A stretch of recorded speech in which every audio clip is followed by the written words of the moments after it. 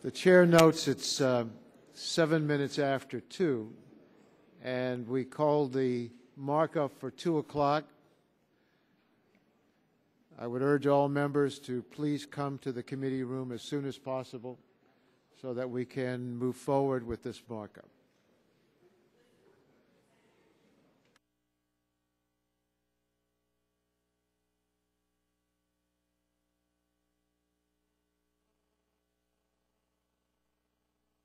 Calling the markup, but I didn't hear him call up the bill or the manager. Oh, okay.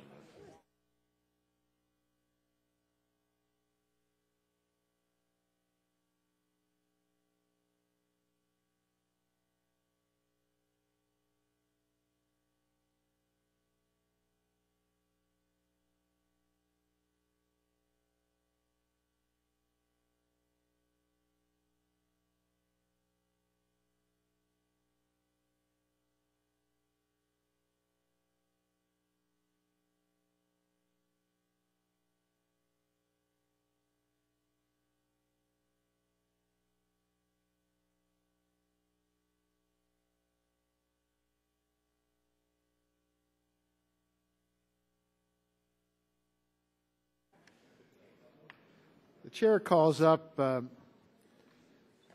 H.R. 847, the James Zadroga 9/11 Health and Compensation Act of 2010. Clerk will report the bill. H.R. 847, to amend the Public Health Service Act to extend and improve protection and services to individuals directly impacted by the terrorist attack in New York City on September 11, 2001, and for other purposes. The version before the committee is the bill is forwarded by the Subcommittee on Health. Without objection, the bill is considered as read and open to amendment at any point. The chair has an amendment in the nature of a substitute. Will the clerk please report that amendment in the nature of a substitute? And we'll have it distributed. Amendment in the nature of a substitute to H.R. 847, offered by Mr. Waxman of California. Strike all after the enacting clause and insert the following section. Without objection, that amendment will be considered as read. Chair recognizes himself for 5 minutes.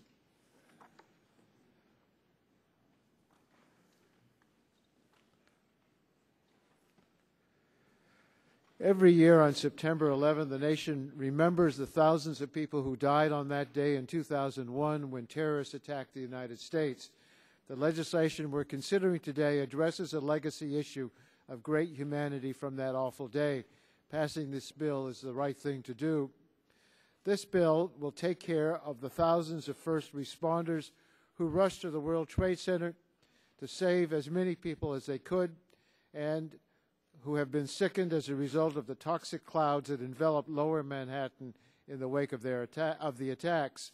The legislation will also provide health care for the thousands of people who lived and worked in lower Manhattan at the time of the attacks.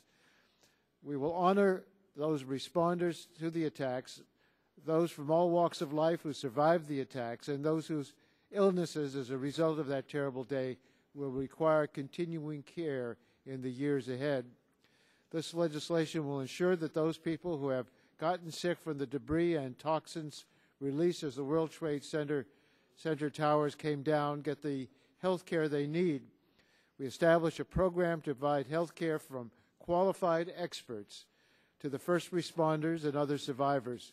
The bill would also monitor the health of these people who may develop illnesses related to the 9/11 attacks. We would also authorize research to understand what the health effects of the exposures to the toxic debris of the towers were. The bill requires that the City of New York contribute 10% of the cost of the program, and the overall cost of the program will be capped at $5.1 billion. The legislation has bipartisan support. Dr. Burgess, Mr. Murphy, and Mr. Shadegg supported it in subcommittee.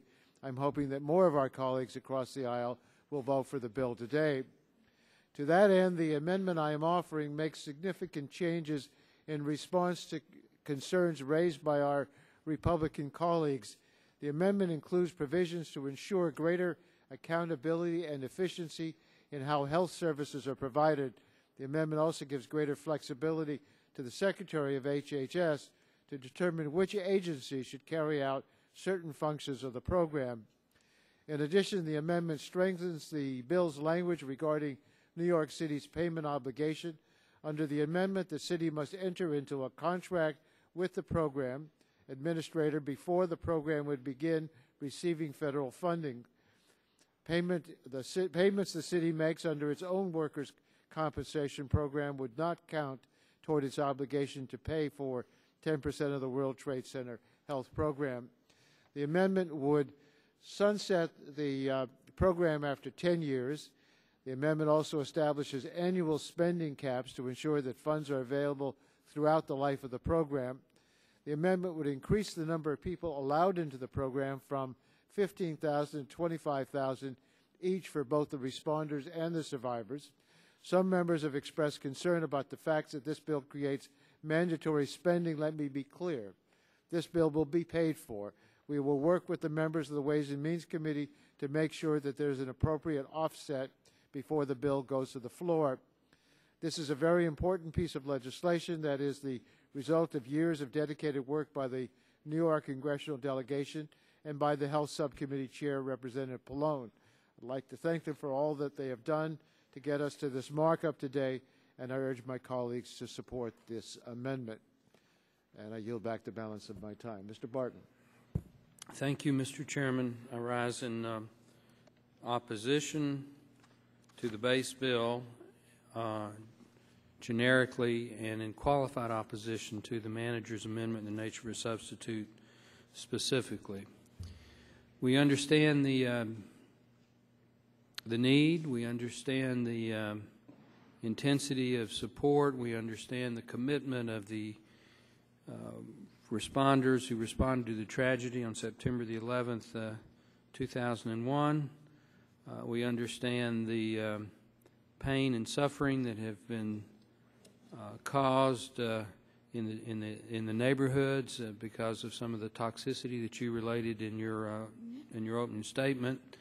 So we, as a base principle, respect the need and respect the right to try to do something about it. Having said that, it's our respectful position that you don't need to establish a mandatory entitlement, even if in the manager's amendment it's a 10-year entitlement. You don't need to establish mandatory spending of $500 million per year. The establishment of a World Trade Center health program is a federal entitlement established for a specific geographic area in New York City. To my knowledge, that is unprecedented and unnecessary. You say in your defense of the manager's amendment in the nature of a substitute, Mr. Chairman, that it's going to be paid for. But it's like the cartoon character in the Popeye cartoons. If there are a few people in the room remember those like I do, Wimpy was always going to get a hamburger today and pay for it next Tuesday. Well, we're not totally, it's not that we don't respect you, Mr. Chairman, but we're not totally trusting that the Ways and Means Committee is going to pay for it. And at some point in this markup, I think Mr. Shimkus is going to have an amendment that will pay for it if, in fact, the program is going to go forward. So, again, we're not disrespectful of the need that this bill is trying to address, but we are skeptical of the need in the way in which it addresses it, i.e., the establishment of this entitlement program for one small part of our country. So we oppose the base bill, and with all due respect, would oppose the manager's amendment. Mr. Chairman. Gentleman yields back his time. I would either yield back or yield to Mr. Pallone. I don't know if he's asking me. I'll take my own time. Okay. So I yield back, Mr. Chairman. Gentleman yields back his time. Mr. Pallone, recognized for 5 minutes to speak on the amendment. Thank you, Mr. Chairman. I won't use the whole time. I support the Chairman's amendment in the nature of a substitute, which makes several important changes to the bill reported out of the Health Subcommittee. And I want to briefly note that the changes in the substitute amendment were made to help address many of the concerns that came out of the Health Subcommittee markup discussions in an effort to secure further bipartisan support. Committee staff spoke on a number of occasions with their minority counterparts in order to understand their concerns, and I believe we made great strides in addressing the points that the minority raised.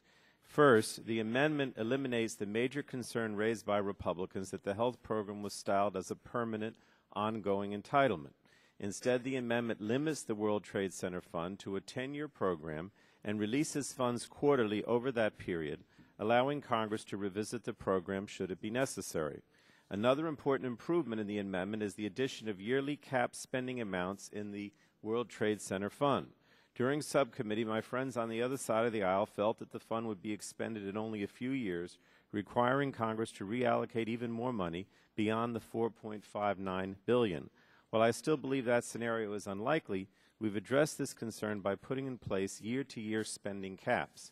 Another concern raised during the subcommittee was whether NIOSH was the most appropriate agency to carry out some of the activities established under the bill. This amendment gives NIOSH the ability to carry out its areas of competency, such as treatment protocols and data collection. However, it gives greater authority to the Secretary of Health and Human Services to delegate other program functions, such as payment claims, in which NIOSH doesn't have experience in managing. And two other concerns raised by minority staff, one rewarding high volume of care and paying for mental health services not otherwise caused by the World Trade Center attacks. The amendment gives the Secretary the authority to establish a responsible payment methodology, such as bundling, capitation, and pay for performance that rewards high-quality care and the efficient delivery of high-quality medical treatments to eligible responders or survivors, and not high-quantity care. It also clarifies and reduces the number of mental health conditions that are covered under the World Trade Center program to better ensure that only conditions that are directly related to exposures from the attacks on the World Trade Center are included. And both issues raised, as I said, by the minority in various staff discussions. Finally, the amendment strengthens the language with regard to New York City's payment obligation. Under the amendment, before any federal funding flows to the World Trade Center Fund, New York City must enter into an enforceable contract with the World Trade Center Administrator. So I support this amendment. I understand that that the ranking member still says he can't support it, but I do want to point out, and I think he did admit, that we've made an effort here to accommodate most, if not certainly many, of the concerns that the minority raised in subcommittee, and we've spent our time since the subcommittee markup in trying to address those concerns. Thank you, Mr. Chairman. Gentleman yields back his time. The chair wants to acknowledge, as I did this morning, that there are a number of New York delegation members. I acknowledge Representative Maloney, Nadler, King, Engel, and Wiener, but we have with us Congressman Owen and Congressman Serrano. And to those of you from New York that are visiting, it really is quite unprecedented that a delegation of members who have a very busy schedule would at least be here some of the time, and some of the members, as in the case of Mr. King and Mr. Nadler and Ms. Maloney particularly, have been here throughout, of course, as well as our members from New York that are on the committee. So I just wanted to point that out. I want to recognize members who seek recognition either to speak on the manager's amendment or to offer an amendment. Yes, gentleman from Illinois. For what purpose do you seek recognition? To speak on the amendment and ask questions of the council. Gentleman is recognized for 5 minutes. Thank you, Mr. Chairman. And to my colleagues from New York, appreciate you being here. We don't like this going in the line of debate and trying to ask tough questions about how do you pay for this and the mandate, but with the budget deficit and the debt, this is the questions we have to ask. We will have on the floor a defense authorization bill this week, which will be followed up by the defense spending bill, which marries the two together. This kind of arrangement we have with this 10-year plan with annual caps to the fund, this is what we do every year on our major spending bills. We have an authorization process, and we follow by appropriation. That is the best way to follow the process and make sure the money's going where it's supposed to go. This is not something that we don't do every year, and that's our concern. It's a credible debate. It's a credible argument. I would dare members to vote against an authorization bill like this, or dare them to vote against the spending provisions that are defended. But to have a 10-year mandated fund that sticks into the craw of many of us when we don't do that for our military, we don't do that for our veterans. What the manager's amendment doesn't fix is the NIOSH mess that we've created in this bill, and that's the questions to council, if I may. On page 3, line 9, the legislation creates the World Trade Center Health Program. Now, that is to be run by a new position called the WTC Program Administrator. Is that correct? That's correct, Mr. Shimkus. And on page 30, line 14, there is a definition of the World Trade Center Program Administrator. And can you tell me how many World Trade Center Program Administrators there are or could be? The provision allows the Secretary the discretion for certain functions, like claims processing, to designate whatever parts of the department or whatever officials within the department as responsible for executing those functions. It does identify certain functions, release certain functions expressly to the administration of the director of NIOSH or his or her designee. So I can't speculate on what the Secretary would do. So you can't tell me how many World Trade Center Program Administrators there will be? We know that there will be at least one. That would be the director of NIOSH. But there could be multiple. There could be multiple. Well, I think the law, there's at least a minimum of 2. That depends on the Secretary's decision with respect to the other functions. The Secretary is not constrained in how she or he chooses to allocate those other functions. The only constraint here is that with the functions that are not enumerated, those are reserved for the director of NIOSH. And I'll follow up, and I know the first-line responders will understand this, military people understand this. You got to have someone in charge. I think the law basically says you're going to have a minimum of 2 World Trade Center administrators. There could be multiple, which means double-digit numbers of administrators. You got to have someone in charge, and the manager's amendment does not fix that problem. And with that, I would concur with the ranking member, and I'll yield back my time. Gentleman yields back his time. Who seeks recognition on the Democratic side? Well, we're open to amendment or a discussion of the amendment in the nature of a substitute that's pending. Recognized for the purpose of offering an amendment.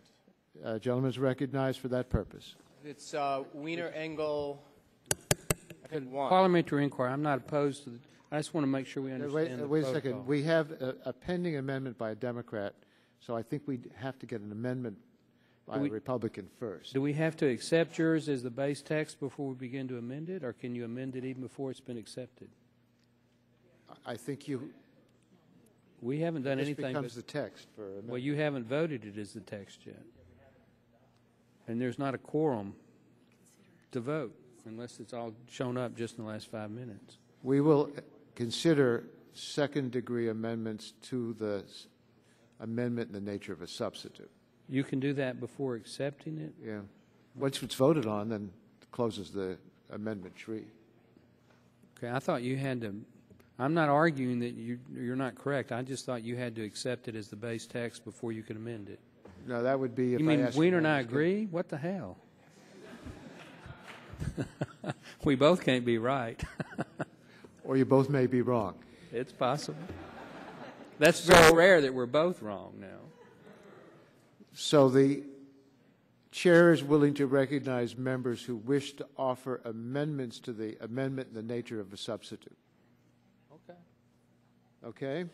Do you have, and we probably should go to the Republican side. Do you have anybody? Oh, we have lots of amendments. Okay. Who wishes to offer an amendment? Mr. Rogers. Thank you, Mr. Chairman. I have an amendment at the desk. He'd be amending something we haven't accepted. That's what I don't know. All he did was introduce it. Yeah, just Clerk will report the amendment. Amendment to the amendment in the nature of a substitute to H.R. 847 offered by Mr. Rogers. Strike line one. Without Title objection, one. the amendment will be considered as read. The chair reserves a point of order, just so we can take a look at the amendment. And the gentleman from Michigan is recognized for 5 minutes. thank you, Mr. Chairman.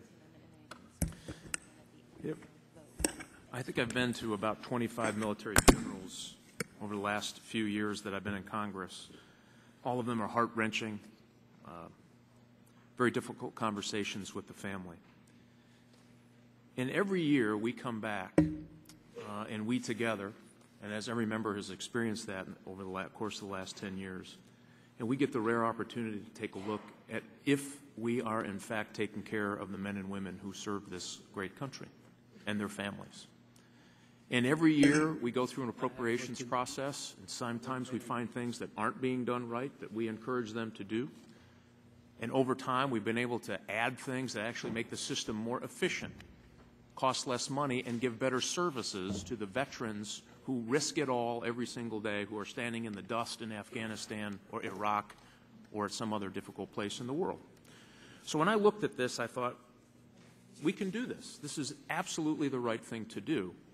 But we ought to do it with the consideration that there are a lot of folks in this country who deserve the help and the support of the neighbors all across America. And we can do it in a way that meets exactly what the first responders have asked for. Permanent program. This, in my particular substitute, is authorized at $150 million a year, twice what's there now, and fits the President's guidelines. The President of the United States doesn't support this bill. That's important for you to know. I don't know if you know that or not. They don't support this bill. They never came to testify in support of it. Why? Because the way they're trying to get there puts at risk other funding programs for other people who also deserve the help and support of the United States government. The first responders wanted monitoring, screening, and treatment. This substitute does that. And you want a commitment from Congress that says, hey, we don't want you to walk away. This really does that too. And it also allows us to every year look at this program. You know, sometimes these programs are often voted on if it's mandatory and forgotten. Your service could be awful.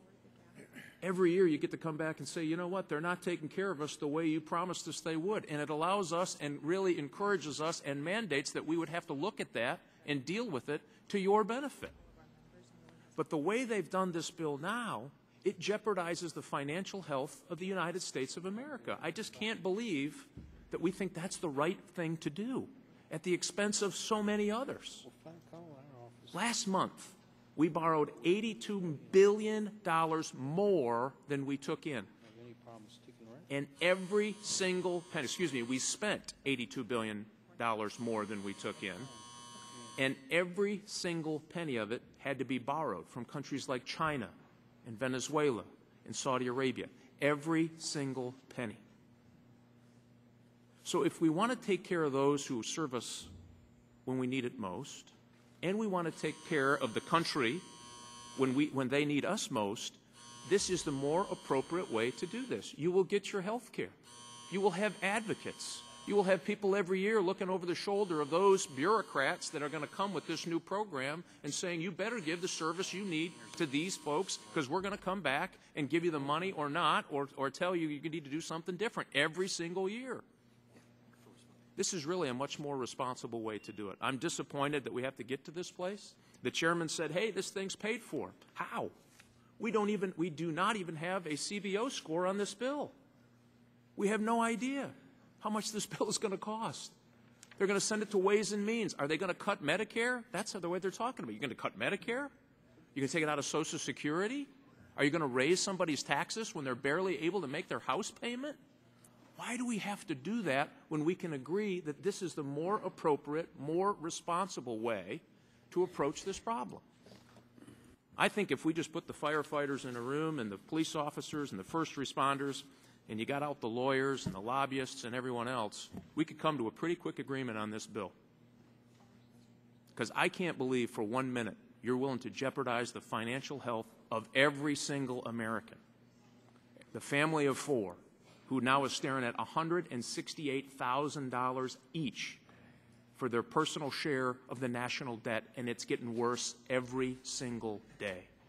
So what we're saying here today is let's meet your requirements. Permanent program, $150 million for 5 years. Monitoring, screening, and treatment, absolutely. And this commitment from Congress that we will look at this and make it work for you every single year. And with that, Mr. Chairman, I yield back my time. Gentleman's time has expired. Mr. Pallone, for what purpose do you seek recognition? Excuse me, Mr. Chairman, to speak in opposition to the... Gentleman is recognized for 5 minutes. Thank you, Mr. Chairman. I'm very much opposed to this amendment, and I want to talk about the mandatory versus discretionary spending aspect, which I think is the most important part of this. First of all, let me say that when it comes to the veterans, and I said this in the subcommittee, I have always been in favor of mandatory spending for the veterans. The fact that Congress doesn't do that is unfortunate, but it's certainly not before this committee. If it was germane to this committee, which it's not, and the gentleman wanted to suggest that veterans funding should be mandatory, I would certainly vote for it.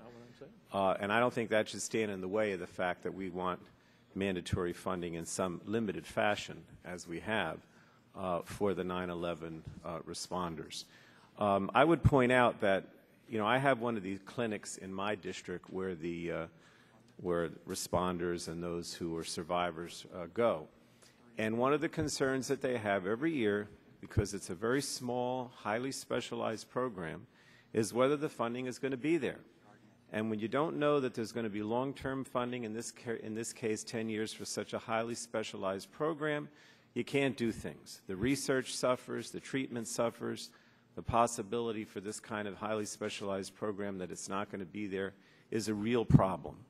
And it's a much smaller group. You know, I have to say, you know, the veterans, and again, I think it should be mandatory, they have the ability, because they have large groups like the VFW and others, to come down here and say, and come to the Appropriations Committee every year and ask for a certain level of funding. This is a much smaller group. It's harder for them, and it's getting harder every year because they're getting sicker and the numbers are dwindling because, unfortunately, some of them are passing away. It's getting harder and harder for them to come every year and do the lobbying that's necessary to get that annual funding. And I don't think they should have to come down here and do it when so many of them, frankly, are suffering. So I think it's a little different than the situation that has been described. I don't want to get into being critical of my colleague from Michigan because I respect him, but I don't think that this group of people who sacrifice so much should, have to, be faced with the larger problems of the national debt. I mean, obviously, there's a concern there, but let's not burden them with this. They did their sacrifice, and they deserve to not have to come here every year. We've also put caps on this. I won't go through it, but it's not just it's a mandatory program, but it's limited to 10 years. It has certain caps that I mentioned before. They're in the substitute. So it's not exactly it's certainly not the kind of open-ended entitlement that seems to be suggested here. And I would yield to my colleague. I thank Mr. Pallone, and I just want to point out, just for the purpose of this debate, if you believe in providing the funding for the victims, why don't you want it to be mandatory? Like this weird schizophrenia, of course we want the funding, but we want to make it as difficult to get each year and as little as possible. It seems to me that we should be honest in this discussion. If you don't want the victims to get the money and get the health care, just say it. But one other thing I just want to point out, Mr. Rogers, you said if you got folks in a room, they come up with a plan that will be like yours. They've been in a room for 8 years. They were in a room long before you and I were in a room coming up with this. And I got to guarantee you walk in a room with these guys, so I'll talk about this bill, you're going to come out supporting being against the Rogers Amendment. Believe me. The point is that this discretionary versus mandatory thing is nonsensical to regular Americans. They believe if you support something like health care for people who died in an act of war, provide it. That's what this comes down to. If you don't believe in providing health care for someone who is injured in a time of war, then don't provide it. But, well, we want to make it as difficult as possible. And let me make one other point. There's nothing stopping us from having constant, vigilant oversight over this program. Simply because it's a program with a cap with a finite number of people and tightly wound rules so that it doesn't grow out of control doesn't mean we can't come back here, and I'm sure we will, with hearings. I want to tell you something. If this is larded down with administrators, I will be on this with both boots. And I don't look like much, but I can handle myself. I guarantee you we're going to be overseeing this program. So the idea that if you provide funding in a way that helps people who are attacked in an act of war, against our country, that somehow you're doing something irresponsible, quite the opposite. And so for my colleagues who are going to be having this debate, I don't want to hear any more, oh, of course we support providing the health care, but we don't want to provide the money. I mean, don't do that. And I have a lot of respect for people who say, you know what? Deficits are high. Victims in an act of war, I don't care. I'd much rather do other things like fund the entire Afghanistan war off budget, funding the entire Iraq war off budget, the entire Medicare Part D plan off budget. I didn't hear anyone complaining then.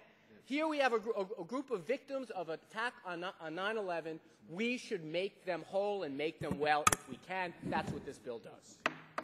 Gentlemen, I want to ask our audience to please refrain from expressing your support or opposition to applause or any other thing. This is not acceptable in this kind of a setting. Mr. Barton, do you wish to be recognized? Gentlemen, is recognized for 5 minutes. And I appreciate you asking for regular order, Mr. Chairman, but I know there are people in the room that have strong feelings for a number of years on this, and you know, as long as they don't pronounce my name incorrectly, I don't mind if they boo me, you know. And if they applaud you or Mr. Pallone, that's democracy. Just do it politely and not rub it in my face too much. But I mean, I know how intense this issue is for some of the constituents in the New York delegation, and I respect that. I'm going to speak in favor of the Rogers Amendment, and I'm going to try to do it as succinctly and on point as possible. Mr. Rogers and those of us that support his amendment, we're not opposed to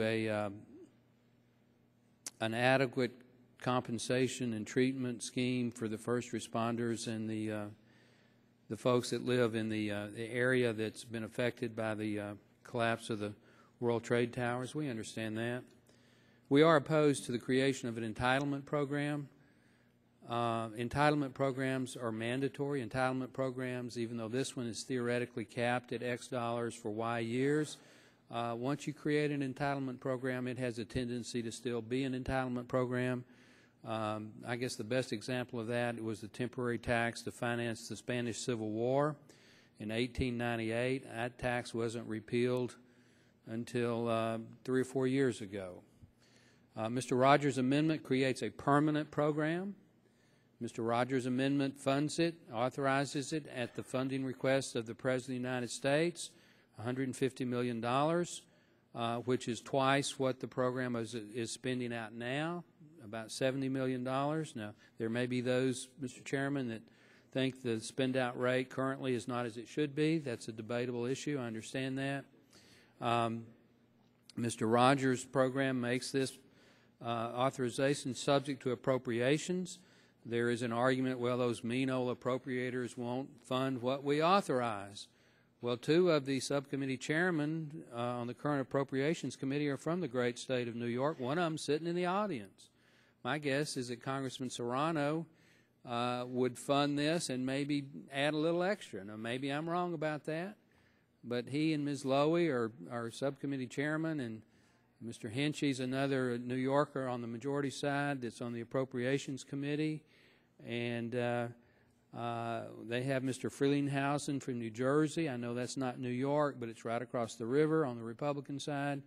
I have a feeling if we authorize this program, Mr. Chairman, the appropriators will fund it.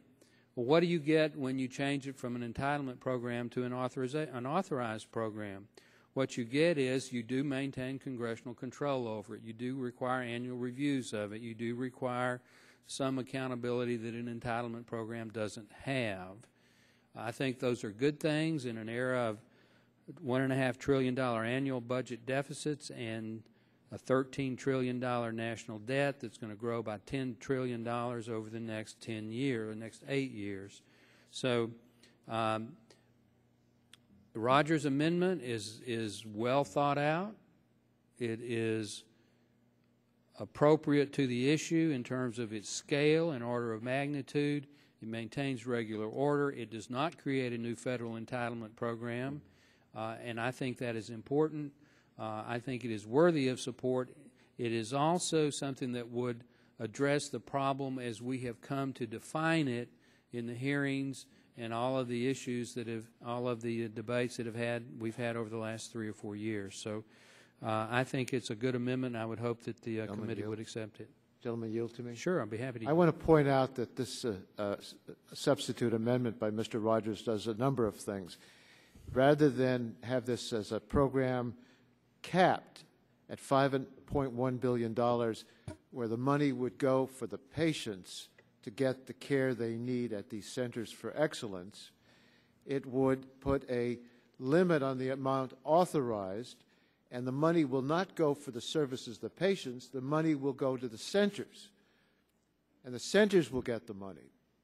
And when they run out of enough money to care for all the patients that come to them, they'll have to tell people, I'm sorry, we've run out of money. You're not going to be eligible anymore to come in and get services, or eligible at all. So it changes it from an entitlement for those people that were injured. It limits the amount of money dramatically. It does something else. It also says if anybody in a first responder or in the community is an undocumented alien, don't even come and ask for services. Now, no one asked them where they were from when they rushed into the building. No one asked them whether they were legitimately in this country and had documentation, and whether their great-great-great-great-grandparents came over on the Mayflower or not. They were there.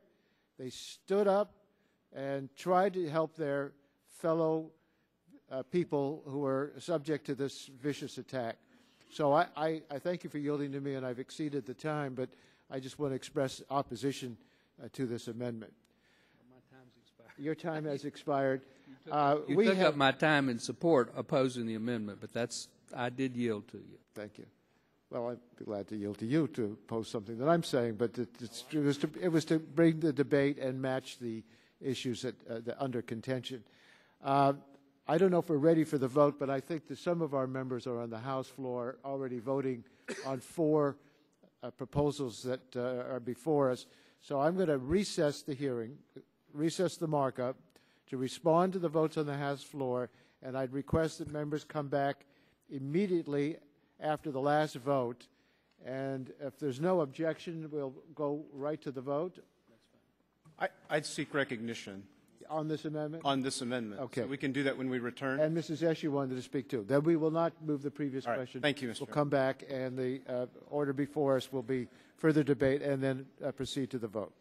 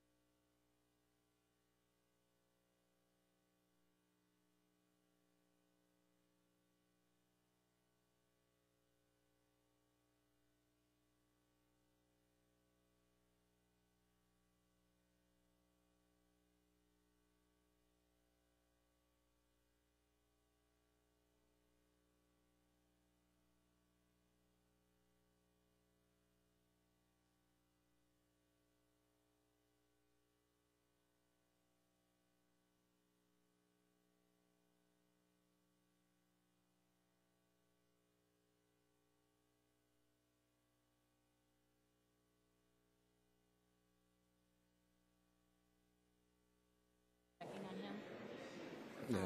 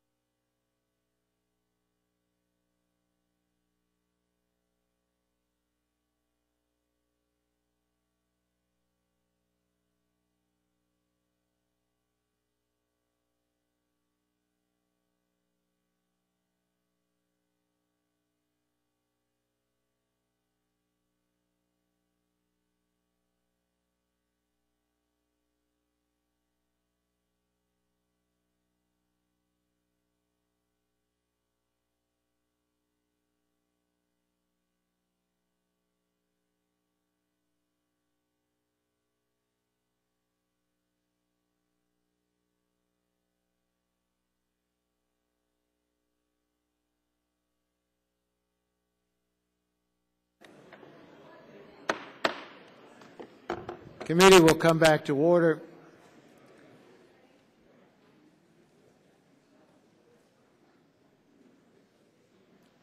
The matter that's pending is an amendment in the nature of a substitute by Congressman Rogers from the state of Michigan. And we had a request from two members who wish to speak on this amendment, neither of whom is, oh, Mr. Boyer is here. So I want to recognize Mr. Boyer for 5 minutes. Thank you, Mr. Chairman. Mr. Chairman, I would like to support the Rogers amendment, and I'd like to speak to the issue of discretionary versus mandatory. And for this argument that the American people don't understand the difference, so why should we care, is rather silly. First of all, I will acknowledge that in my 18 years here in Congress, and that I am retiring, that I have served the nation with a prejudice and a bias. My prejudice has always been for individuals of whom wear the uniform, whether it is the military, whether it's a police officer or a firefighter. My bias is against individuals of whom do not support them. This August, I will complete my 30 years in military service to the nation. I retire from the Army, having served this nation in war and in peace, on active duty and in the reserves for the United States Army for 30 years. I have also served 8 years on the Armed Services Committee as chairman of the personnel, so I thoroughly understand the military health delivery system and discretionary versus mandatory. I also have served 18 years on the Veterans Affairs Committee. I understand the programmatics on mandatory and what is mandatory funding and what is discretionary funding of those accounts. Of those of whom serve in the military and those of whom are firefighters and police officers, we all have a responsibility to also share our dimension, to share so others can have an understanding of what it means, selfless service and sacrifice. I was bothered by one of my colleagues' earlier arguments about victim status, whereby the quote was, "victims of war." For one of my colleagues to actually make an argument referring to my comrades who've died in the military at war as victims of war must mean that I have not done my job. Many of my colleagues are going to go back to their constituencies across this country and they're going to give their Memorial Day addresses. Never, ever refer to one of my comrades who've died in war as a victim of war. Individuals who take an oath for selfless service and sacrifice to serve the Constitution and to lay down their life in that duty are not victims. We give them hero status, and that's pretty important. Now, what binds the military with firefighters and police officers? They're called core values. So what's a core value for a New York City police officer? Their core values, they call them courtesy, professionalism, and respect. What are they for a firefighter in New York City? Core values of the department are service, bravery, safety, honor, dedication, and preparedness. What are they in the Air Force? Integrity, service before self, excellence in all we do. For the Army, loyalty, duty, respect, selfless service. For the Navy, honor, courage, and commitment. For the Coast Guard, honor, respect, devotion to duty. For the Air Force, it's integrity, service before self, and excellence in all we do. I have to guard with regard to the programmatics, with regard to individuals of whom do their duty under selfless sacrifice so that there is not discrimination among the programs, so that we don't place someone in higher stead than someone else. Oh, we can have this debate among the services. Oh, okay, that firefighter who went into the building, gosh, did he have it tougher than the dispatcher? Or how about that individual who checked into the evidence room but wasn't at the crime scene? Oh, what about the person who was actually was in the firefight?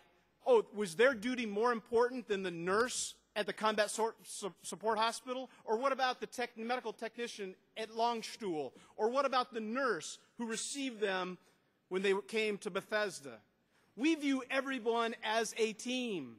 So we don't place someone, somehow their duty in service is more important than someone else. But what has happened in this bill, because you're saying that these first responders, who are all part of this same team, on somehow it's more important that their duty and sacrifice when we as a nation was attacked, somehow that's more important than our military? I don't think so.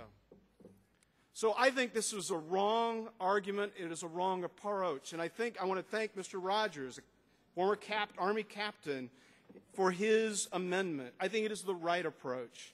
And, Mr. Chairman, I want to thank you for allowing me to speak to this. Thank you, Mr. Boyer.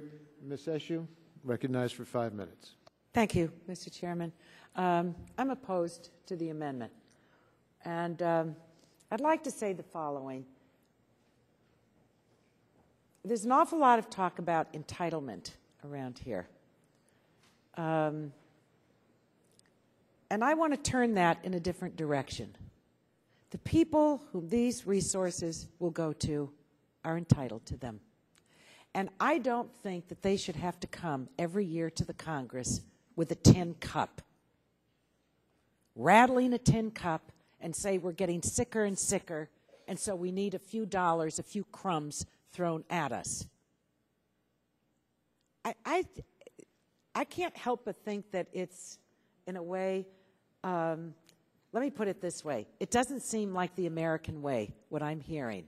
And then to suggest and to preach to these people that they are going to break the back of our country in terms of the dollars is, I think, an insult to them.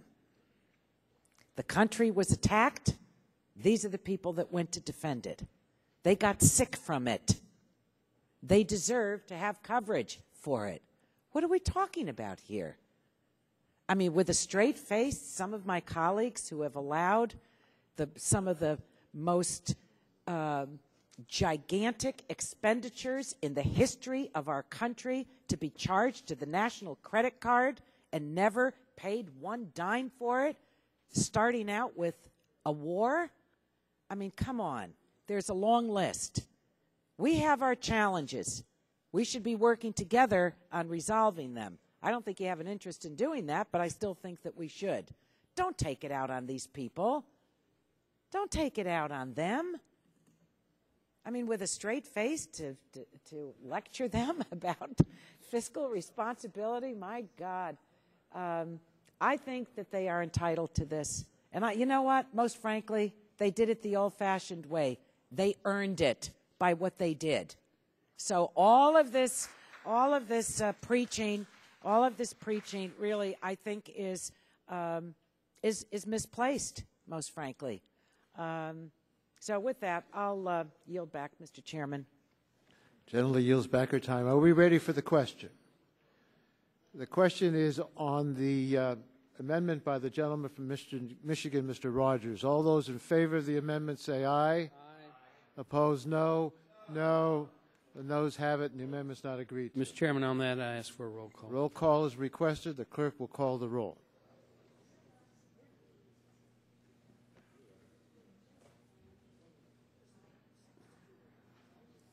Mr. Waxman? No. Mr. Waxman, no. Mr. Dingle? Mr. Dingle votes no. Mr. Markey? Mr. Boucher? Mr. Pallone? Mr. Pallone, no. Mr. Gordon? Mr. Rush? Ms. Eshoo?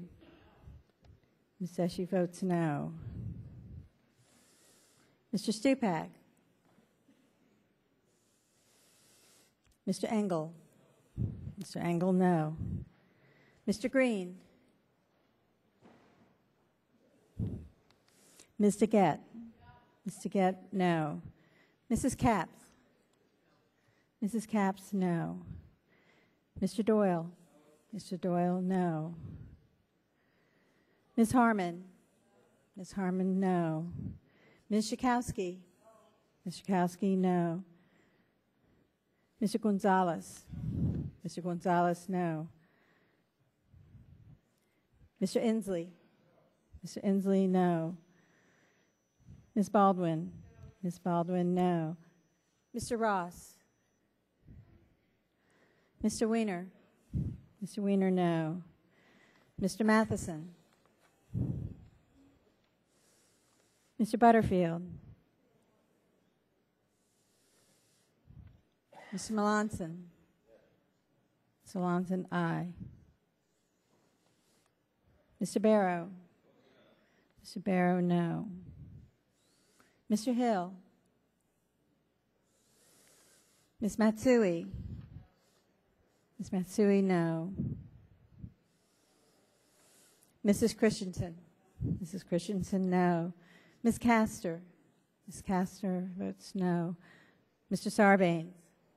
Mr. Sarbanes, no. Mr. Murphy of Connecticut? Mr. Murphy, no. Mr. Space? Mr. Space, aye. Mr. McNerney? Mr. McNerney, no. Ms. Sutton? Ms. Sutton, no. Mr. Braley? Mr. Braley, no. Mr. Welch? Mr. Barton? Mr. Barton, aye. Mr. Hall? Mr. Hall votes aye. Mr. Upton? Mr. Upton, aye. Mr. Stearns? Mr. Whitfield? Mr. Whitfield, aye. Mr. Shimkus? Mr. Shimkus, aye. Mr. Shadegg? Mr. Blunt? Mr. Booyer? Mr. Booyer, aye. Mr. Radonovich? Mr. Pitts? Ms. Bono-Mack? Ms. Bono-Mack, aye. Mr. Terry? Mr. Terry, aye. Mr. Rogers? Mr. Rogers, aye. Ms. Myrick? Mr. Sullivan? Mr. Murphy, Pennsylvania? Mr. Murphy, aye. Mr. Burgess? Mr. Burgess, aye. Ms. Blackburn?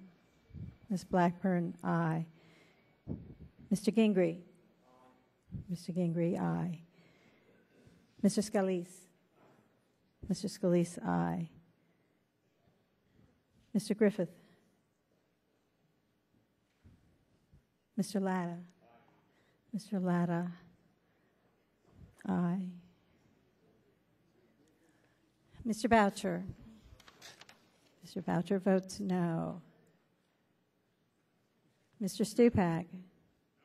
Mr. Stupak, no. Mr. Green? Mr. Green, no. Mr. Stearns? Mr. Stearns votes aye.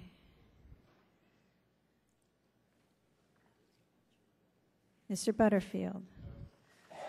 Mr. Butterfield votes no. Okay. Mr. Gordon. Mr. Gordon votes no. Mr. Welch. Mr. Welch votes no.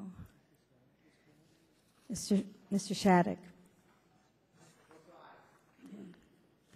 Mr. Shattuck votes aye. Mr. Markey. No. Mr. Markey, no.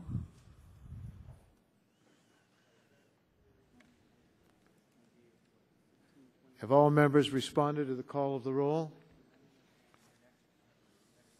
Any member wish to change his or her vote? If not, the clerk will tally the vote and announce it.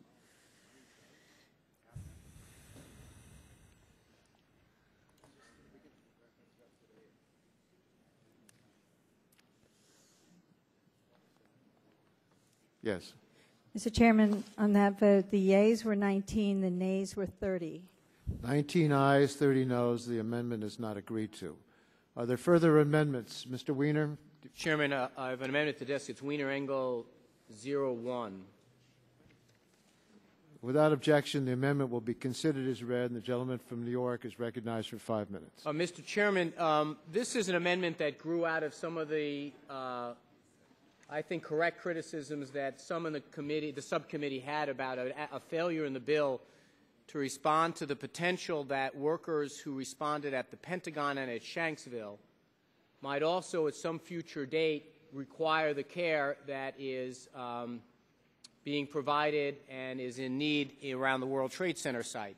There's not much evidence of it yet, and there's no reason to believe it would be very much because a lot more steps were taken at those two sites to protect responders and workers and recovery and demolition crews than were obviously taken at the World Trade Center site.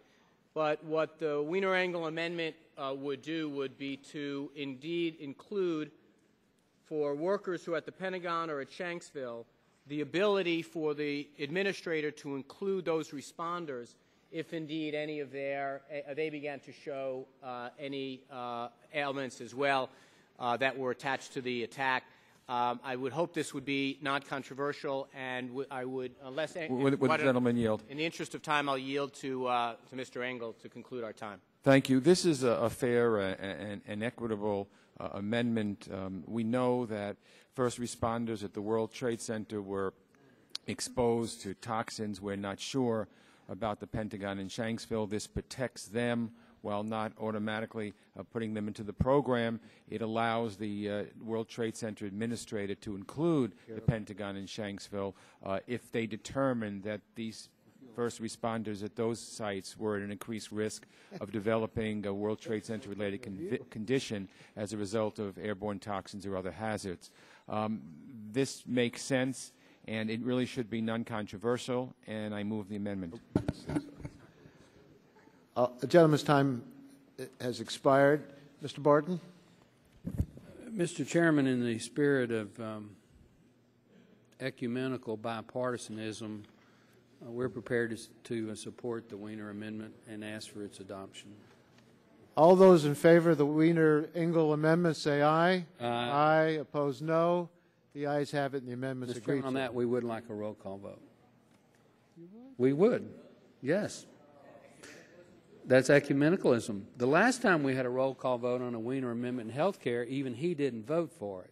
This time we want everybody to vote for it to balance the equation. So we would ask for a roll call. Clerk will call the roll.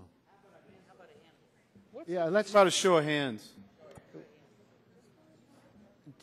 Well, what is the pleasure of the members?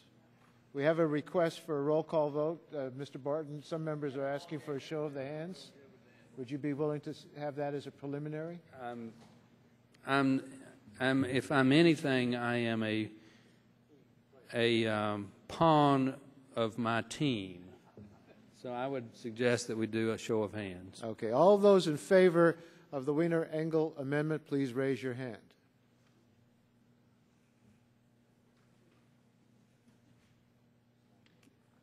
Keep it up so you can be counted.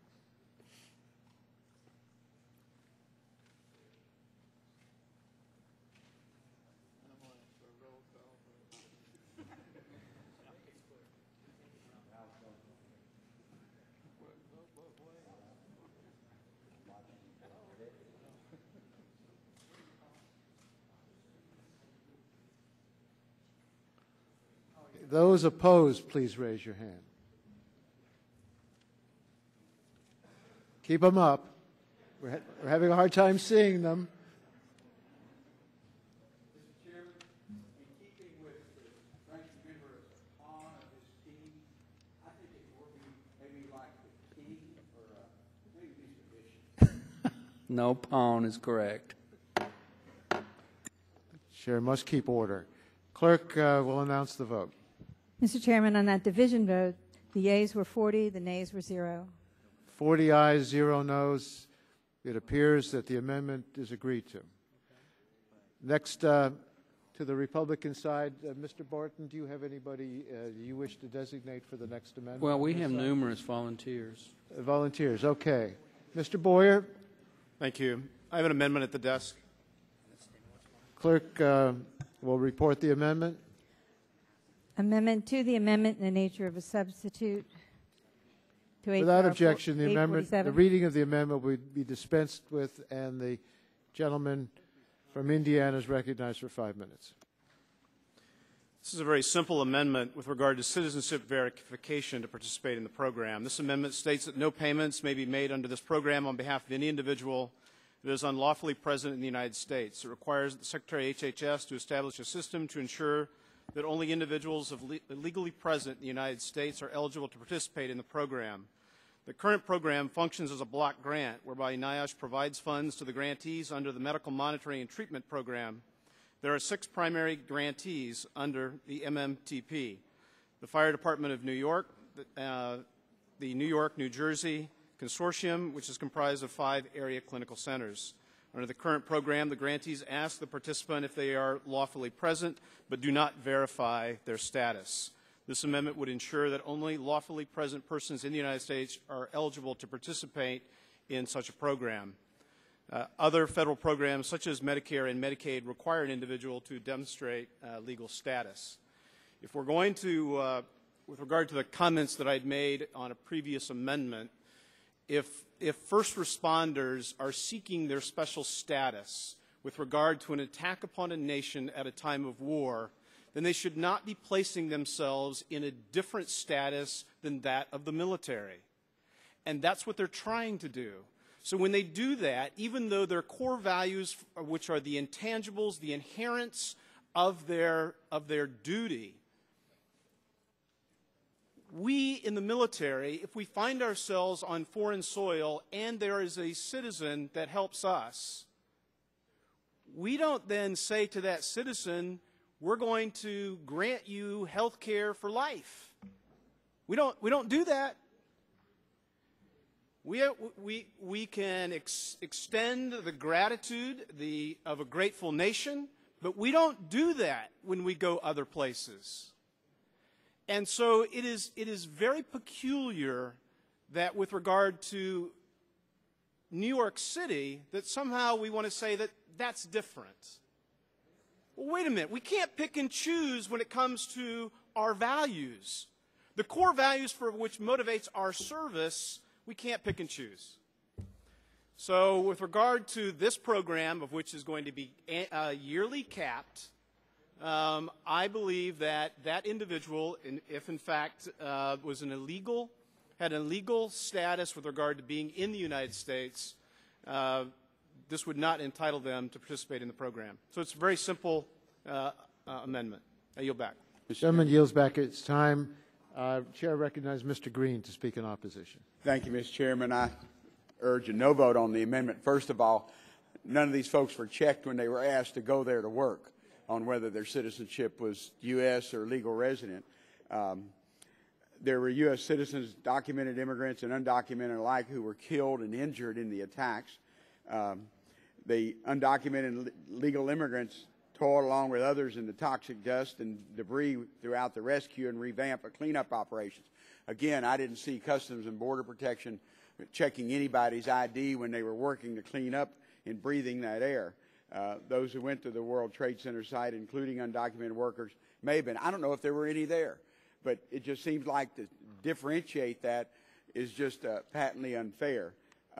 It's un-American to deprive those heroes of the health care that they need. And we're talking about health care that they get. We're not talking about a stipend or anything.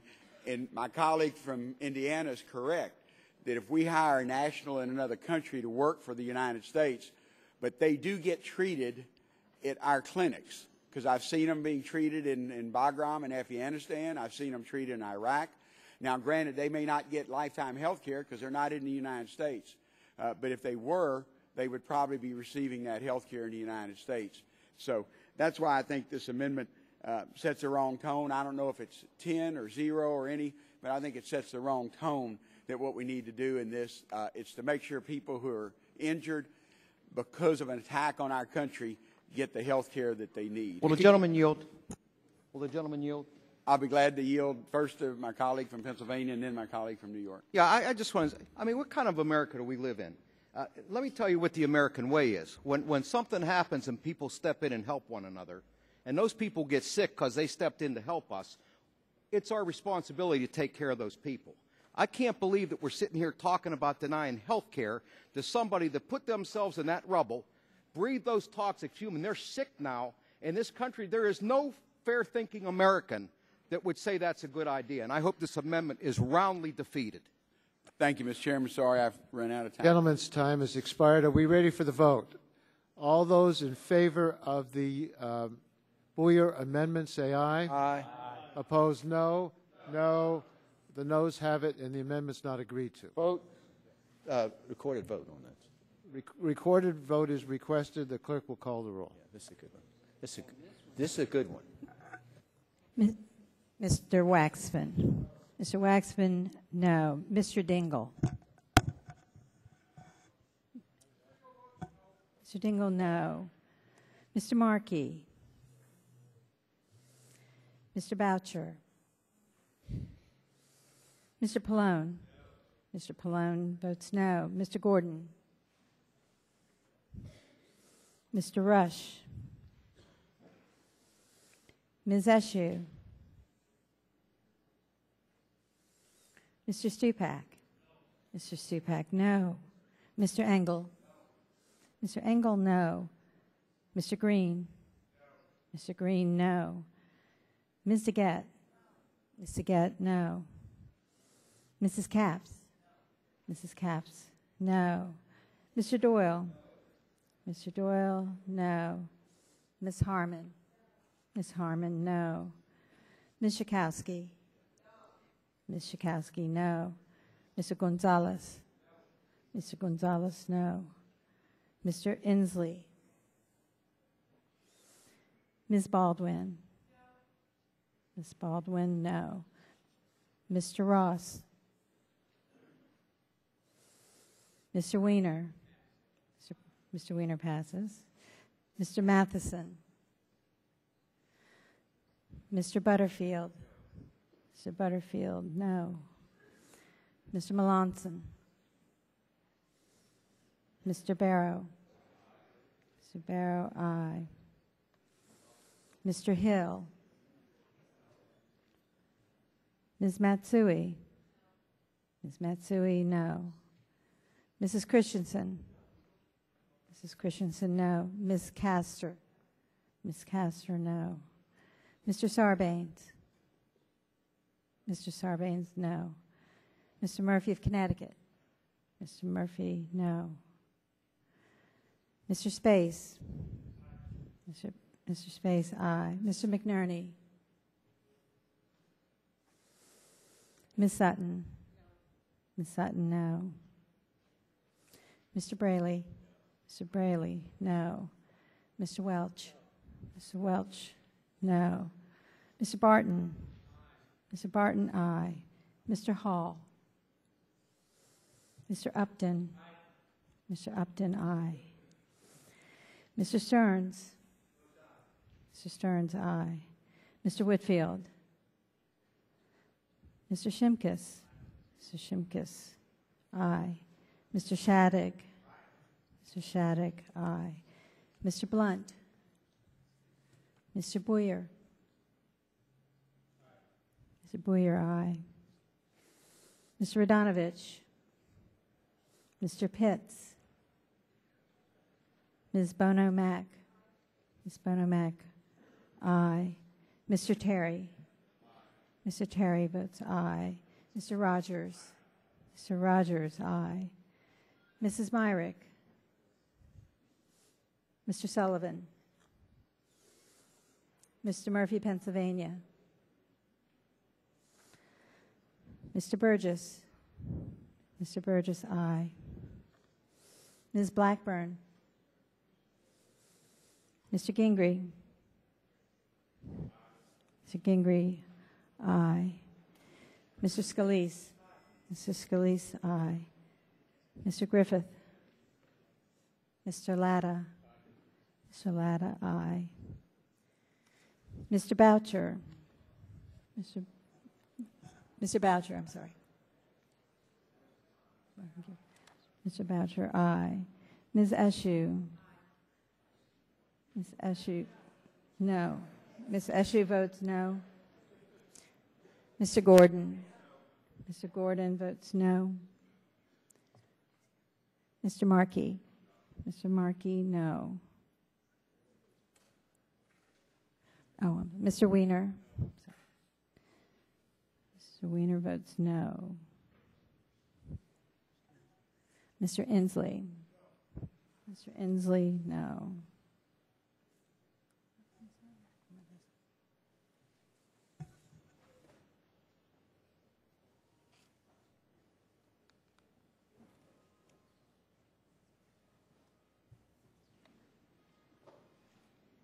Have all members responded to the call of the roll?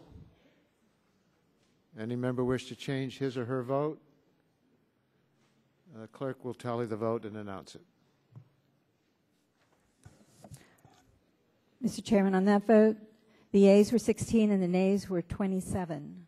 16 ayes, 27 noes. The amendment is not agreed to. Further amendments? Mr. Chairman?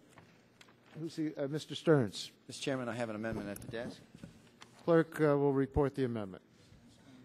It's Stearns 28. Stearns 28. Excuse me, it's 30. Stearns 30. EC Men 30. Is this what it is now? Yeah. That's the actual file. Energy and Commerce Minority 30. Amendment to the amendment in the nature of a substitute to H.R. 847 offered by Mr. Stearns. Without objection, the amendment will be considered as read, and the gentleman from Florida is recognized for 5 minutes. Thank you, Mr. Chairman, and I thank my colleagues. This basically, I'll give it in one sentence. Before a person is certified as eligible for the program, the Secretary of Health and Human Services has to confirm with the appropriate federal agency that that person is not a terrorist. So it's a simple, straightforward amendment. Gentleman, yield to me. I'd be glad to yield. I think it makes a lot of sense, and I'm willing to support it. Thank you, Mr. Chairman. Any further discussion? If not, all those in favor of the Stearns amendment say aye. Aye. Opposed, no. The ayes have it. The amendment's agreed to. Further amendments to the legislation. Mr. Chairman, Gentlemen. I have an amendment at the desk. It's amendment number 18, Shimkus number 18, ECMIN 18. Clerk will report the amendment.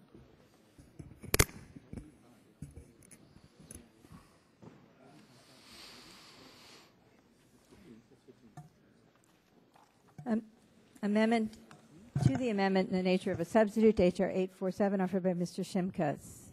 Page 82, Without objection, line the 3. amendment will be considered as read. The gentleman from Illinois is recognized for 5 minutes. Thank you, Mr. Chairman. This follows up on an amendment offered in the subcommittee that I had a discussion with the chairman of the subcommittee. So we modified it based upon that discussion. The basic premise of this bill is that when the new health care law provisions come in effect in 2014, then the recipients go into the new health care state exchanges. I think Chairman Pallone brought up a good point during the subcommittee debate that that there's an important tracking provision in these bills that we, in this amendment, what we've done is ensure that that provision would still stay in place. All we're doing now is saying if we have health care law, health care for all Americans, then the receivers of these provisions could be placed under the state exchanges and in their policies. That's the simple gist of the amendment, and with that, I'll yield back my time. Mr. Chairman?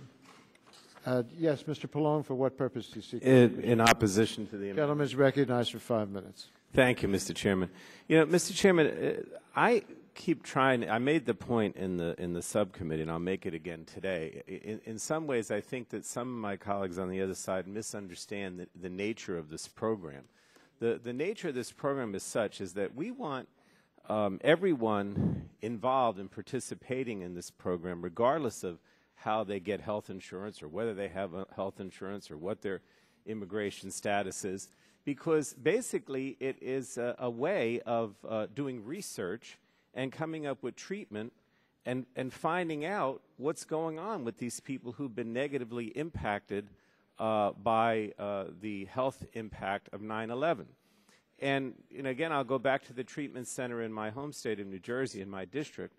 People come there because they know that they get specialized treatment, and they become part of a program where we do research, and actually it has changed over the last 10 years or so, whereas the people who are involved in the program, the doctors, the healthcare professionals, see more and more of the people that were impacted, then the nature of the treatment and what they do to help them changes. So this isn't a health insurance issue. It doesn't matter whether you have health insurance or not. It doesn't matter whether or not you're an immigrant or undocumented or not. Everybody should be in the program because that's the only way that we can find out what the problems are that they're facing and can treat them. And it's changed, and it's envisioned that over the next 10 years it's going to change again. So I think this amendment is very much misplaced because just because everyone's covered or most people will be covered by the health insurance reform doesn't in any way negate the need for the program. Would the gentleman yield just for... Well, certainly. Yeah, I mean, and I heard that the debate during the subcommittee, and that's why we've addressed the tracking issue, just what your concern is, so that we can use the health information technologies and we can still track them. This is just the health care cost of providing care. My understanding is, and then the tracking is still, I mean, we did listen to the... All right, if I could reclaim my time, look, my understanding on reading this amendment is that it would essentially sunset the program. It sunsets the health care cost portion, but the health care tracking cost. But the program would cease to exist. Well, we have health care insurance based upon the new law for everybody. My whole point is it doesn't matter. People aren't going to this. Right. Look, I've been at the program on days when people came in who had all the health insurance in the world and the best doctors in the world. In New Jersey, we have some places, that are many of our hospitals and doctors are outstanding. But they didn't know how to treat these people. They didn't know what they had. They didn't know what was impacting them. So it doesn't matter what your insurance is. You need to go there in order to get proper treatment because your family doctor or even a specialist won't know what's ailing you. That's my point. Yeah, and the... I yield to Mr. Weems. Well, and also, I think we should keep in mind something, that there are going to be a lot of private insurance companies and policies that are going to cover people under the law but aren't going to cover them for 9/11 illnesses. We have a lot of people now who have insurance. Will the gentleman yield? I mean, we got the pre-existing conditions are covered by the new law. It isn't my time, but just understand this. If you're concerned about people having private insurance and then private insurance not paying and somehow the taxpayer gets stuck with it, that's already contemplated in the law, that your insurance has to kick in, has to pay out. This is only, our obligation is only going to kick in after those things happen. So if that's your concern, it's not going to happen. But it seems to me at the very heart of this, it says that the treatment coverage is going to end in 2014 under the gentleman's amendment. What if someone still has 9/11 related illnesses that are not covered? Then what do? You're essentially taking away the treatment. I mean, if the gentleman would yield, the health care law addresses pre-existing conditions. I mean, you guys solved that. It's Mr. Pallone's time. I'm just, look, I'm not I said this before, and I'm saying it again, and it applies to many of the amendments that are pending. This is very specialized care. We have to make sure that this program continues because it's the only program where they're going to have knowledgeable professionals that are going to be able to deal with the problem. And we want everybody to participate, whether they're wealthy or they're undocumented or they're poor. Doesn't matter. The only way we're going to be able to treat these people properly is if as many people as possible participate in this program because it's a research program. It's a treatment program. It's everything, and it has to continue. Otherwise, people will not get proper care because the doctor, their doctor won't know what their problem is. So it's just misplaced. Gentleman's time has expired. Are we? Yes, Mr. Barton. For what purpose you seek recognition? I want to speak in support of the amendment and ask some questions of counsel. Okay. Before you do, I do want to acknowledge the fact that Representative McMahon is here, as has Mr. Rangel and Mr. Tonko from the New York delegation, along with the others who have already been identified. Mr. Barton, you're recognized for 5 minutes. Thank you. I guess I need to make sure we know that our Republican, Mr. Peter King, is here too. So he's been here, I think, the entire time, glaring at me because I have been opposing this bill. Let his constituents know he has been glaring at me. So he's taken up for them. The record shall note. All right. The Shimkus Amendment doesn't say that the treatment shall stop. It says the payment made for the treatment shall stop because there won't be a need for it because this new health care bill that came in this committee is going to cover everything, is my understanding. So I want to ask the council if the Shimkus language, well, absent the Shimkus language, when universal health care kicks in on July of 2014, would individuals that were being treated under this program have an option of how to pay for such treatment? Well, the implementation of the new health care bill wouldn't make any difference. They have an option now.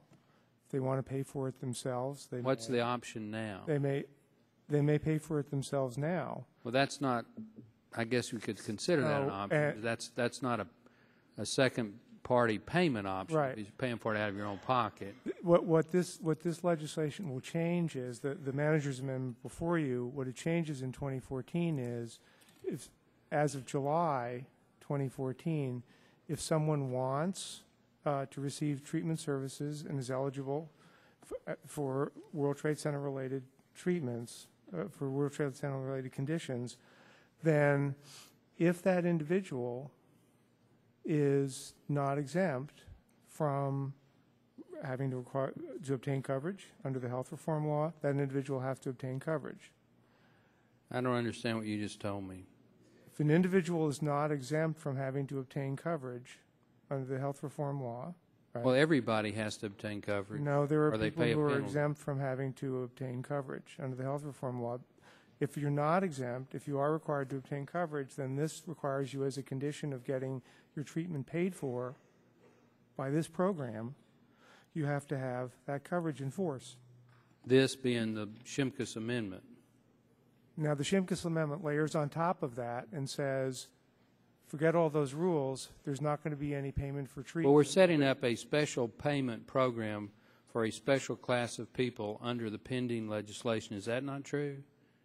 We're setting up, we call it an entitlement program. The majority says it's a capped 10-year program, but it is at least universally recognized that it is a unique program for people that were first responders in this accident or attack, or the people that live near the attack zone. Is that not correct? That is who the program is for, and now there's been an amendment. And the pending bill sets up a payment mechanism for those recipients, those eligible recipients. Right.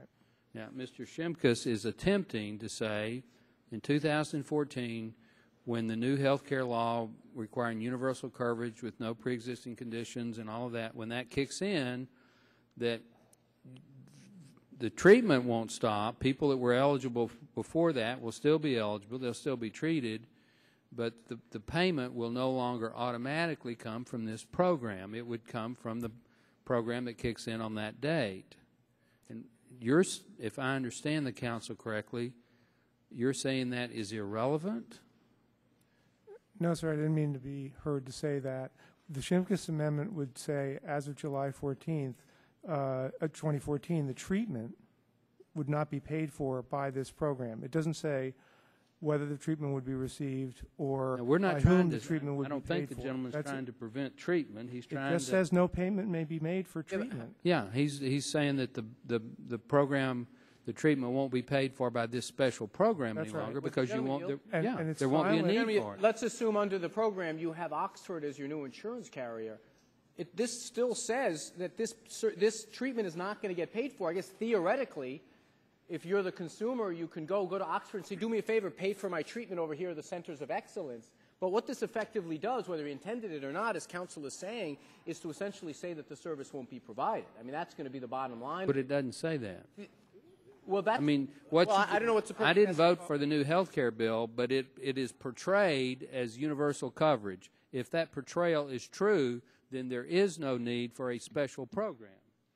Now, you can have it one way, but you can't have it both ways. You can't say we have this universal coverage, except it won't cover people that were first responders at the World Trade Center or lived in the neighborhood. Without objection, I'd like to have the gentleman from Texas be given an additional minute. Mr. Chairman, gentleman yield. I appreciate that, Mr. Chairman. So I would say that we could. Proponents of the program could support the Shimkus Amendment if they want to save the taxpayers' money. All right, that's fair enough, Mr. Chairman. Mr. Green? Does the gentleman yield, or is he out of time? The gentleman's recognized on his own time. I will take very briefly, but I wish I could say the health care bill that passed, it's now the law, is universal coverage, but the best we hoped for was $32 million. We know we still have an estimated 6 or 7 million U.S. citizens who will not be covered, so it's not universal coverage in the bill. Some of us wanted universal coverage, but we couldn't get it. But that's not in the bill, so I don't want any of these New Yorkers or anyone who helped to drop through the cracks in 2014. And I yield back my time. Mr. Chairman? Will you yield to me before you yield back your time? Will you yield to me? Look, I'm trying to understand this as well, and let me address this to counsel. A lot of people who were injured on 9/11 have health insurance now, and a lot of them were covered by workman's compensation insurance. Now, why do we need another program? First of all, could you answer that? What would not have been covered under their existing coverage for insurance, if they have it, that we are not going to have in this bill? Well, I think as Mr. Pallone indicated, this program has a number of elements. There's monitoring, there's treatment, there's data collection, there's research. It's a whole package because we're trying to follow both the responders and the folks in the community. Now, the insurance that they have now is not paying for that. There are various coverages. As you say, there's workers' compensation. There's a set of rules around that. There's private health insurance. There's a set of rules around that. There's Medicaid. There's Medicare. There's sets of rules. So whatever insurance they have, however far that coverage will take them, we're saying they can go to these centers of excellence and get this treatment. And their insurance would pay for part of it? Depending on the coverage, that's what Depends we're on the asking. coverage. So we want to make sure that even if they don't have coverage under their existing policies, we want them to be covered under this. Correct. We want to Now, if we go to this position of the amendment in 2014, they will have insurance coverage, presumably, for most of them, but we don't know whether it will cover these services or not. Is that correct? That's correct. So some of the services may be covered. Some of them may be not be covered. So the amendment would leave a lot of people in the situation where they are now.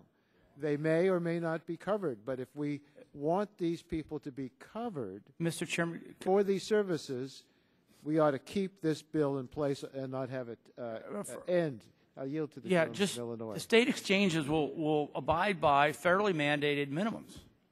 We will set the standards by state exchanges. That's issue one. Secondly, pre-existing conditions you all promised would be covered. Now, pre-existing, and if I can reclaim my time, pre-existing conditions cannot be used to deny someone health insurance. People will get health insurance, but the question is whether their health insurance will pay for these services. So they could. I'm sorry, Mr. Chairman. So my issue is they can get insurance, but we can't guarantee them that they'll get paid for the coverage? Is that what we passed into law? Would the gentleman, Mr. Waxman, will you yield for? I have the time, yes. Well, it strikes me, and correct me if I'm wrong, that we're trying to make some political point about the health care bill. No. And that's cool. I'm down with that. We can have that fight if You we are. want to. But I think that let's try to separate the two things. You don't like the health care bill? Got it. Check. Got it. Okay. Now can we focus on what the effect of your amendment will be? And counsel has demonstrated fairly articulately two important points you should keep in mind. One, private insurance is going to try to pick up as much of this as possible. And two, there are services you will not be able to get if the Shimkus amendment passes. That's the Well, if the gentleman would yield, what service? If you guys set the mandatory minimums. Well, the question of mandatory minimums will not establish very specific services for a certain group of people in New York. That's what this bill is all about. We want to guarantee to this group in New York that was hurt as a result of this terrorist attack that they will be eligible for these particular services. And not only will they have these services, there will be continued monitoring and research for the illnesses that this particular group has been exposed to. And I fear that this amendment that you're offering, Mr. Shimkus, could deny people those services. So I join Mr. Pallone in urging members to vote against it. You want me to yield to you? Just for 10 seconds. Sure. I respect that analysis. I don't believe that's correct. But I would say that what we did do is address the research and the monitoring of the program, which we think is credible, and that we're not trying to take off the table. So we think we got the health care coverage through the new law, and then we do keep the monitoring. But I just throw that out there. Thank you, Mr. Chairman. Are we ready for the vote on the amendment? Mr. Stearns, Just one I'll yield point, to Mr. you. I ask unanimous consent, but I'd be given an additional minute, and I'd like to yield to Mr. Stearns. Well, then I'm going to recognize you for 5 minutes. And then I'd like to also. And then I hope we can get to the ranking vote. member. Mr. Chairman, you mentioned the services they won't get, specific services. On page 45 and page 45, it lists all the different things that they'll get. For example, sleep apnea. Well, sleep apnea can be handled under any health care bill. Generalized anxiety disorder, any panic disorder, post-traumatic stress syndrome, those are not specific services under your analysis. Would the gentleman yield? I just take my time. I mean, so really, you don't need this bill to get cared for chronic laryngitis. I mean, these are the things that you list here that we've got to have this bill to cover. And as Mr. Waxman said, no other services will be covered unless we pass this bill. Good gracious, all this stuff's going to be covered. Gentlemen, yield to me. I will in a second. Let me just ask counsel this question. Okay, we have here on page 44 and 45 a list of the diseases it's going to go. And in 46, they have depression and substance abuse. All of these are covered, isn't it true, by the health care bill that was passed Congress? Yes or no? I don't know that there's an answer to that right now. We don't know. I think the answer is yes. Okay, the other question we have is, let's say the people have something that comes from 9/11 that's not on this list. What happens, Mr. Counsel?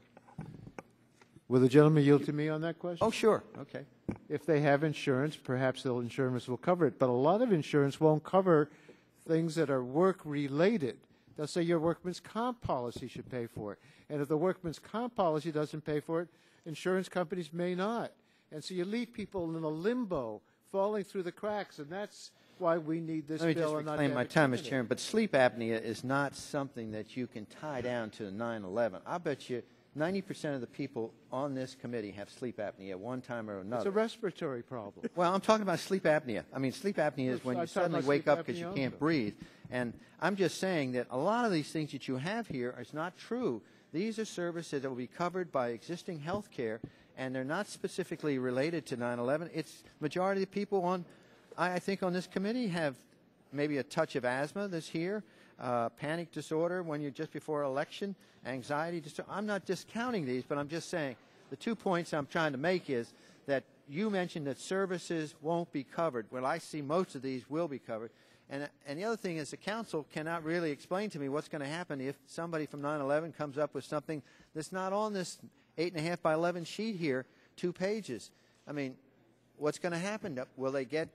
Is a bill written such that they can go ahead and get coverage for items that are not on here, or only the items on here? No, sir. There are procedures in the bill for adding conditions to the list if the evidence shows, based on the clinical and other research, if the evidence shows that the condition is a WTC-related health condition. So there are procedures. I yield to the ranking member.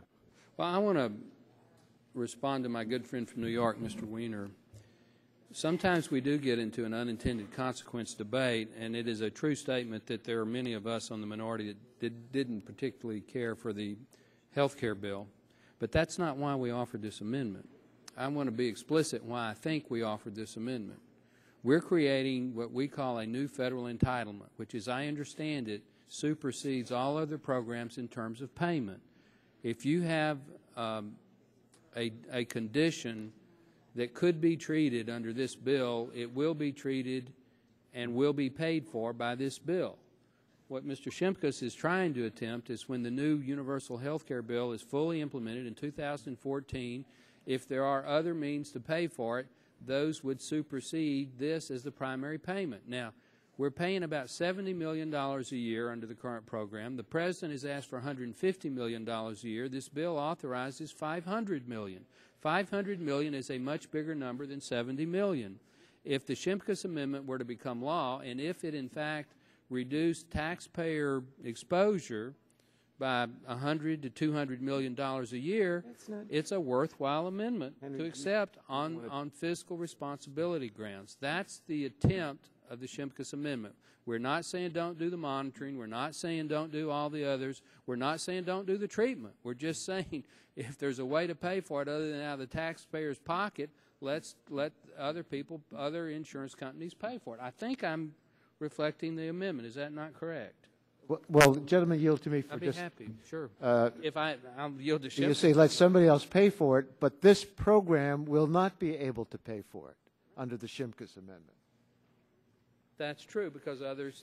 You hope others will pay for it, but this program. Yeah, but that's a true statement. Yes. Okay. Time's expired. Mr. Chairman? I'd like to proceed to a vote. Mr. Chairman? I'd like to proceed to a vote. Okay.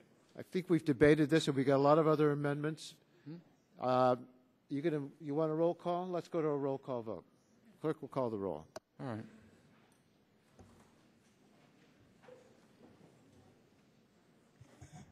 Mr. Waxman?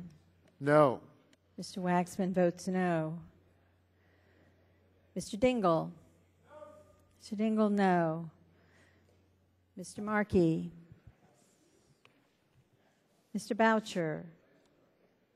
Mr. Pallone? Mr. Pallone, no. Mr. Gordon? Mr. Gordon, no. Mr. Rush? Mr. Rush, no. Ms. Eshoo? Ms. Eshoo, no.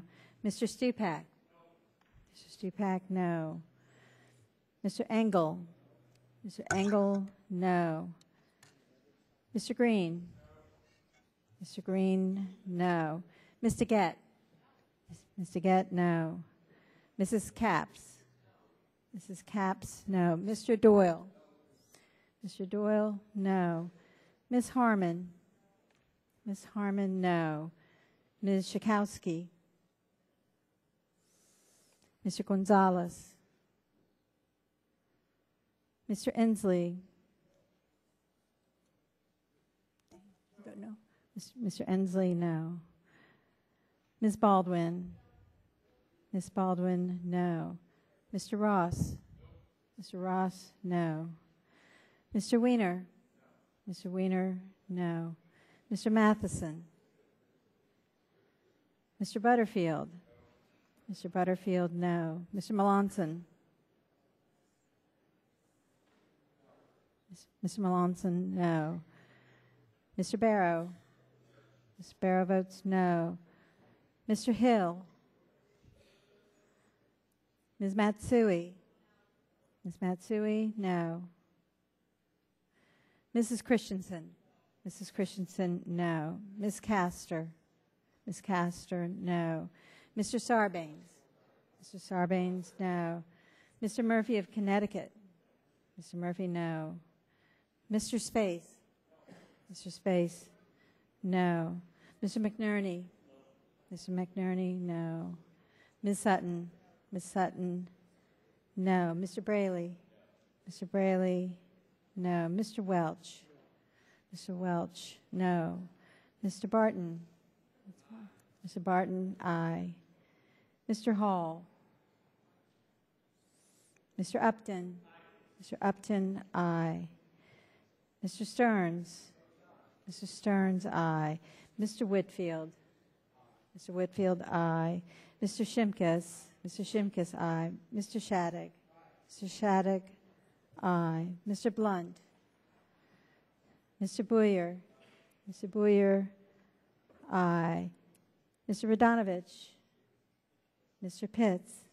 Mr. Pitts, aye. Ms. Bonomack? Ms. Bonomack, aye. Mr. Terry? Mr. Terry, aye. Mr. Rogers? Mr. Rogers, aye. Mrs. Myrick? Mrs. Myrick, aye. Mr. Sullivan? Mr. Murphy, Pennsylvania? Mr. Murphy, aye. Mr. Burgess? Mr. Burgess, aye. Ms. Blackburn? Ms. Blackburn, aye. Mr. Gingrey? Mr. Gingrey votes aye. Mr. Scalise? Mr. Scalise, aye. Mr. Griffith? Mr. Latta? Mr. Latta, aye.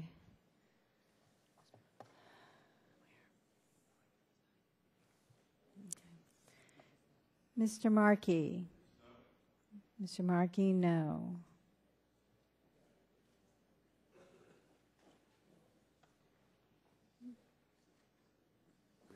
Have all members responded to the call of the roll? Any member wish to change his or her vote? If not, the clerk will tally the vote and announce it.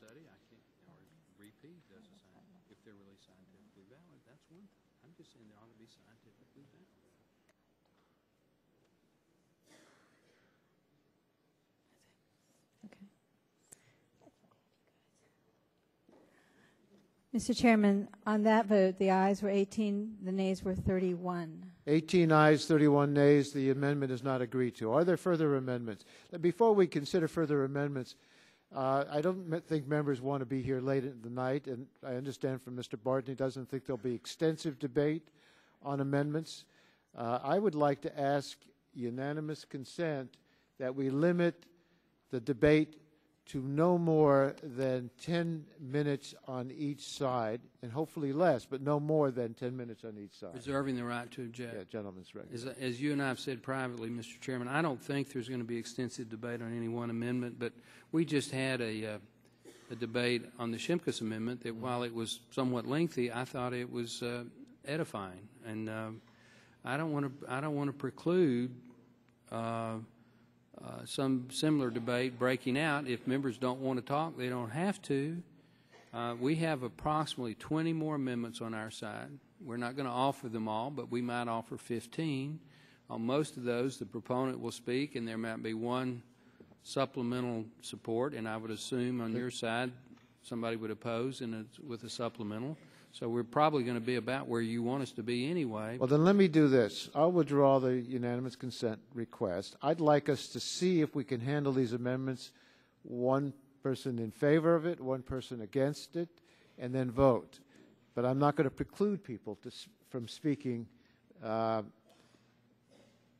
I would like to discourage people from speaking. And I may on occasion encourage people to speak, but I'm not going to overplay a weak hand, Mr. Chairman. But I will play each hand. Well, then we're ready for further amendments. Who has an amendment? Mr. Latta, you have an amendment at the desk. The clerk will report it. Amendment in the nature of a substitute to H.R. 847 offered Without by objection, Mr. Latta. the amendment will be considered as read. Gentleman from Ohio is recognized for 5 minutes. Well, thank you very much, Mr. Chairman. Mr. Barton, as I stated earlier in my opening remarks, the atrocities of 9/11 shall never be forgotten. and have the utmost respect for those brave men and women that risk their lives to try to save innocent victims on that terrible day. It is also my understanding that the cost of the program created under the bill is projected to be about $4.59 billion over 10 years. There are several notable health programs that were created for 9/11 responders to assist those heroes with their health care needs associated with their service that day. The amendment does not affect the underlying bill, except if the bill adds to an increase to the national debt. Specifically, in the summary of the amendment states that for each year that the WTC program is in existence, and the WTC administrator has to certify that the national debt has not increased more than what the debt would have been if the act was not in place. And for the first day that the certification does not apply, the WTC program shall terminate and no amount shall be deposited into the fund for any remaining portion of the fiscal year or subsequent year.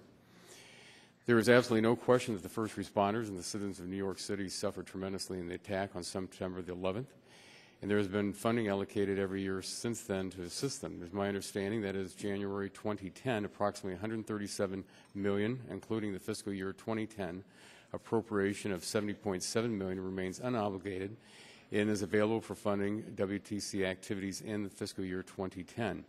In addition, the President's fiscal year 11 budget had a funding amount of $150 million for WTC programs. With a forecasted deficit of $1.6 trillion this year and the national debt scheduled to triple in 10 years to at least $20 trillion, I have serious concerns with creating a new entitlement spending program.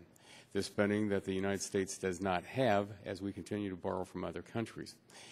In this session of Congress alone, the President signed into law $1.8 trillion in new government spending and $670 billion in new taxes. Later this week, the House is expected to take up a tax extenders and extensions bill that, according to CBO, will increase the deficit by $133.7 billion over the next 10 years. In testimony given before the Budget Committee, of which I was a member before joining this committee, the directors of both the CBO and OMB have both said that Congress's spending is unsustainable. I urge the passage of the amendment that ensures that we are not adding to the national debt. I thank you, and I yield back. Gentleman yields back the balance of his time. Who wishes to speak? Mr. Wiener, you wish to speak in opposition? I do, and I won't use the full 2 minutes and 11 seconds, or I don't know how that happened. Well, you'll be recognized for 5 minutes, and you don't have to use all of that. Well, I thank you, and I thank the gentleman, Mr. Latta, for his amendment. I think that many of us are thinking the same way in that this bill is paid for. There are pay-go rules that are going to be enforced on the floor to make sure it's paid for. And as Mr. Latta and his father have a long history of being concerned about debt and deficits, and I honor that. I oppose this amendment, though, and I think we all should, because it puts the program administrator in charge of deciding whether or not this program reduces or adds to the debt. And frankly, I don't think we should put bureaucrats who are by and large dedicated to the health of workers in this weird position of having to be OMB or CBO bureaucrats. I do think we have a way to make sure that it's paid for. We have rules of the House. We're going to know by the time it gets to the floor exactly what the pay for is. All of us, I think, who are supporters of this bill from the very beginning have said it's important that it be paid for, and it is going to be. This mechanism that the gentleman chooses for having the administrator somehow do what a battery of economists have to do, which is try to figure out which goes in what pocket at the Treasury, I think is really an impossible task to give someone who we want to be focused on providing health care to people who need it. And I think that, particularly in light of what Mr. Shimkus has pointed out, that we don't want a large administrative staff trying to work on administrative things. We want health care provided to people that need it. I think that this amendment goes in the wrong direction. I urge a no vote. And would gentleman yield for 1 second? Certainly. And the point is, we still don't know who the program administrator would be and how many there are. Yeah. I mean, sure. If we could find one person, which is not in this. Reclaiming my time, almost certainly if the Latta amendment passes, there'll be a lot of them. Because you've got to spend an awful lot of time trying to figure out not only how to provide health care, but you also have to do the impossible, which is try to figure out what the national debt is, whether it goes up or down as a result of your program. I think what we should do is that we should do our best to view this as basically a healthcare survivors program. Let them do that work. They're already doing a remarkable job at it. It's a specialized work. There are things that are going on in these centers of excellence that are going on nowhere else. Let's let them do that job, and I think making them accountants on top of that would make things worse. I urge a no vote and yield back my time. Gentleman yields back his time. I understand we're going to go to a roll call Can I vote. speak in favor of it briefly? I'd like to ask unanimous consent that Mr. Barton get 2.5 minutes. I don't know that I need unanimous consent. I was trying to give you less than 5. Oh, well, I want to speak in support of the... Gentleman's recognized for 5 minutes. Hope he doesn't I take it. won't take 5 minutes. I want to point out that we had a similar debate on the Homestar bill. In this committee, Mr. Latta offered a similar amendment. It was defeated. He ended up making it a part of the motion to recommit, which was accepted.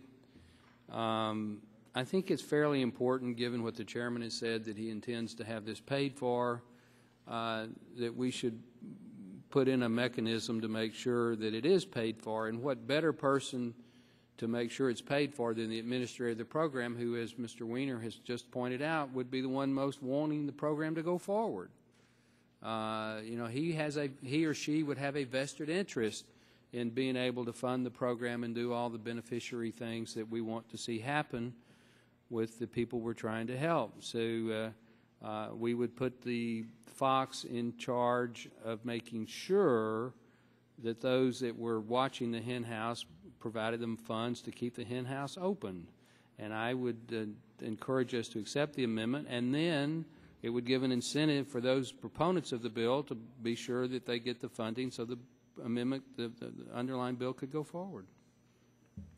Gentleman yields back his time. You're back. The clerk will call the roll. Mr. Waxman? No.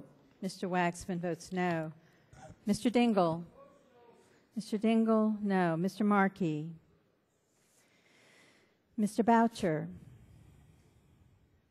Mr. Pallone? Mr. Pallone, no. Mr. Gordon? Mr. Rush? Mr. Rush, no. Ms. Eshoo? Ms. Eshoo, no. Mr. Stupak? Mr. Stupak, no. Mr. Engel? Mr. Engel, no. Mr. Green? Ms. DeGette? Ms. DeGette, no. Mrs. Capps? Mr. Doyle? Mr. Doyle, no. Ms. Harmon? Ms. Harmon, no. Ms. Schakowsky? Mr. Gonzalez? Mr. Inslee? Mr. Inslee, no. Ms. Baldwin? Ms. Baldwin, no. Mr. Ross? Mr. Ross, no. Mr. Weiner? Mr. Weiner, no. Mr. Matheson? Mr. Matheson, no. Mr. Butterfield? Mr. Butterfield, no. Mr. Melanson? Mr. Barrow? Mr. Barrow, no.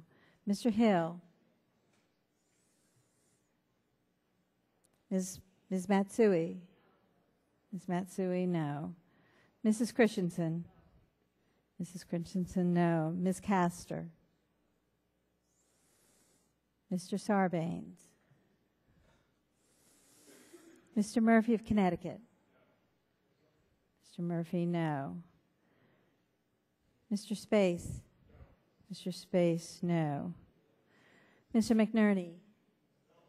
Mr. McNerney, no. Ms. Sutton?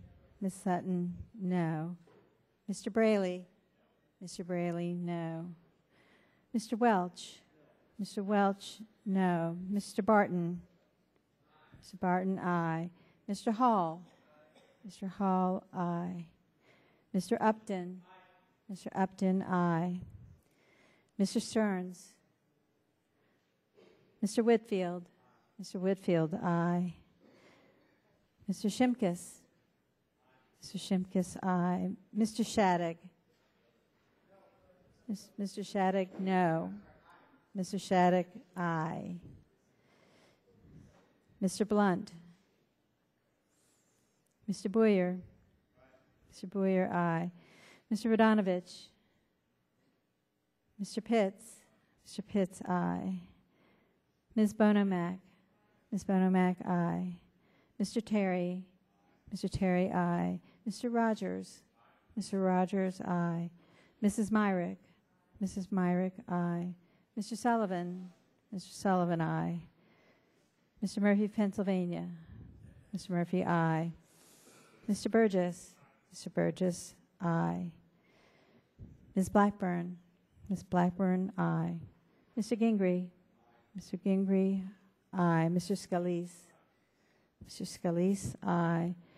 Mr. Griffith? Mr. Latta?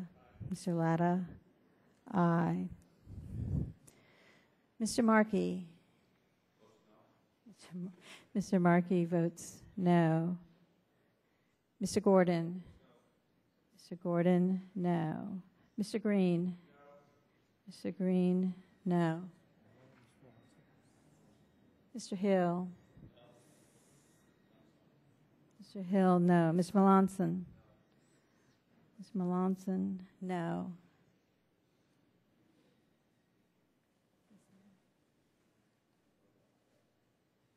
Have all members responded to the call of the roll? Any member wish to change his or her vote?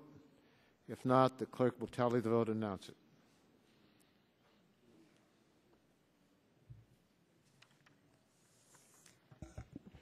Mr. Chairman, on that vote, the yeas were 19 and the nays were 30. 19 ayes, 30 noes, and the amendment's not agreed to. Are there further amendments to the bill? Mr. Gingrey from the state of Georgia.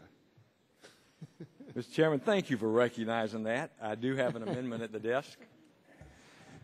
Clerk will report the amendment. Amendment to the amendment in the nature of a substitute to H.R. 847 offered by Mr. Gingrey. Without objection, the amendment will be considered as read, and the gentleman is recognized for 5 minutes. Up to 5 minutes. Mr. Chairman, thank you. The amendment would simply require that the funding in this legislation be the result of discretionary funding and not mandatory funding. Now, in the amendment by Mr. Rogers, of course, that was part of his amendment. His amendment included a number of other things, but I think some of the points have already been made in regard to why we feel on this side of the aisle that this legislation should be discretionary and not mandatory. The gentleman from Indiana, Mr. Bouya, in commenting on the Rogers Amendment, made that point very clearly in comparing Veterans Administration, VA funding for health care, the DOD funding for our men and women who serve in the military.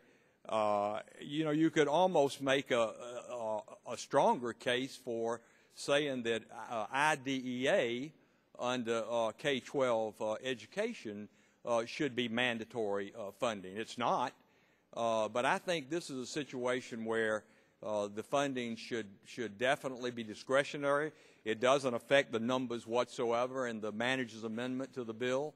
All those are the same. It's just a matter, as been pointed out previously, to let us have on an annual basis an opportunity to take a look at this program and make sure there's not waste, fraud, and abuse, and then let the appropriators, as they surely will, fund this to the maximum amount that's been authorized. So pretty straightforward. I think that it'll go a long way toward getting bipartisan support. Certainly this member would be inclined to support the bill if this amendment is made in order and passed. And with that, Mr. Chairman, I'll yield back. Mr. Chairman. Gentleman yield back his time. Mr. Engel, for what purpose do you? To speak in opposition to. Gentleman is recognized for up to 5 minutes. Thank you, Mr. Chairman. I urge my colleagues to oppose this amendment. It's been 10 long years. Those of us that go to the World Trade Center site and we see emptiness, it's taken them too long to rebuild, and it's taken us too long to pass things to help these people. I want to mention a quote that I had spoken about in my opening statement. Christy Todd Whitman. She said, given the scope of the tragedy from last week, and I am glad to reassure the people of New York and Washington that their air is safe to breathe and their water is safe to drink. And she lied. She lied, or she was either terribly misinformed. She continued, Our tests show that it is safe for New Yorkers to go back to work in New York's financial district, and people weren't safe at all. This is the least that we can do. Permanent funding is an important component of this program. It's critical that the institutions involved in this program have certainty that there will be ongoing funding so that they can recruit expert staff and invest in the infrastructure needed to support the program. It's also important that these patients who risk their health and their lives in the aftermath of the terrorist attacks know that their medical care needs will be met in the future, not having to come back year after year after year after year and begging. This is not, as we've said before, an open-ended entitlement. The manager's amendment creates a capped mandatory spending program with limits both on the total number of patients who can receive services and the total dollars available for spending in the program. The manager's amendment also provides that the program will sunset after 10 years. We pointed that out before. So this program will end in the year 2021. So this is not ongoing forever. There's a defined universe of people eligible for this program. And as people die, unfortunately, that number will shrink, not grow. Under the new PAYGO law, any mandatory spending must be offset with spending cuts or revenue raises, and this bill is no exception. So when it reaches the floor, the bill will be fully paid for at $5.1 billion over 10 years, and therefore it will not add to the deficit.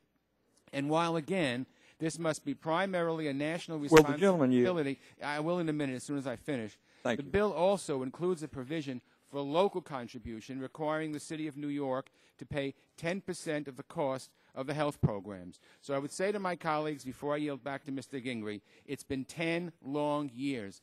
Let's stop trying to block. Let's stop trying to push things off. Let's pass it now. Let's do it now. These people deserve nothing less. And I think the gentleman's amendment is just another roadblock in the way. And I yield to Mr. Gingrey. And Mr. Chairman, I appreciate the gentleman from New York yielding to me. He's made the comment that Chrissy Todd Whitman, EPA director, lied, or that OSHA lied, and then I think that he made a comment that, well, maybe they were misinformed. I would hope that he would agree that it wasn't a deliberate lie. I mean, we have an amendment that Mr. Weiner presented in regard to covering people that were responding at the Pentagon and at Shanksville. Would it be likely a lie if somebody said that the atmosphere in Shanksville was not detrimental to anybody's health? Not likely. Reclaiming my time, Mr. Gingrey. Yield back. Thank you. She didn't tell the truth. Maybe she didn't know she wasn't telling the truth at the time. But as far as I'm concerned, she has some damn nerve to say that to the people of New York. If you don't know what you're talking about, you should keep your full mouth shut. I yield back the balance of my time. All time has. I want to speak. Mr. Barr? I want to speak in favor of the Gingrey Amendment, but I want to respond to what Mr. Engel just said. He's one of the most mild-mannered, decent human beings in this committee. For him to show that kind of emotion shows that he has got an intense opinion on this, but I think the record should show that it's just his opinion. I know Kathleen Todd Whitman, former Governor Christine Whitman. Christine. Let's just say I know Governor Whitman, and and she is a decent human being. Whatever she said on the advice of experts in the field at the time. I can state unequivocally, knowing her character, that she was not intentionally misleading anybody, and to impugn her character is unworthy of this committee. Now, there are intense feelings about this issue, and I have respected all the proponents of this legislation, and as Congressman Engel pointed out, it has been a long slog, and you're on the verge of what appears to be a victory in this committee. I think that is going to be a victory, in my opinion, at the expense of the American taxpayer, because it is going to create a new entitlement program which will be difficult to control. And we ought to be able to handle the legitimate claims of the people that need medical assistance without creating a special entitlement program. So we have a philosophical difference of opinion, but I don't think we want to degenerate this debate into a character assassination on public servants who have served this country with honor and dignity both at the state and federal level. So I do support the Gingrey amendment. All those in favor of the Gingrey amendment say aye. Opposed, no. No. A roll call vote, please, Mr. Chairman. Well, let's see if you have a required number of people that want to join you for a roll call. All those who want a roll call. And could I be informed what the rules are by the parliamentarian? 1/5 of the members of the committee present, I believe, is the case. 1, 2, 3, 4, 5, 6, 7, 8, 9, 10, 11, 12, 13. Do you want us to raise our hand again? Okay, all those who want a roll call vote. A sufficient number responded for a roll call vote. The clerk will call the roll. Mr. Waxman? No. Mr. Waxman votes no. Mr. Dingle? Mr. Dingle, no. Mr. Markey? Mr. Boucher? Mr. Pallone? Mr. Pallone, no. Mr. Gordon? Mr. Gordon, no. Mr. Rush? Ms. Eshoo? Ms. Eshoo votes no. Mr. Stupak? Mr. Stupak, no. Mr. Engel? Mr. Engel, no. Mr. Green? Mr. Green, no. Ms. DeGette? Ms. DeGette, no. Mrs. Capps? Mr. Doyle? Mr. Doyle, no. Ms. Harmon? Ms. Schakowsky? Ms. Schakowsky, no. Mr. Gonzalez? Mr. Gonzalez, no. Mr. Inslee? Mr. Inslee, no. Ms. Baldwin? Ms. Baldwin, no. Mr. Ross? Mr. Ross, no. Mr. Weiner? Mr. Weiner, no. Mr. Matheson? Mr. Matheson, no. Mr. Butterfield? Mr. Butterfield, no. Mr. Melanson? Mr. Barrow? Mr. Barrow, no. Mr. Hill? Ms. Matsui? Ms. Matsui, no. Mrs. Christensen? Ms. Castor? Mr. Sarbanes? Mr. Sarbanes, no. Mr. Murphy of Connecticut? Mr. Murphy, no. Mr. Space? Mr. Space, no. Mr. McNerney? Mr. McNerney, no. Ms. Sutton? Ms. Sutton, no. Mr. Braley? Mr. Braley, no. Mr. Welch? Mr. Welch, no. Mr. Barton? Mr. Barton, aye. Mr. Hall? Mr. Upton? Mr. Upton, aye. Mr. Stearns? Mr. Whitfield? Mr. Shimkus? Mr. Shimkus, aye. Mr. Shadegg? Mr. Shadegg, aye. Mr. Blunt? Mr. Boyer? Mr. Boyer, aye. Mr. Radonovich? Mr. Pitts? Mr. Pitts, aye. Ms. Bono-Mack? Ms. Bono-Mack, aye. Mr. Terry? Mr. Rogers? Mr. Rogers, aye. Mrs. Myrick? Mrs. Myrick, aye. Mr. Sullivan? Mr. Sullivan, aye. Mr. Murphy of Pennsylvania? Mr. Murphy, aye. Mr. Burgess? Mr. Burgess, aye. Ms. Blackburn? Ms. Blackburn, aye. Mr. Scalise? I'm sorry, Mr. Gingrey? Mr. Gingrey, aye. Mr. Scalise? Mr. Griffith? Mr. Latta? Mr. Latta votes aye. Mr. Boucher? Mr. Boucher, no. Mr. Melanson? Mr. Melanson votes no. Mrs. Christensen?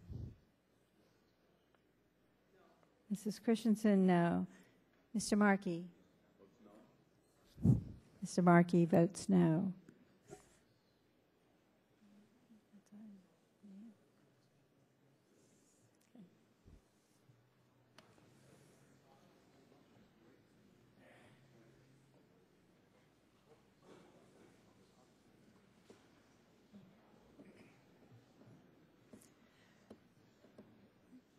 Clerk will report the vote.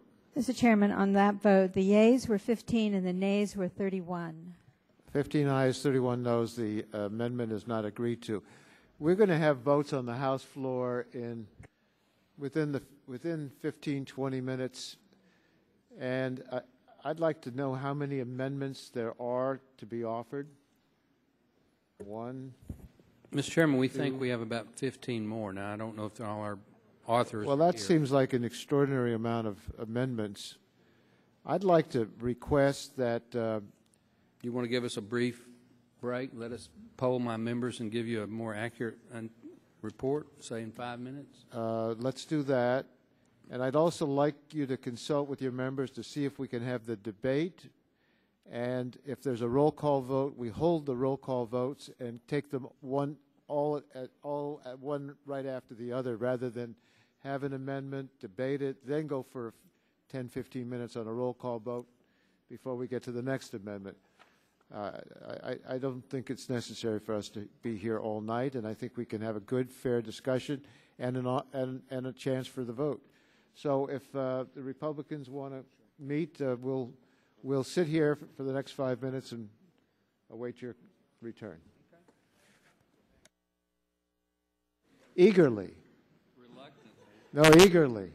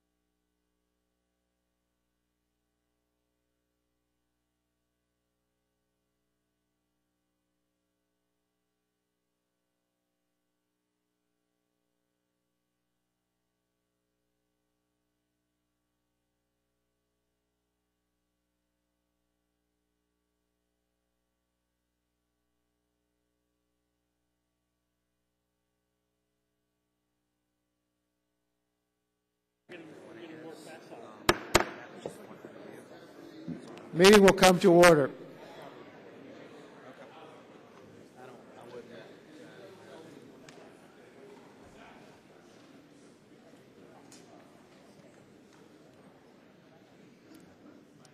Let's move forward, take up amendments, move rapidly, and unless you absolutely need a roll call vote, which serves no great purpose unless you're trying to use our vote against us in a campaign, and some of these are not really great campaign issues, let's then go voice vote and move on. Who has an amendment?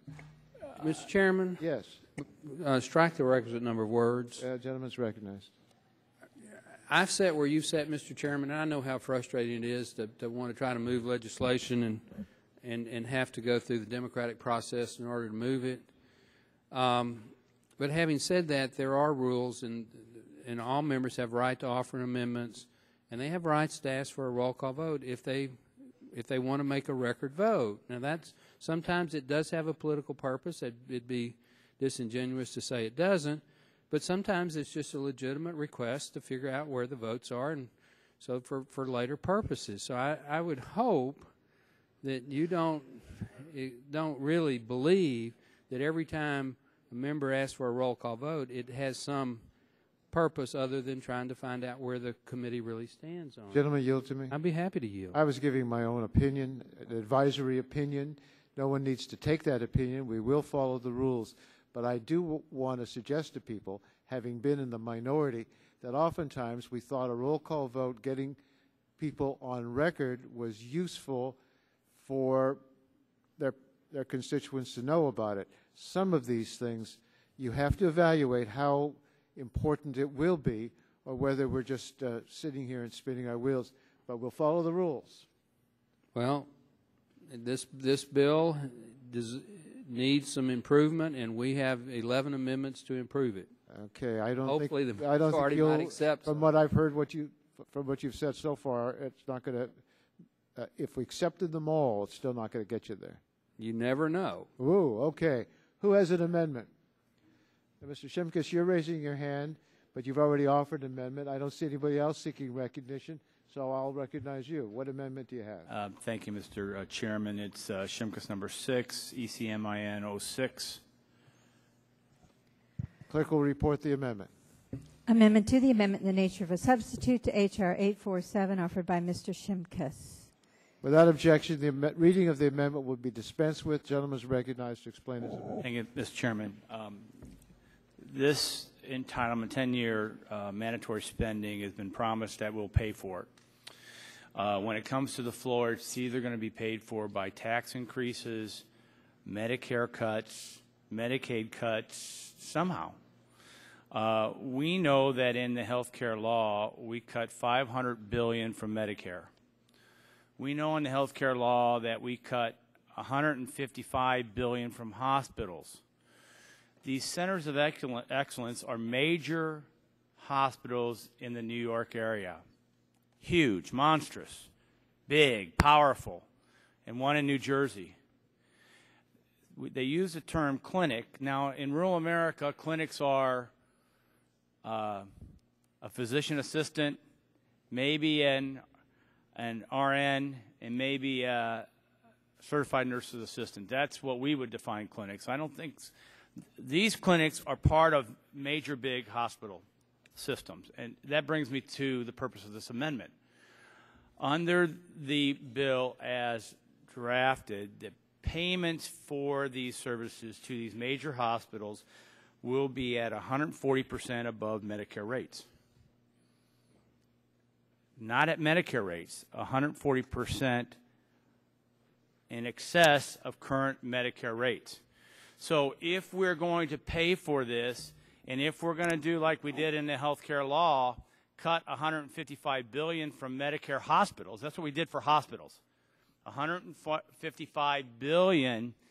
Now we're going to pay the centers of excellence 140% in excess of Medicare payments, and we may very well be taking from Medicare hospital payments around the country to make up for this cost. So the amendment just says, let's pay at Medicare rates. And with that, I yield back my time. Chairman. Gentleman yields back his time. Did somebody seeking recognition? You want to yield? Who is seeking recognition? I seek Ms. recognition McGann. in opposition to the amendment. Gentlelady is recognized for 5 minutes. Thank you very much, Mr. Chairman. My colleague is correct. Under the bill, the payment for initial health evaluations, monitoring, and treatment will be made using the FICA payment schedule. However, the WTC program administrator is given the authority to modify the amounts and the methodologies for making the payments. The administrator will use the data provided by the clinical centers to determine if bundled payments, capitation, pay for performance, or other payment methodologies can better reward quality and efficiency than a fee-for-service payment program. Now, the FICA rate is the reimbursement rate that is paid by the federal government for work-related illnesses and injuries experienced by federal employees. That's what that rate is, and that includes congressional staff. The FICA rate takes into account the complexity of medical conditions and the need for workers' compensation forms to be filled out for each patient, which is built into the reimbursement rate, which is why that rate is higher than the Medicare rate. The FICA rate is overseen by the Department of Labor and adjusted for inflation, changes in medical practice, and other things, and it covers the whole country, Mr. Chairman.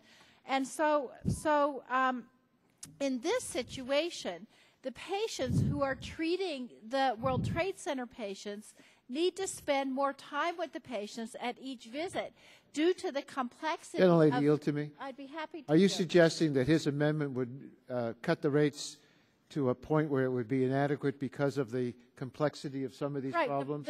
Thank you, Mr. Chairman. The problem is that these patients have such complex health situations that it's more appropriate and probably more cost-effective to reimburse under the FICA rates than under the Medicare rate. So you would oppose this amendment? I'm in opposition. If we're ready for a vote, I'd like to proceed to it, but it looks like we're not. Well, Mr. Well, I just have to make the point that, I mean, our Medicare patients, you don't get any more complex patients than our Medicare patients with multiple medical problems, and we reimburse at a rate that is driving physicians away. Really, we ought to be busying ourselves with trying to figure out how do we pay fairly for, whether it be for the 9/11 bill, whether it be for the health care bill, whether it be for Medicare. And we are doing serious damage to our provider community with the way this Congress treats reimbursements to providers. I'm not sure what I'm going to do on this amendment, but I will tell you I'm offended by the statements that our Medicare patients are not as complicated as other patients. They're extremely complicated. And right now, we are under-reimbursing physicians. We're driving physicians away from the practice of medicine. And our patients, our Medicare patients, are not able to find physicians. Gentlemen, yield to me. I want to express my concurrence in your outrage at the reimbursement levels for people who are providing the care. And in so many of these programs, I agree with you on that point. I do, however, think that this amendment is not a good amendment. Are we ready for one more point? Will you yield to, I also don't want to insinuate that the Medicare patients can't have complicated illnesses, but in this situation, the difference between Medicare and FICA is this is a work-related illness, and so this covers all of the whole panoply of services people might need. Ask her to yield. Mr. Chairman, yes. I'd like to Mr. Barton? rise in support of the amendment and ask the council question. Under the bill as it's currently configured, is it true that the compensation package authorized has the effect of paying at 140% of Medicare rates? Is that a true statement? It could be true depending on the decision that the WTC administrator makes, because the WTC administrator has the authority to modify the amounts and methodologies of payment. They can use FICA rates. They want to pay FICA rates for treatment, but they can also use other methodologies, other payment amounts, including capitation, pay for performance. So it's not an automatic that it would pay at 140%? No, it's within the discretion of the WTC administrator. But it is allowed? It is allowed. Okay.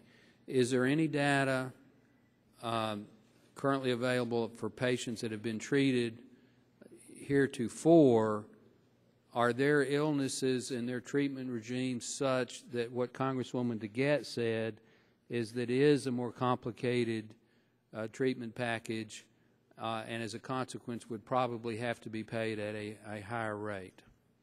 Is there any data to back that up? Can I ask Dr. Byman to respond to that, sir? Beg your pardon? Can I ask Dr. Byman to respond to that? Sure. I think the data that's being collected as a part of this is helping us to understand how complex these diseases are. There is an evolving understanding of these diseases and the ways that they will manifest themselves. So they have already demonstrated themselves. Some of the things that are listed as the diagnoses are things that might be seen in patients outside of the World Trade Center program, but also have been shown to have longer duration, have required higher degrees of medication to treat them than are seen in the general population. The other thing that adds to the complexity of the visit is the extensive history that's taken with regard to exposures and making a epidemiologic ascertainment as to the link between the exposure and the disease. This may not be a question you can answer, but if we were to adopt the Shimkus Amendment, are you a medical doctor? Yes, I am. Okay. Have you treated patients in New York City under this program? I have not treated patients in New York City under this program. Okay. Is it your medical opinion that if we were to adopt the Shimkus Amendment and use the Medicare rates, would you be able to adequately treat and compensate the providers for such treatment at Medicare rates? That's a. I said he might not be able to answer it. Yeah, well, he could answer it. He can give you his medical judgment, but he's not here as a doctor to advise the committee. I assume there was a hearing on this bill.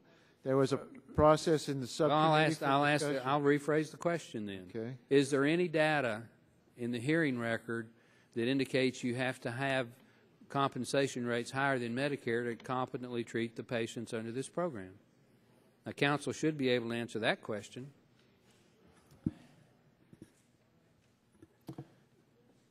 I'm not able to answer that question. I would have to go back and look at the hearing record. So the probable answer is there is no data that says there requires such a higher compensation rate. I'm happy to go back and look at it. I can't give you it off the top of your head, you don't recollect it. I don't either.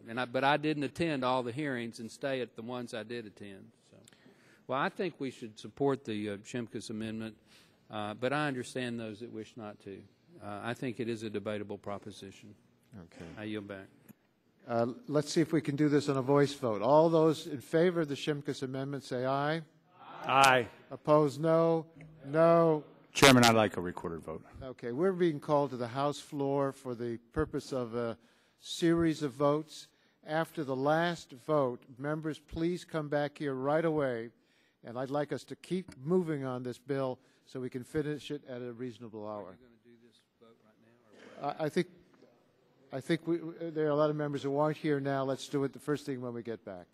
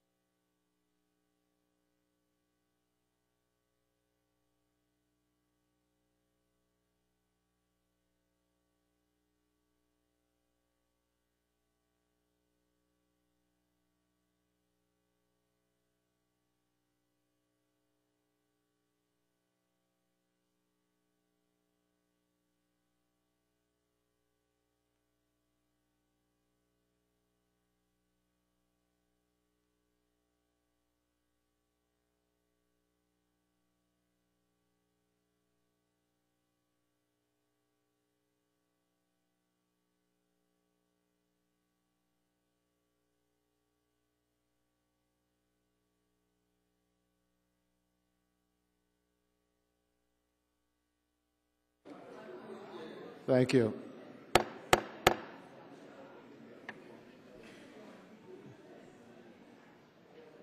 Committee will come back to order.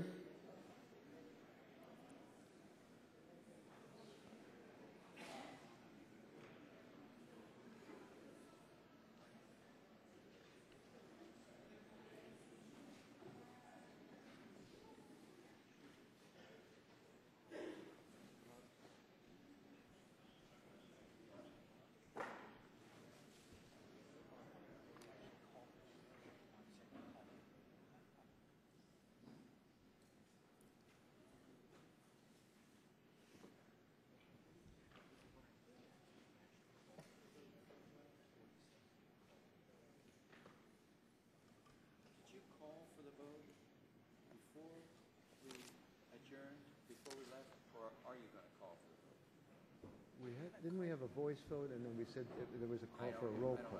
There was a voice vote. We did. I think there was. Right. Okay. And then there was a request for a roll call vote, and I said we'd take that up when we came back. So we come back. Okay. So that's the first order of business. Yeah.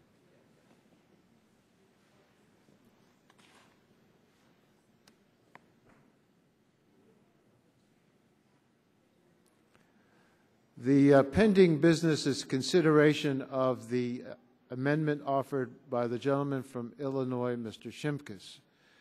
A roll call vote was requested. The clerk will now call the roll so that all members may have an opportunity to vote yea or nay on the pending amendment. We will establish a quorum by the number of people that respond in person to the roll. Mr. Waxman? No. Mr. Waxman votes no.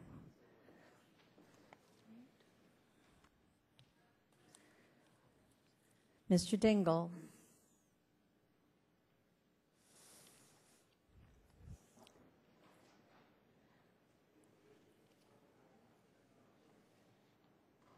Mr. Markey?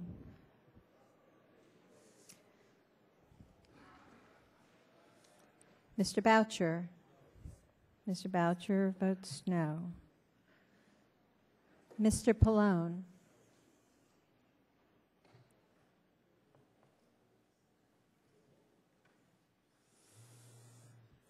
Mr. Gordon?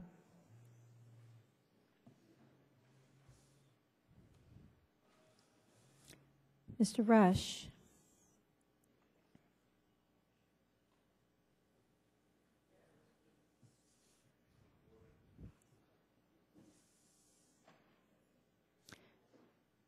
Ms. Eshoo?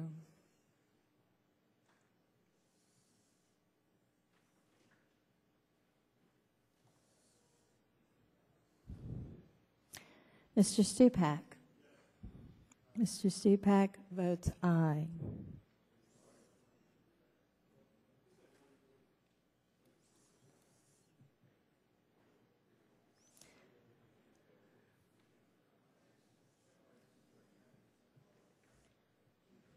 Mr. Engel?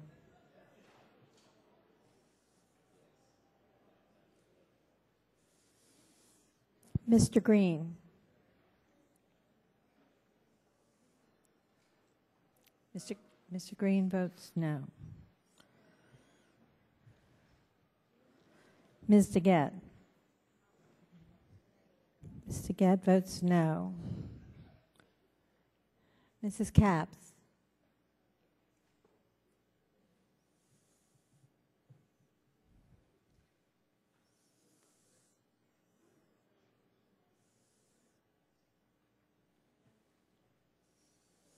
Mr. Doyle?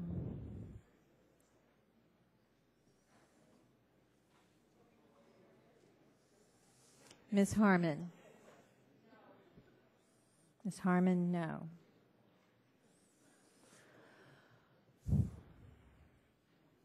Ms. Schakowsky?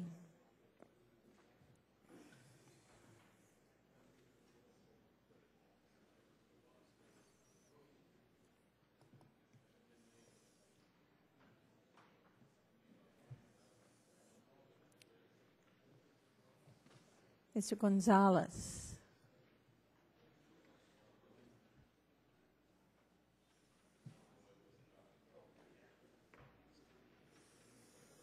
Mr. Inslee.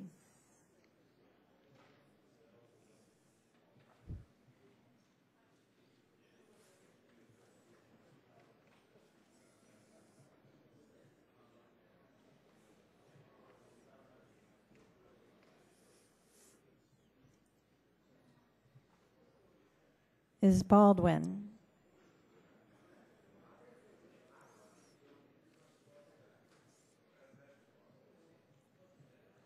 Mr. Ross.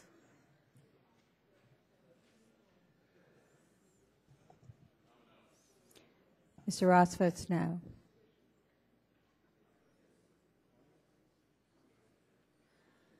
Mr. Wiener. Mr. Wiener votes no.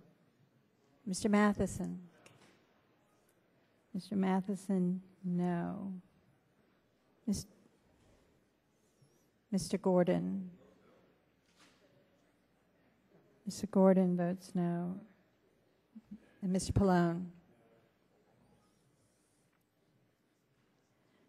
Mr. Butterfield.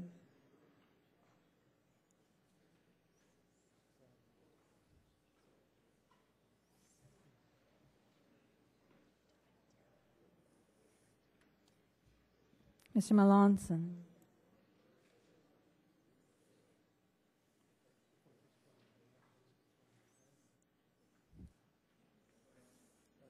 Mr. Barrow. Mr. Barrow votes no.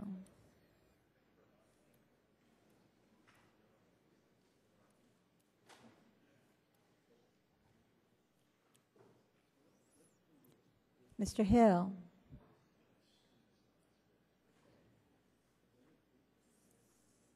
Ms. Matsui. Ms. Matsui, no. Mrs. Christensen. Mrs. Christensen, no. Mr. Sarbanes. Oh, I'm sorry, Ms. Castor, I apologize.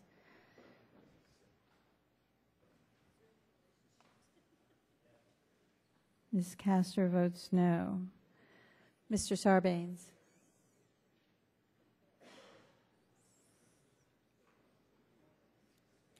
Mr. Murphy of Connecticut.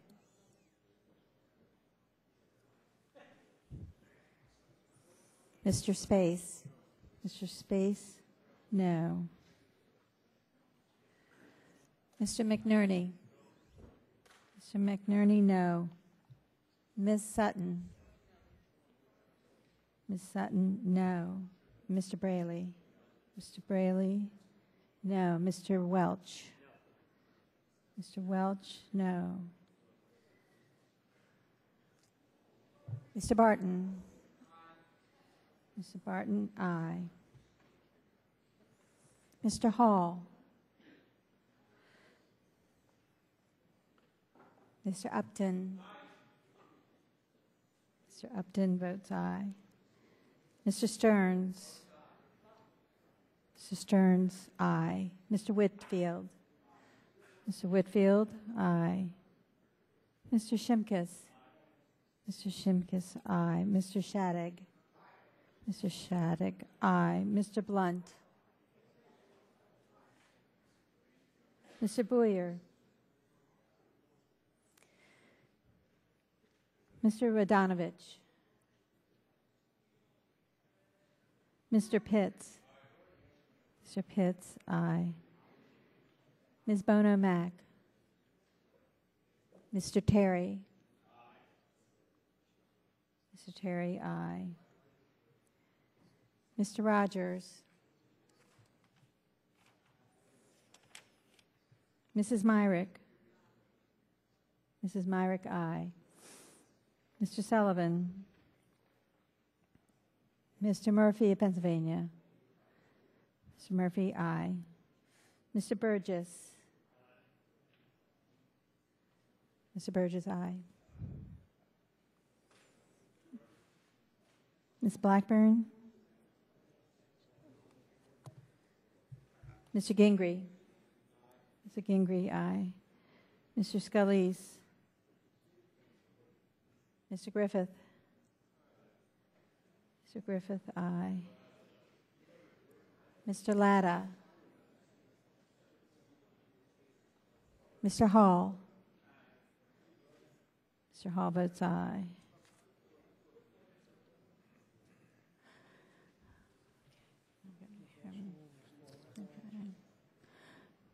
Ms. Eshoo. Ms. Eshoo votes no. Mr. Doyle. Mr. Doyle, no. Mrs. Capps. Mrs. Capps, no. Ms. Schakowsky. Ms. Schakowsky, no.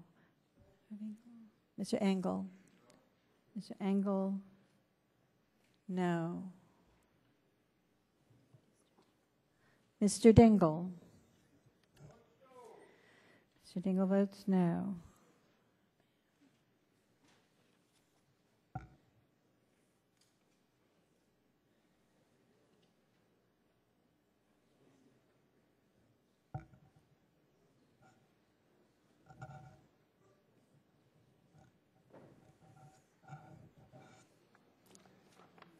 Has Mr. Nadler voted?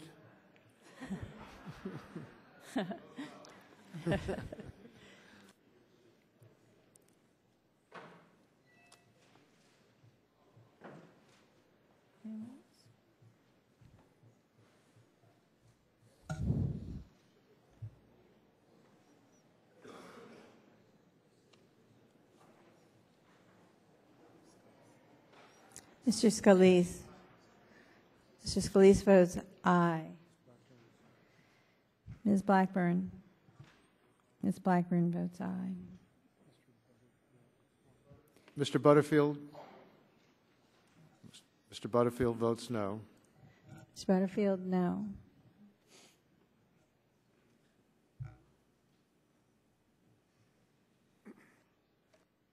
Have all members responded to the call of the roll? Do any members wish to change his or her vote? The clerk will tally the vote and announce it. Mr. Chairman, on that vote, the yeas were 17 and the nays were 26. 17 ayes, 26 noes. The amendment's not agreed to. The chair is interested in seeing what members wish to offer amendments, and if they wish to offer multiple amendments, I would hope members would not object if they wanted to do it in block. Who seeks recognition? Mr. Shadegg. Mr. Chairman, I have an amendment at the desk. It's Shadegg number 12. I believe it's listed as ECMIN number 12. Okay. Chair is going to reserve a point of order on that amendment. Clerk will report it.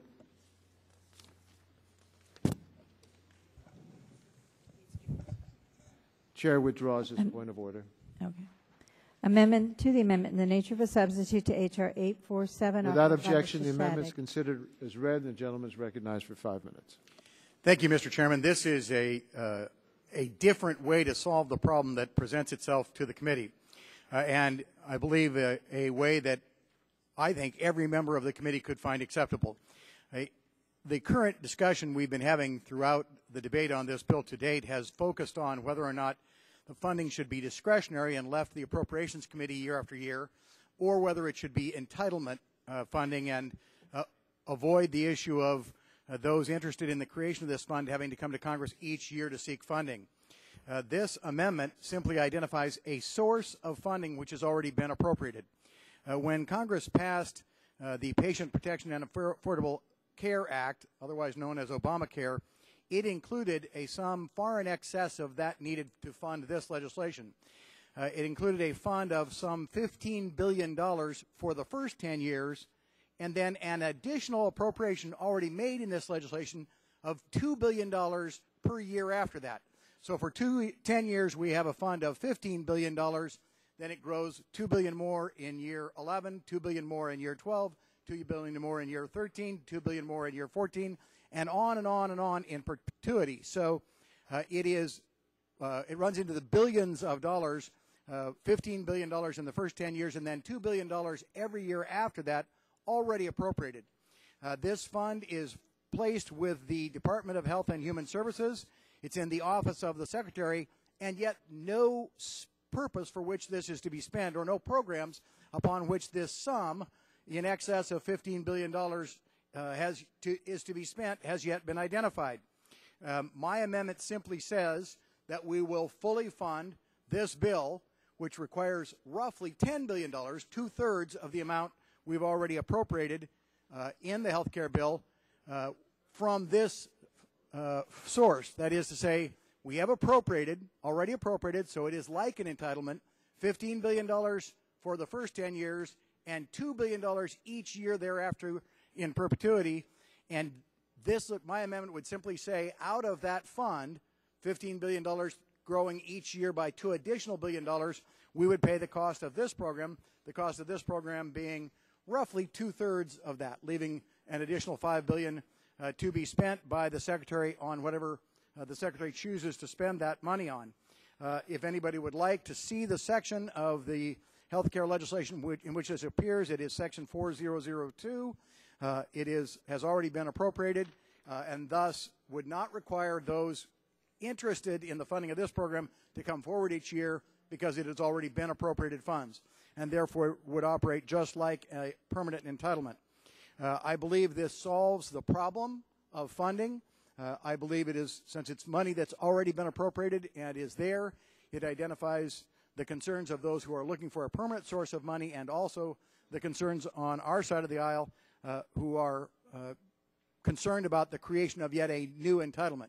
These are monies that have already been appropriated. They are in the legislation which has passed this Congress and have no identifiable purpose no programs upon which they are to be spent at the present time.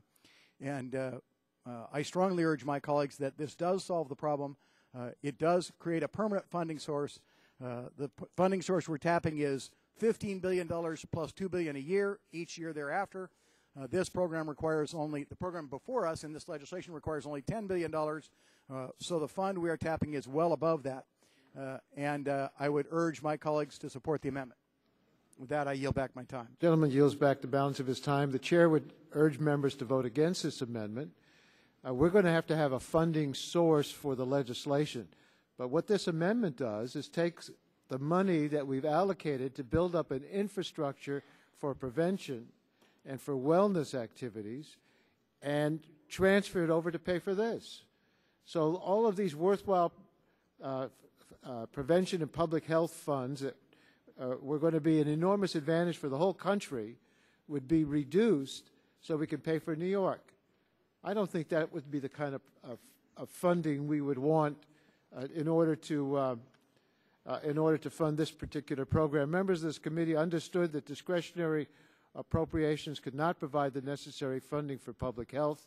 Because of this fact, the Energy and Commerce members were strong champions to establish a stable and reliable funding stream. And the World Trade Center program is important for those individuals who were affected by the 9/11 tragedy, but we shouldn't rob Peter to pay Paul, and I would urge opposition to the amendment. Are we ready for the vote? I yield to Mr. Barton. I'm rising in support of the amendment. I'm going to ask counsel a question. The funding that Mr. Shadegg wants to use to help pay for this is $15 billion. Has that been obligated yet? Do we know? I don't know if it's been obligated yet. My understanding is it has not been obligated, that it's just sitting there. But you don't, staff doesn't have a... I can get an answer to that question. Okay. I'd be surprised if we're obligated, but I don't know for sure.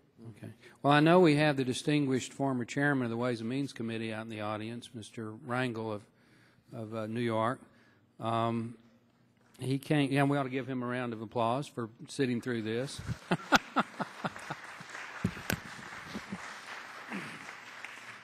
My guess is if we could ask him off the record, he'd be very happy if we accepted the Shadegg amendment because it would relieve his committee of an obligation to have to scrounge up $5 billion somewhere. It's obvious that the Shadegg amendment addresses a health care fund, obviously in a different bill, but it's a bill that this committee, along with the Ways and Means, had primary jurisdiction. Our committee chairman keeps telling us that he wants to pay for it and he wants to pay for it. Well, he's got $15 billion just sitting there. As Mr. Pallone has pointed out and Mrs. DeGette has pointed out, this is a high-priority health care issue, and Mr. Weiner, Mr. Engel, the entire New York delegation at some point in time has been out in the audience.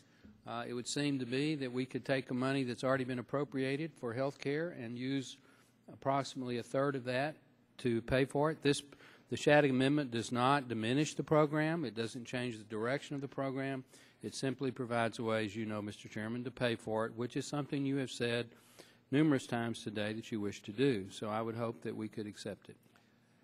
All time has expired. We now proceed to a vote. All those in favor of the Shattuck Amendment say aye. Aye. Opposed, no. No. The noes have it, and the amendment's not agreed to. Are there further amendments? I'd like to see how many members want to sit here for another recorded vote. You guys ought to get a life. The chair withdraws that statement. It was inappropriate. It was inappropriate, and you were about to get blistered for it, Mr. Chairman. Yes. Well, Chair, inappropriately, probably, but you were about to get blistered. The clerk will call the roll to try to save me from my embarrassment. Mr. Waxman. I'm still voting no. Mr. Waxman votes no. Mr. Dingle. Mr. Dingle votes no. Mr. Markey. Mr. Boucher. Mr. Pallone. Mr. Pallone, no. Mr. Gordon. Mr. Rush.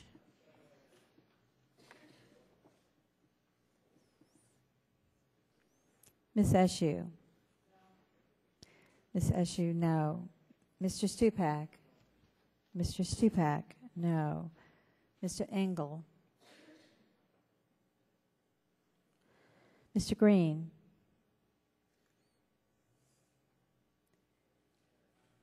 Ms. DeGette.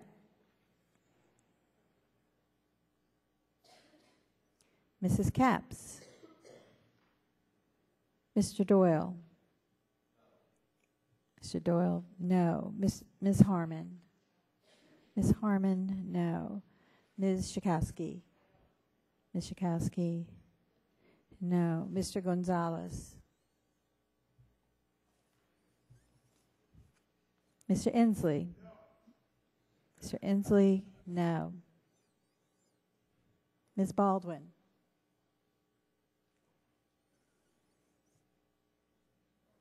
Mr. Ross.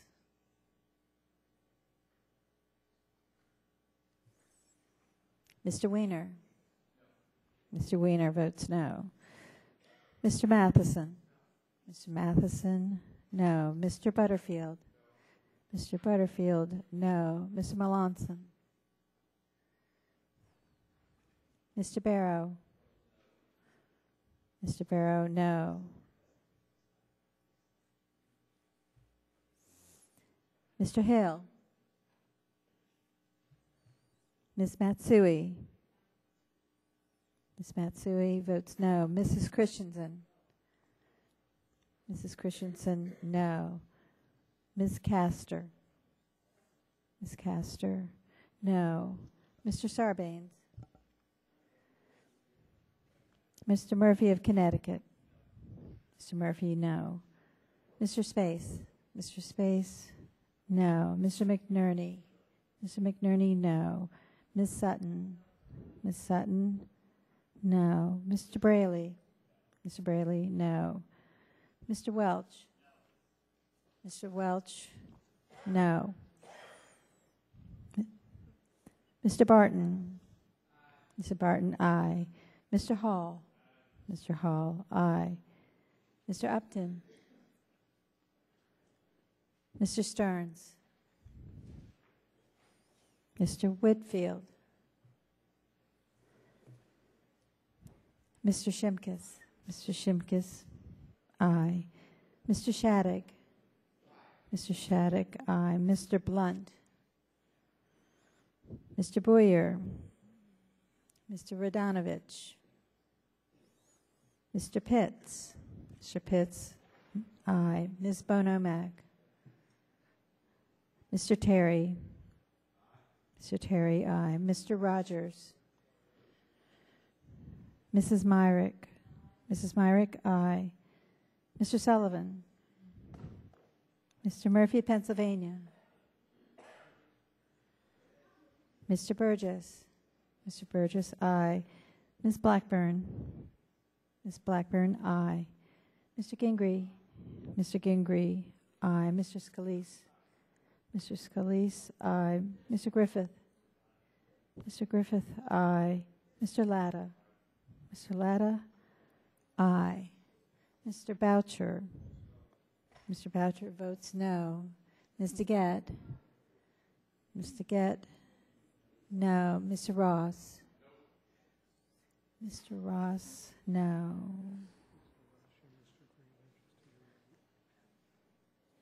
Mr. Green. No. Mr. Green votes no. Mr. Rush. Mr. Rush votes no. Mrs. Capps. Mrs. Capps votes no.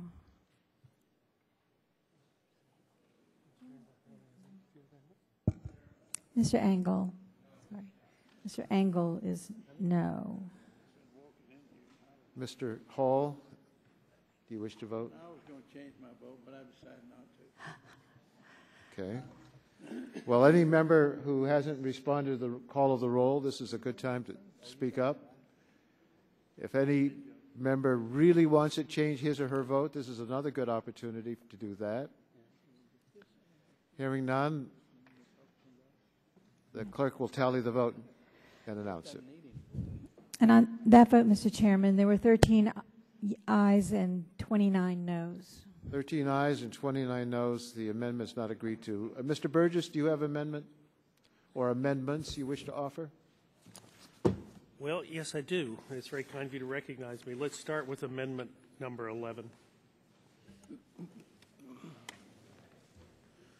Mr. Chairman, can I be recognized briefly in a point of personal privilege?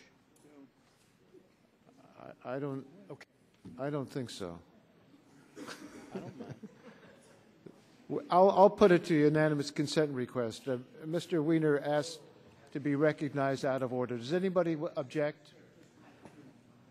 Chairman, I just want to, a lot of the folks that came in on the train from New York have their last possible train back at 8 o'clock. And if there's some way that we can work on maybe some kind of a UC request to put some things together, just be, I mean, just out of deference to our visitors, if we can try to do that, that'd be great. If you're prepared to accept my 5 amendments, I'll be glad to accept them. I'm open to ideas, but could you maybe package them as one and we'll debate them as one? I don't think that's possible. I'd suggest if they need to go catch their train, we let them and promise them that we'll continue our debate, and they'll be able to watch it on video, on replay by the time they get to New I have York. a strange feeling, knowing this group, Mr. Burton, that they're not going to let you out of their sight. So they can also go to my office and lay on the couch and have a Dr. Pepper and watch it on my big screen TV, if that helps. I'd be happy to offer that. Yeah, regular order. Let's hear from Mr. Burgess. We have an amendment at the desk. Clerk will report the amendment. Amendment to the amendment in the nature of a substitute to H.R. 847. Without objection, it will be considered as read, and Mr. Burgess is recognized for 5 minutes. Thank you, Mr. Chairman. This amendment states that there will be no funding authorized in excess of the mandatory caps as outlined in the bill or the manager's amendment. And I think the most pronounced difference that we've heard today... Gentlemen, yield to me in order to accept your amendment? Yes. I think it makes sense, and we're willing to accept it. This says that there should be no authorization for appropriations of amount in excess of the amounts available from the fund under the bill, and that's what a cap means, and you are insisting we stay within it, and I don't think we have a disagreement with that. All those in favor of this Burgess amendment will say aye. Aye. Opposed, no. The ayes have it. The amendment is agreed to. Mr. Burgess, your second amendment? And I don't mean a firearm. Oh. Very well. Let's go to amendment number 16. Thank you for thank you for understanding. Yeah, what was wrong with that amendment as drafted? Without objection, the amendment will be considered as read, and the gentleman is recognized for 5 minutes. Amendment number 16. Oh, sorry. I'm sorry. Amendment number 16 is the no benefits for millionaires or the millionaires exclusion. You know, it was remarkable how the nation came together on 9/11. Gentlemen, yield to me. We're willing to accept that amendment as well. Wait, hold it. Hold it. I was, but not everybody was. So please go ahead. Thank you, Mr. Chairman. You know, and indeed, it just underscores one of our strengths as a nation. In times of tragedy, we come together. But in times of recovery, we must be realistic about what we expect from each person. This bill treats everyone at the site of the attack on the Twin Towers the same, and I understand that concept, but in a program that the majority conceded through its spending caps that it isn't exactly feasible if we want a fiscally responsible program. The manager's amendment decides to tackle the imbalance of needed care and available resources by placing a cap on enrollment at 25,000 additional people for both the first responder and community programs. This is up from the initial 15,000 in earlier drafts. It will put a strain on funding. To put this in perspective, according to the Center for Disease Control, there are over 52,000 responders in the program today and almost 4,500 in the community program. The manager's amendment will allow over 77,000 responders and nearly 30,000 in the community program. Whereas the community program currently accounts for 8% of the enrollees, the manager's amendment will see the number rise to 27% of the slots under the bill. This is what we know. The 9/11 survivor population is a finite and limited population, and it will diminish over time. If we want to be truly fair and fiscally responsible, raising this cap 10,000 or higher in each program over the subcommittee mark isn't the best way to accomplish the balance we seek and will lead to a fiscal imbalance. So this amendment is fairly simple. Anyone who applies for the community program, it is determined to have an income of over $1 million a year is not eligible for the program. Because we don't have the CBO score, I don't know how many people this will impact, perhaps only a few. But if, as the majority suggests, the only way to fund this program is through mandatory spending, and thus the only way to control spending that is mandatory is through enrollment caps that supposedly we will adhere to by not spending more than the allotted, even if the enrollment is allowed to rise, is it not reasonable to take need into account? So I would submit that an individual earning over $1 million a year would be placed beyond that need. And with that, I will yield back and urge support of my amendment. Mr. Chairman. Gentleman yields back his time. Mr. Pallone. Mr. Chairman, I want to thank Mr. Burgess for changing the amendment, but and let me explain why, but I also have problems with it. Originally, my understanding was that his amendment would have said that anybody who had income above $1 million or assets above $1 million wouldn't be able to participate in the program, and I asked him to change it to say that they can participate, but that they would be responsible for payment for the treatment. So I do appreciate the fact that he made that change. However, the problem remains, again, I believe, and as I've said many times, that everyone who has been impacted by 9/11 and has had major health impacts should be able to participate in the program, because we want everyone in the program, regardless of their income, regardless of whether they have health insurance that covers it, regardless of whether they're undocumented, because it's a program that if everyone participates, we know we'll learn more about what the problem is, we'll do more research, we'll do more monitoring.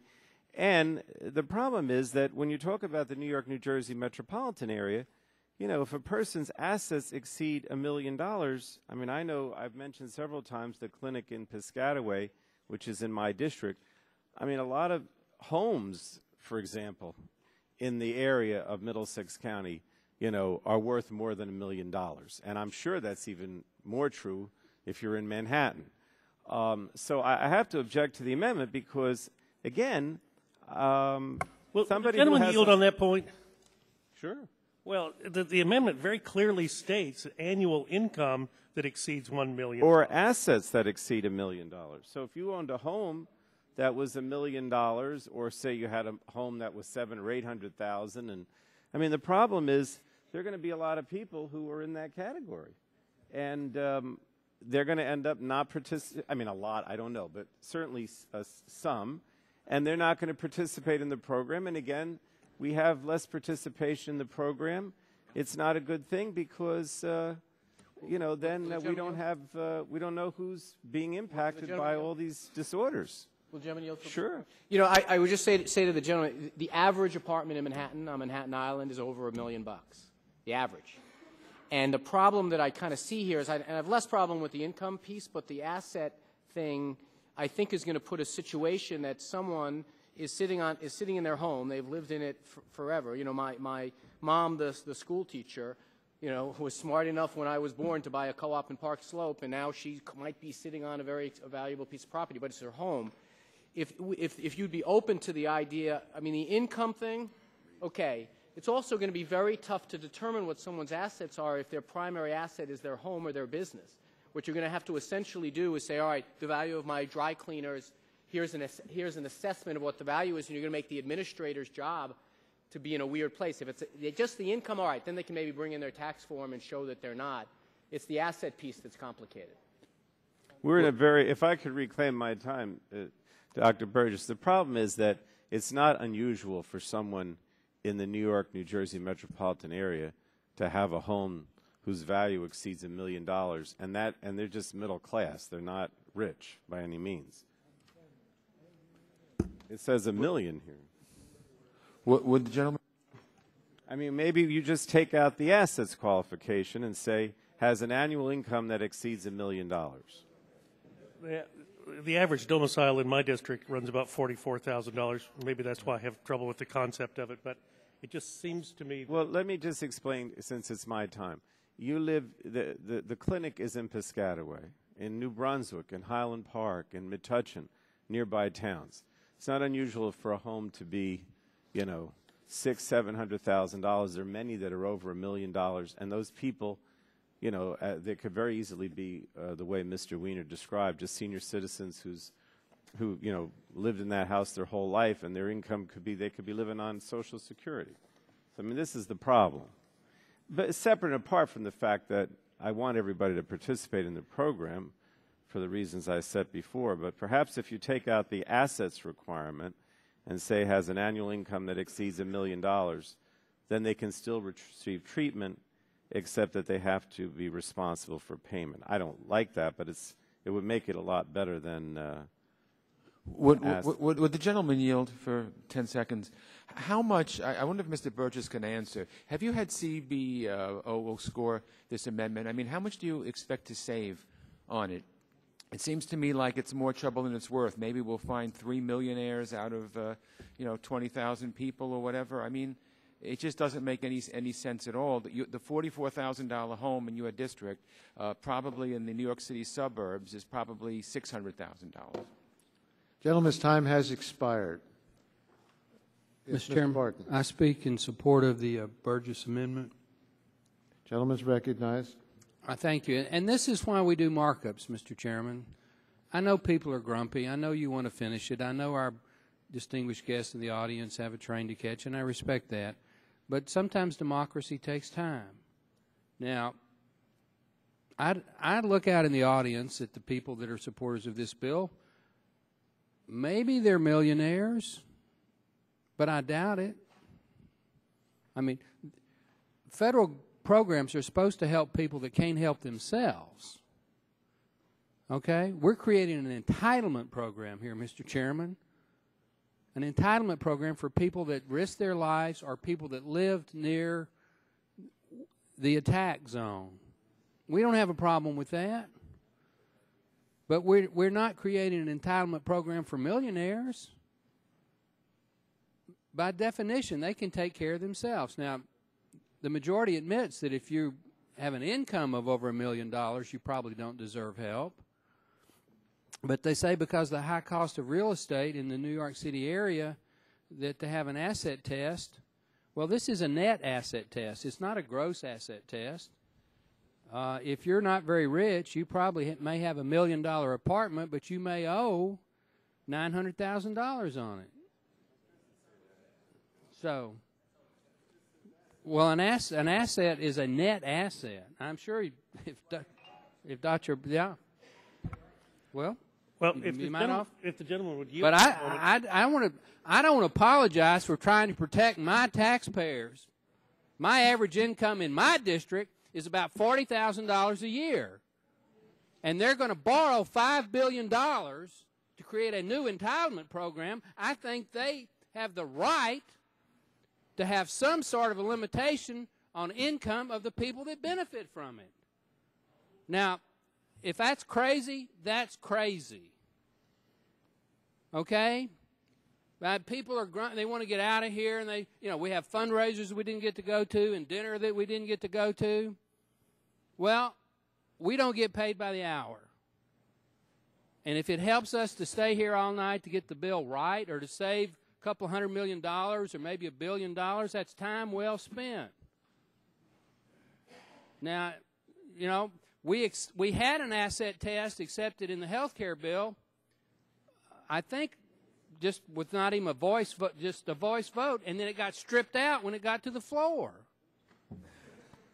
So if Dr. Burgess wants to work with Mr. Weiner and Mr. Pallone to clarify what this asset test means, fine. But don't sit here and expect us to stomach a $5 billion entitlement program and then let people that have $1 million income or $1 million worth of net assets benefit from it. So I strongly support Dr. Burgess. Mr. Chairman. Do you want to yield to him? Well, I'll be happy to yield. Here's the difficulty. I mean, we were approached by the majority staff to work out a compromise on this. We did, in good faith. This was the language that was arrived at, if I can end a sentence with a preposition. And in good faith, I brought the amendment to the committee. Would the gentleman yield? No, I won't yield. Let me finish this because I think it's important. Now we want to change it in the middle of the markup, and tempers are short. I think there is a duty or obligation on the side of the majority. If you're going to be dealing with us, let's deal fair and straight up. Let's not then try to carve new deals while we're knee-deep in the markup. I do not feel at this point that I would change the amendment. Mr. Chairman, I'm prepared for you to call a question, and we'll take the vote and see where it... Would the gentleman yield? Mr. Well, I'll be happy to yield to subcommittee chairman. Let me say, and again, I hope everyone understands that I'm trying to act here in good faith. When I heard that Mr. Burgess was going to propose this amendment, again, I didn't like it because I think everyone should participate, and I was told that it was $1 million in income, and that it precluded the person from participating, not that they could pay for it. So I asked that it be changed to say that they could participate in the program, but they would have to be responsible for the payment, which is what he did. However, I was unaware, and again, I'm not, that may be my fault in that I didn't understand that he also had the assets test. And so when I saw this, in the last few minutes, and I saw the assets test, I became concerned. I do appreciate the fact that, and it is true that Mr. Burgess did change it so that the person could pay and still participate.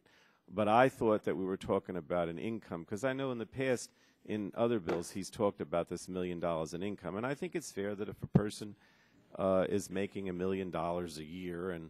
Gentleman's time has expired. The chair would like to make a suggestion to the members of the committee that we adopt this amendment and continue to work on it. Mr. I think Chairman? the members of the New York delegation have raised concerns, and Mr. Burgess has relied on changes in his amendment that he thought would be sufficient. And so we could go back and forth, but let's adopt it. Mr. Chairman. And then move on. Mr. Chairman, can I be recognized? Yes. Mr. Chairman, Mr. Burgess is an honorable guy, and I'm sure that this negotiation was done in good faith. Maybe it's just, unless you're wearing the lens of a New York City resident, you don't understand why $1 million asset test without any sense of whether it's net or gross is problematic, even for middle-class people in New York City who live in $1 million homes. We also have the other problem that another element of this bill is the Victims' Compensation Fund. We don't want people to have to choose between getting a victim's compensation award of $100,000 or getting health care. It's just an untenable thing. We're supposed to be trying to provide benefits to people. And we also need to remember something else.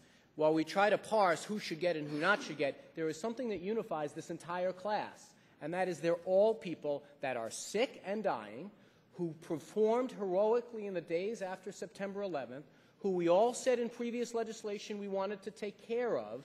So I understand there's this idea that we want to take some people out and some not, and I'm open to the idea, but the problem is, Mr. Chairman, I can't at least have a roll call vote on whether we want to accept something like this, because it will effectively mean a lot of people that I'm sure Dr. Burgess does not mean to be included in this dragnet are going to be. And so I think, I want to say, I think, Dr. Burgess, you're right. You were negotiating in good faith. No one disputes that. This is, as Mr. Barton so artfully put it, is why we have markups. I think that if you'd be willing to, I'm open to the idea of having a conversation that maybe even quickly. Maybe we might be able to mark this up by pencil. Someone else can go, and maybe we can mark it up by pencil and get something. But I can't, Mr. Chairman, vote yes. Would the gentleman yield? I want to yield to Mr. Gett.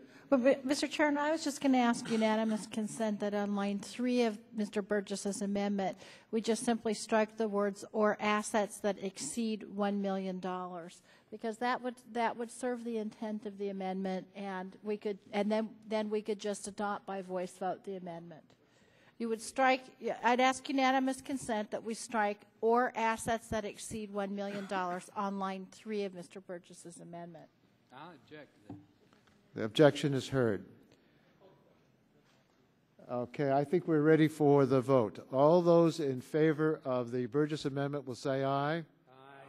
Opposed, no. No.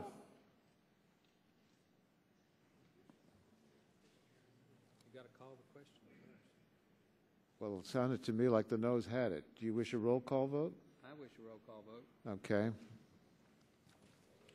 If the noes have it, if the ayes have it, I'm fine with it.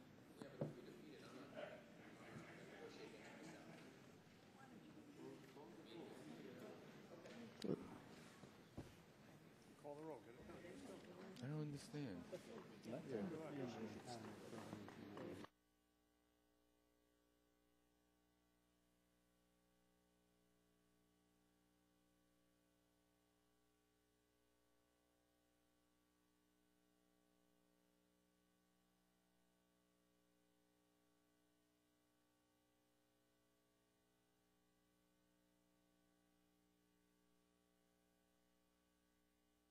Okay, let's call the vote.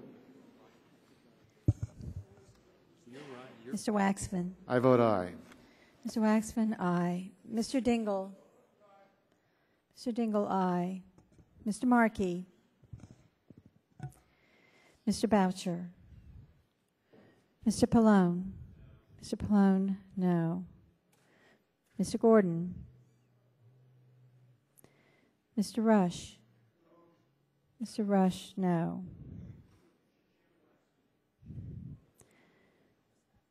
Ms. Eshoo. Ms. Eshoo, no. Mr. Stupak. Mr. Stupak, no. Mr. Engel. Mr. Engel, no. Mr. Green. Mr. Green, no. Mr. Gett. Mr. Gett, no. Mrs. Capps. Mrs. Capps, no. Mr. Doyle. Mr. Doyle, no. Ms. Harmon. Ms. Harmon, no. Ms. Schakowsky. Ms. Schakowsky, no. Mr. Gonzalez. Mr. Inslee. Mr. Inslee, no. Ms. Baldwin.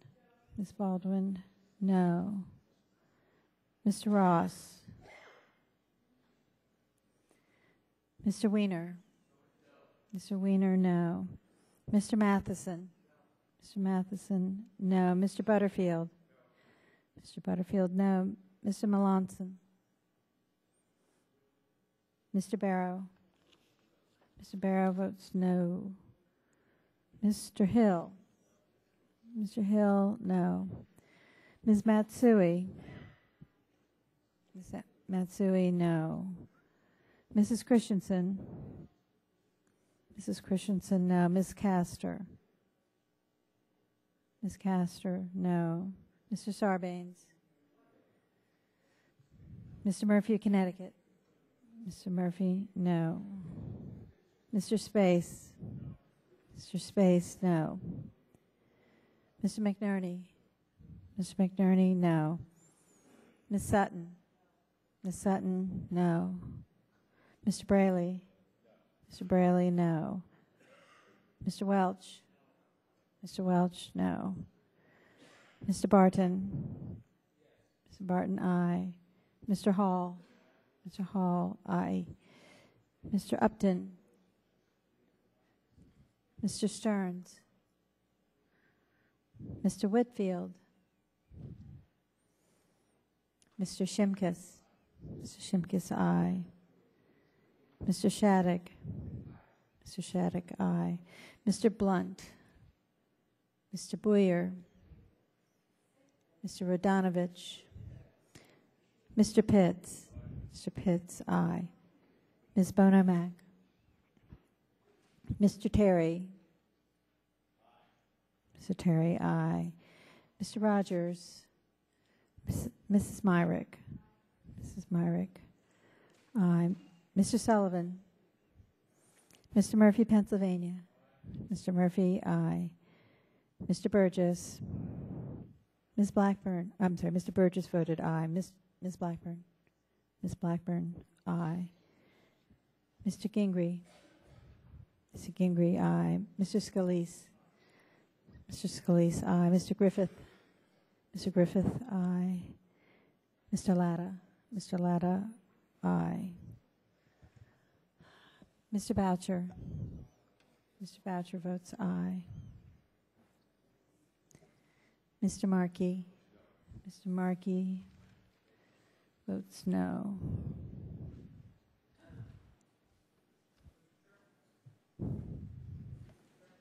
Yes, Mr. Dingle. Mr. Dingle is recorded as voting aye. Mr. Dingle is off aye and on no. Have all members responded to the call of the roll? Any member wish to change his or her vote? If not, the clerk will tally the vote.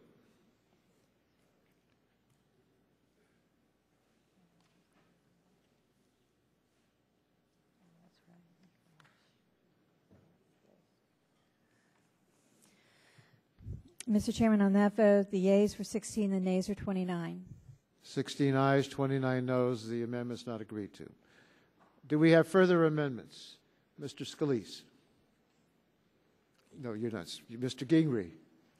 Mr. Chairman, I do have an amendment at the desk, number 27, amendment number 27.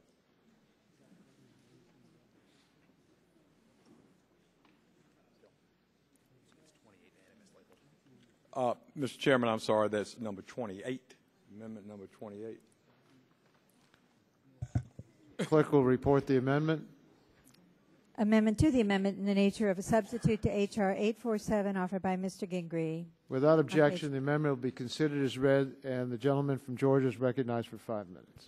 Mr. Chairman, thank you. This is a swift adjudication of workers' comp claims. If New York City delays workers' compensation adjudication, then the cost share for New York City increases. Mr. Chairman, what this bill does, the legislation requires New York City to pay 10% of the cost of the program. That does not include worker compensation benefits that would otherwise be obligated to pay. It also states that if a person has health-related workers' comp benefits, then the workers' comp program would be the primary payer. The WTC program would be responsible for costs not covered by workers' compensation. What the amendment does is this: if the average time for adjudicating 9/11 related workers' comp claims exceeds 1 year, then New York City program cost sharing requirement will increase by 1% for each 10-day period the average time for adjudicating a claim is above 1 year. the purpose, Mr. Speaker, and my colleagues, of this amendment is that essentially this program was created because of the long delay in New York processing these workers' compensation claims for the 9/11 workers. And in some instances, it's been reported that New York City has taken over 1,000 days to adjudicate WTC-related workers' compensation claims. This would be to prevent the city, not that they would deliberately do it, but they could certainly delay these claims ad infinitum, almost getting afloat, if you will, when they have the primary responsibility to pay these claims, and push it off on the WTC program. How is the administrator of the program going to know if these claims are ever going to be paid if we don't put a time certain and a limit on it? So this would essentially, this amendment would put additional pressure on the city to adjudicate these claims in a timely fashion. If they go beyond a year, then instead of paying 10% of the cost, and it's over 10 days beyond 1 year, then it'd be 11%. And that's essentially the way it works, and I think this would help the city, incentivize the city to not be inclined to delay. Mr. Chairman, that's my amendment, and I hope all my colleagues on both sides of the aisle will support the common sense amendment, and I'll yield back. Gentleman yields back his time. Mr. Wiener. I move to strike the last word. In opposition to the amendment, I agree 100% with the thrust of the Gingrey amendment. I think these workman compensation claims sometimes take too long. I think that we should do everything possible to accelerate it. There's only one problem with the Gingrey amendment. It penalizes New York City for something they are in no control over. New York City does not adjudicate these claims. It's the state of New York that does. Now, there have been some bad cases. As of 2008, it was 154 days to establish a claim. The other problem that we have here, and by the way, some of this has been addressed. Recently, this rocket docket was created, which moves 9/11 cases to the front of the list so they get adjudicated as quickly as possible. The other problem that we have with the Gingrey amendment is not only does New York City lack the ability to they're not in charge of anything that the amendment is penalizing them for failing to do, but we also have to realize that very often you have insurance carriers who have it in their interest to try to drag not only the city but the state every step of the way, delaying as much as they can. Mr. Gingrey is absolutely right that the way the bill is structured, these claims should be the payer of first resort. And he's also right about something unwittingly. He might not know this. This is a pet peeve of a lot of us with the way New York State operates, and they do need to fix it. Penalizing the city for failure to do it is really penalizing the victim in a lot of ways, because the city is the one that very often has to bring these claims on behalf of its workers. There's no evidence to suggest that the city's been inefficient in doing that. Unfortunately, the state had been. I think that frankly, the state has done the right thing. They've shortened their processing time substantially when they created this rocket docket.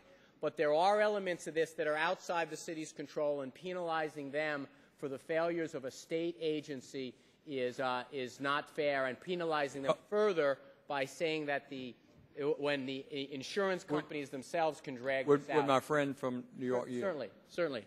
Mr. Wayne, I thank you for yielding. And actually, the city of New York is responsible, even though you're right that the state of New York would be the final arbiter. But it's the city of New York that would defend these claims, would stand in the way of the claims between the claimant and the state of New York. Yeah, but that hasn't. They are indirectly responsible for the delay. Yeah, but if I can just reclaim, that hasn't been the source of the delays. The source of the delays, and as I said, I agree with you. And by the way, you can run, if you didn't have that accent, you can run in New York on this issue and make a lot of headway, because there is a problem there. The problem is the city is to some degree the victim, because it's its workers. They pay into the fund. It's its workers that are getting slowed up here. The city, there's not a backlog from the city making these claims. The backlog occurs on the state Workmen's Compensation Board, and further, it sits also a lot of insurance companies who every single day they are making money on the float. I don't object to anything the gentleman wants to do to try to make this process better. My concern is all you'd be doing with this is penalizing someone that really can't. If the city of New York could tomorrow create a process to expedite workman compensation claim, I'd be interested in knowing what it is. Well, if the gentleman will yield. Sure. I think the gentleman did acknowledge to some extent that the city is responsible, but if the gentleman would agree that in every one of these claims that are contested, that it is the city of New York, after all, it is their employees, and when a workman's compensation claim is granted, then it's increased cost to the city of New York, is it not, as the primary employer? So, I mean, if they're responsible, even to a degree, this amendment would.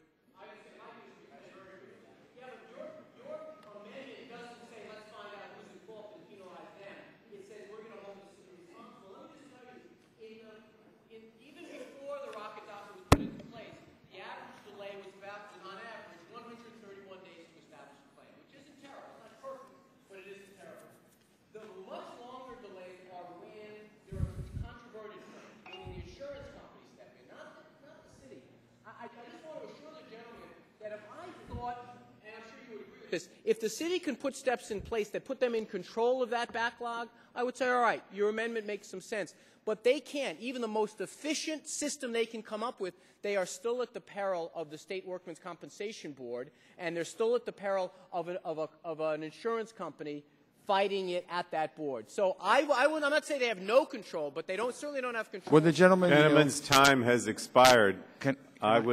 I'd like to proceed to a vote on this. I mean, Can I just ask unanimous consent, Mr. Pallone, for 1 minute? You don't need unanimous consent. All right, You're recognized. Thank you. One of the things that I wanted to mention, which Mr. Weiner mentioned, I think it's very important.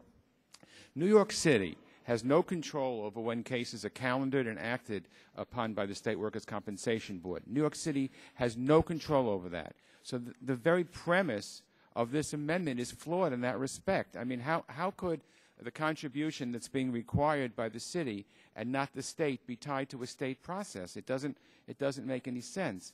And the other thing is, workers' compensation is not very good, we all know this, in handling new kinds of illnesses, new kinds of findings, and it also takes a long time.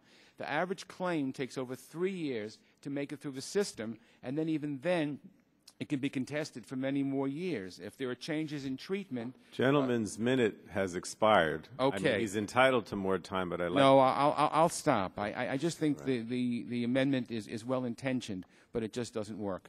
Okay. Can we move to a vote on this? I'll call the question. All those in favor of Mr. Gingri's amendment, say aye. Aye. Those opposed? No. The nays have it. And the nays and the question or the amendment is defeated. Do we have any additional amendments? Mr. Burgess, Dr. Burgess? Yeah, amendment number 25.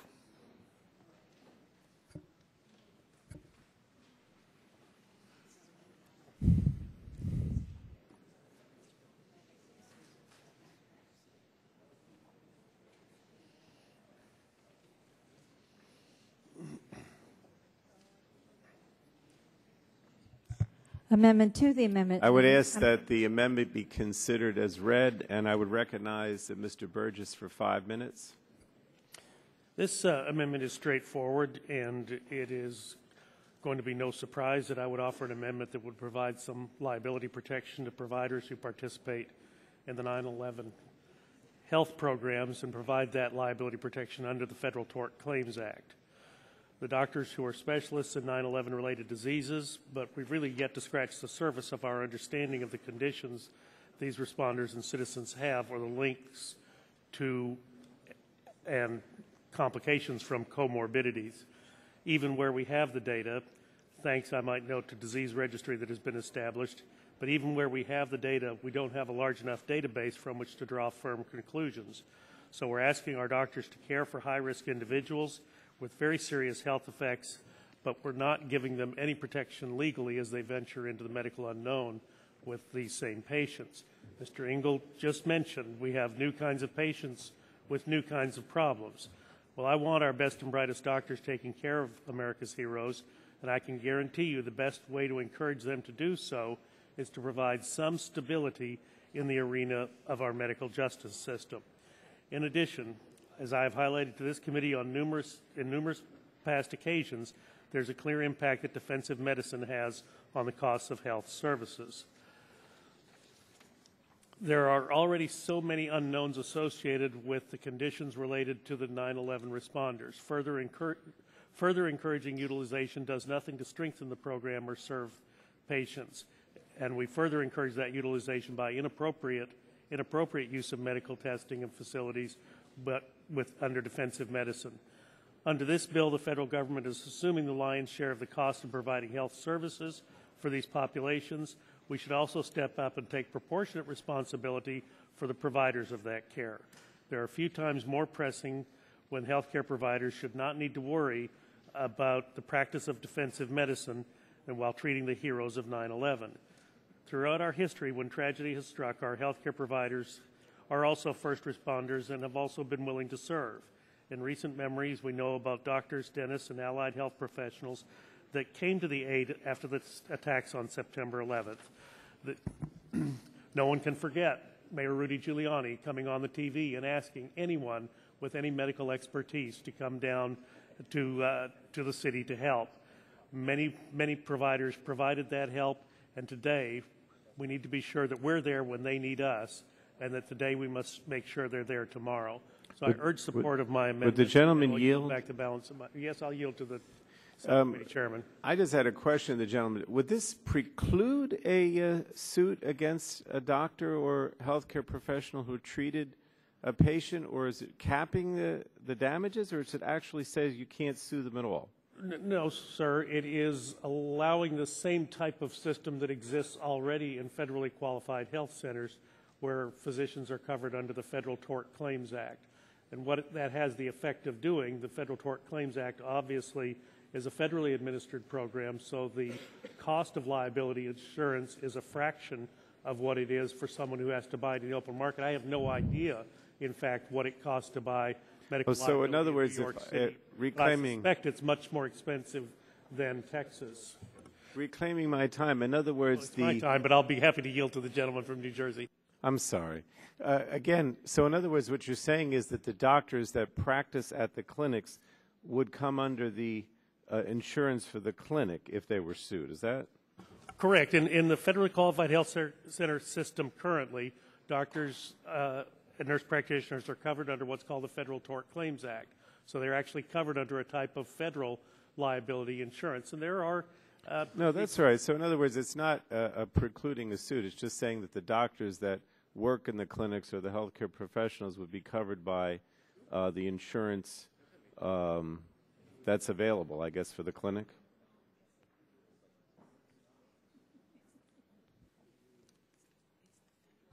There are limits on punitive damages within the federally qualified health centers under the Federal Tort Claims Act.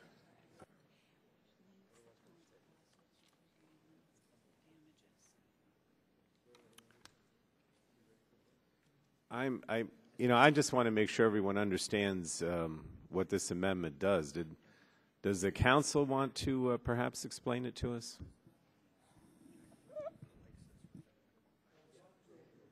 I would love to be able to explain it. I don't have the details on the Federal Tort Claims Act, but as I understand this, this makes the Federal Tort Claims Act apply in situations where a provider who's part of the WTC program furnishes a treatment or monitoring benefit to an eligible responder or an eligible survivor. And those transactions would be covered under the Federal Tort Claims Act. Now, I do not know the procedures of the Federal Tort Claims Act. So we can try to find someone who does, but I'm sorry, I don't. Who's the time? Dr. Murphy's the time? I think Dr. Burgess' time is that I'll strike the last word and give myself the time.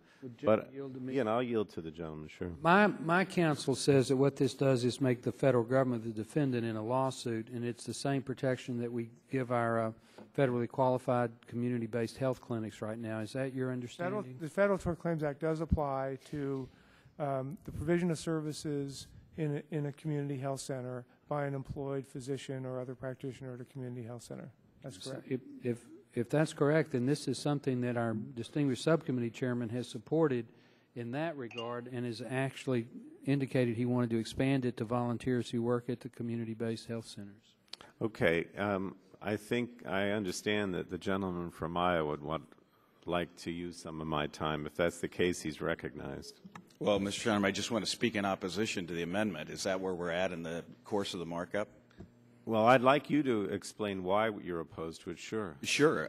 It's an interesting amendment because it requires us to shift the cost of negligence by private health care providers participating in a program that receives federal dollars to federal taxpayers, which I find an interesting argument from our friends on the other side. The sponsor of the amendment said there are limits on punitive damages. Well, the limits are you can't recover them under the Federal Tort Claims Act. So that means if a provider who's providing services under this program and is receiving funding for doing that engages in intentional, criminal, wrongful conduct that causes extreme pain and suffering or kills someone, there is no punitive damages that would apply under the Federal Tort Claims Act. There is also no right to a jury trial, which is guaranteed under the 7th Amendment to the Constitution. So I am strongly opposed to this because I don't think it makes sense to shift the burden to federal taxpayers from responsible for providers who are participating in the program.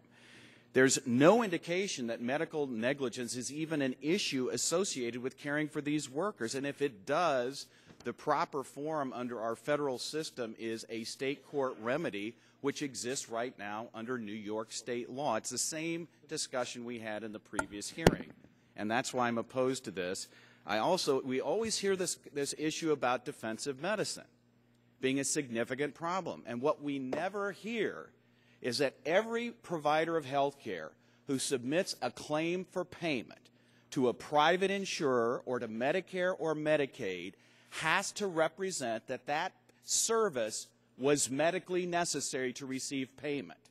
So my question is, on the issue of defensive medicine, where is the proof that this is a problem that is going to affect the beneficiaries of this program? I don't see it. Does the gentleman oppose the amendment?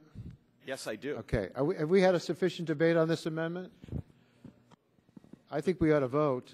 I'll yield a minute to the Let me gentleman. just say one thing in reference to the previous comments. We're dealing with diseases that have no known standard of care. The reference to standard of care, malpractice, and negligence does not apply here. We've already established the fact that these diseases are unknown, caused by unknown heavy metals, smoke, etc. So we don't have a standard of care to apply. So I think the Burgess Amendment is an excellent amendment because there's nothing that we can go on that would establish a standard for a malpractice suit, and it would be simply lawyering in the worst kind of way in front of a jury when our physicians have no idea what they're dealing with while they're dealing with it. We've been establishing all day that we want everyone in the program so we can establish norms. There are no norms now. I yield back. Would the Thank gentleman you. yield the question? If we could get to the vote, I think it would be helpful. All those in favor of this amendment say aye. Aye. Opposed, no. No. The noes have it, and the amendment's not agreed to. Mr. Hill, you seek recognition? Mr. Chairman, I'd like to move that we reconsider the amendment offered by Mr. Burgess. I don't know what number it was, but it was the one concerning $1 million in income and $1 million in assets. I have a parliamentary inquiry, Mr. Chairman. Yes, gentleman, status The author of the amendment that we just had the voice vote on was seeking recognition, I think, to ask for a roll call vote. And he spoke up twice, and you may not just have inadvertently heard him, but he did. Do you wish a roll call vote on this? Is it important to have a roll call vote on this? Okay, we'll recognize you in a minute. Clerk will call the roll. Mr. Waxman? No. Mr. Waxman, no. Mr. Dingle? Mr. Dingle? Mr. Markey? Mr. Dingle votes no. Mr. Markey? Mr. Boucher? Mr. Pallone? Ms. Pallone, no. Mr. Gordon? Mr. Rush? Ms. Eshoo? Ms. Eshoo votes no. Mr. Stupak? Mr. Stupak, no. Mr. Engel? Mr. Engel, no. Mr. Green? Mr. Green, no. Ms. DeGette? Ms. DeGette, no. Mrs. Capps? Mrs. Capps, no. Mr. Doyle? Mr. Doyle, no. Ms. Harmon? Ms. Harmon, no. Ms. Schakowsky? Ms. Schakowsky, no. Mr. Gonzalez? Mr. Inslee? Mr. Inslee, no. Ms. Baldwin? Ms. Baldwin, no. Mr. Ross? Mr. Weiner? Mr. Weiner, no. Mr. Matheson? Mr. Matheson, no. Mr. Butterfield? Mr. Butterfield, no. Mr. Melanson? Mr. Barrow? Mr. Barrow, no. Mr. Hill? Mr. Hill, no. Ms. Matsui? Ms. Matsui, no. Mrs. Christensen? Mrs. Christensen, no. Ms. Castor? Ms. Castor, no. Mr. Sarbanes? Mr. Murphy of Connecticut? Mr. Murphy, no. Mr. Space? Mr. Space, no. Mr. McNerney? Mr. McNerney, no. Ms. Sutton? Ms. Sutton, no. Mr. Braley? Mr. Braley, no. Mr. Welch? Mr. Welch, no. Mr. Barton? Mr. Barton votes aye. Mr. Hall? Mr. Hall, aye. Mr. Upton? Mr. Stearns? Mr. Whitfield? Mr. Shimkus? Mr. Shimkus, aye. Mr. Shattuck? Mr. Shattuck, aye. Mr. Blunt? Mr. Boyer? Mr. Radonovich? Mr. Pitts? Ms. Bonomack? Mr. Terry? Mr. Terry, no. Mr. Rogers? Mrs. Myrick? Mrs. Myrick, aye. Mr. Sullivan? Mr. Murphy, Pennsylvania? Mr. Murphy, aye. Mr. Burgess? Mr. Burgess, aye. Ms. Blackburn? Ms. Blackburn, aye. Mr. Gingrey? Mr. Gingrey, aye. Mr. Scalise? Mr. Scalise, aye. Mr. Griffith? Mr. Griffith, aye. Mr. Latta? Mr. Latta, aye. Mr. Markey? Mr. Markey votes no. Have all members responded to the call of the roll? Any member wish to change his or her vote? If not, let's count up the votes.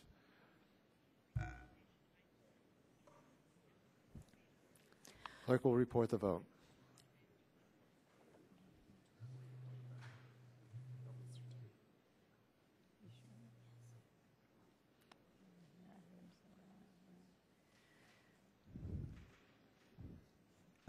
Mr. Chairman, on that vote, the yeas were 12 and the nays were 30. 12 ayes, 30 noes. The amendment's not agreed to. Mr. Hill? Thank you, Mr. Seeking Chairman. recognition. For what purpose? Mr. Chairman, I'd like to make a motion to reconsider the vote on the amendment by Mr. Burgess. It's amendment number 16. Gentlemen, request a vote to reconsider the vote. The question is on the motion by Mr. Hill to reconsider the vote on amendment number 16 by Mr. Burgess. All those in favor signify by saying aye. Aye. Opposed, no. No. The ayes have it. The motion's agreed to. We'll now proceed to a vote on the underlying amendment by Mr. Burgess on number 16. And the clerk will call the roll.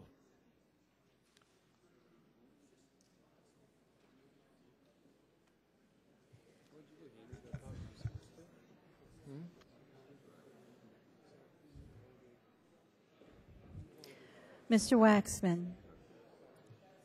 I vote no. Let's see, this was the one I voted aye. I vote aye. I vote aye. Because I got millionaires back home. I vote aye. Mr. Waxman votes aye. Mr. Dingle? Mr. Dingle, aye. Mr. Markey? Mr. Markey, aye. Mr. Boucher? Mr. Pallone? Mr. Pallone, no. Mr. Gordon? Mr. Rush? Ms. Eshoo? Ms. Eshoo votes no. Mr. Stupak? Mr. Stupak, no. Mr. Engel? Mr. Engel, no. Mr. Green? Mr. Green, no. Ms. Deget? Ms. Deget, no. Mrs. Capps? Mrs. Capps, no. Mr. Doyle? Mr. Doyle, no. Ms. Harmon? Ms. Harmon, aye. Mrs. Schakowsky? Ms. Schakowsky, no. Mr. Gonzalez? Mr. Inslee? Mr. Inslee, no. Ms. Baldwin? Ms. Baldwin, no. Mr. Ross? Mr. Weiner? Mr. Weiner? Oh, okay. Mr. Matheson? Mr. Matheson, aye. Mr. Butterfield? Mr. Butterfield, no. Mr. Melanson? Mr. Barrow? Mr. Barrow, no. Mr. Hill? Mr. Hill votes aye. Ms. Matsui? Ms. Matsui, no. Mrs. Christensen? Mrs. Christensen, no. Ms. Castor? Ms. Castor, no. Mr. Sarbanes? Mr. Murphy, Connecticut? Mr. Murphy, no. Mr. Space? Mr. Space, aye. Mr. McNerney? Mr. McNerney, no. Ms. Sutton? Ms. Sutton, no. Mr. Braley? Mr. Braley, no. Mr. Welch? Mr. Welch, no. Mr. Barton? Mr. Barton votes aye. Mr. Hall? Mr. Hall, aye. Mr. Upton? Mr. Stearns? Mr. Whitfield? Mr. Shimkus? Aye. Mr. Shimkus, aye. Mr. Shattuck? Mr. Shattuck, aye. Mr. Blunt? Mr. Boyer? Mr. Radonovich? Mr. Pitts? Ms. Bono-Mack? Mr. Terry? Mr. Terry, aye.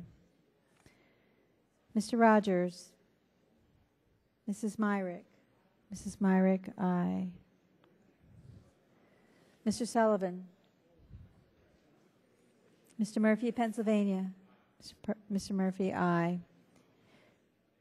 Mr. Burgess? Mr. Burgess, aye. Ms. Blackburn? Ms. Blackburn, aye. Mr. Gingrey? Mr. Gingrey, aye. Mr. Scalise? Mr. Scalise, aye. Mr. Griffith? Mr. Griffith, aye. Mr. Latta? Mr. Latta, aye. Mr. Boucher? Mr. Boucher votes aye.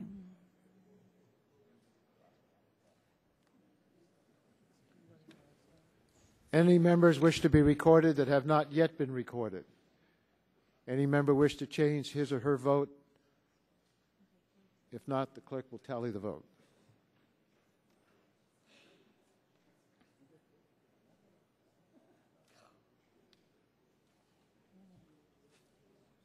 Yes. Mr. Chairman, on that vote, the yeas were 21 and the nays were 22. 21 ayes, 22 noes. The amendment is not agreed to. We'll continue to talk about this. Who? Yes. Well, let the chair inquire. How many members have amendments? We Burgess have says he has three total, it looks like, Mr. Chairman. Three more. Mr. Gingrey has how many amendments? So we have 3 amendments. But we can generate more if y'all are having fun. Okay, well, Mr. Burgess, you're senior. You don't want to offer them in block? I think we can get unanimous consent. I don't want to confuse the issue. These are sensitive topics, and I think they need to be taken individually. Okay, which one does the gentleman wish? 14. Which of the sensitive ones do you want to offer now? 14. Ooh, that's the most sensitive. Clerk will report the amendment.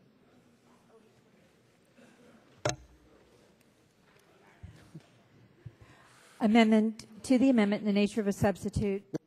Without objection, the amendment will be considered as read. The gentleman is recognized for 5 minutes. Thank you, Mr. Chairman. This amendment will ensure a committed partnership between New York and the federal government.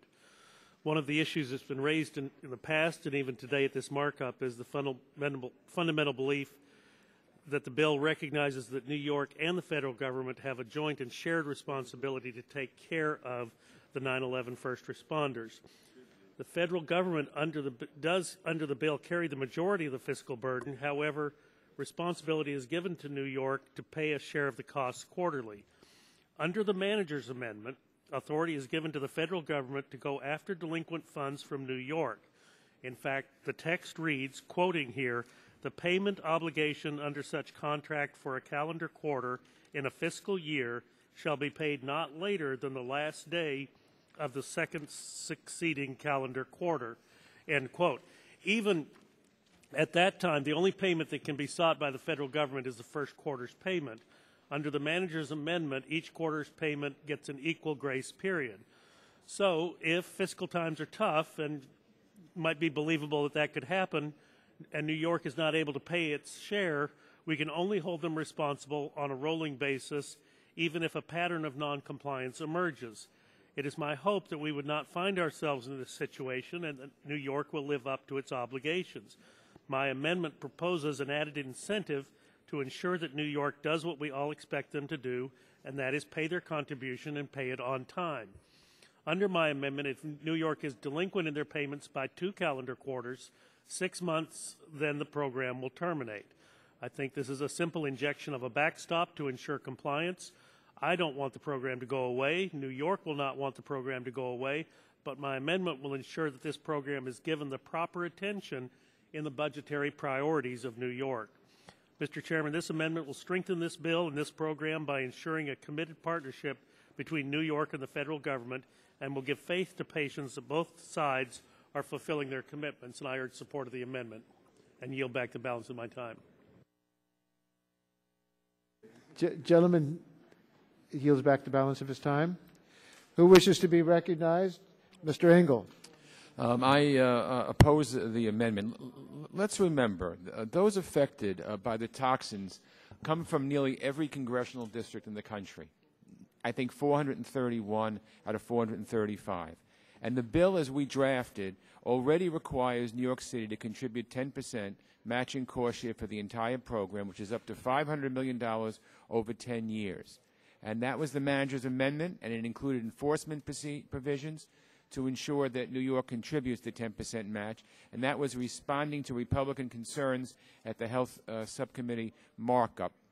New York City, let's remember, has already spent millions of dollars caring for those injured by the toxins at Ground Zero, and I want to repeat that the federal government said the air was safe when it wasn't. President Bush asked Wall Street workers to open up the financial district, and the federal government offered tax credits to entice people to move downtown. Dealing with the health effects should not become a burden to New York City when it is a federal responsibility.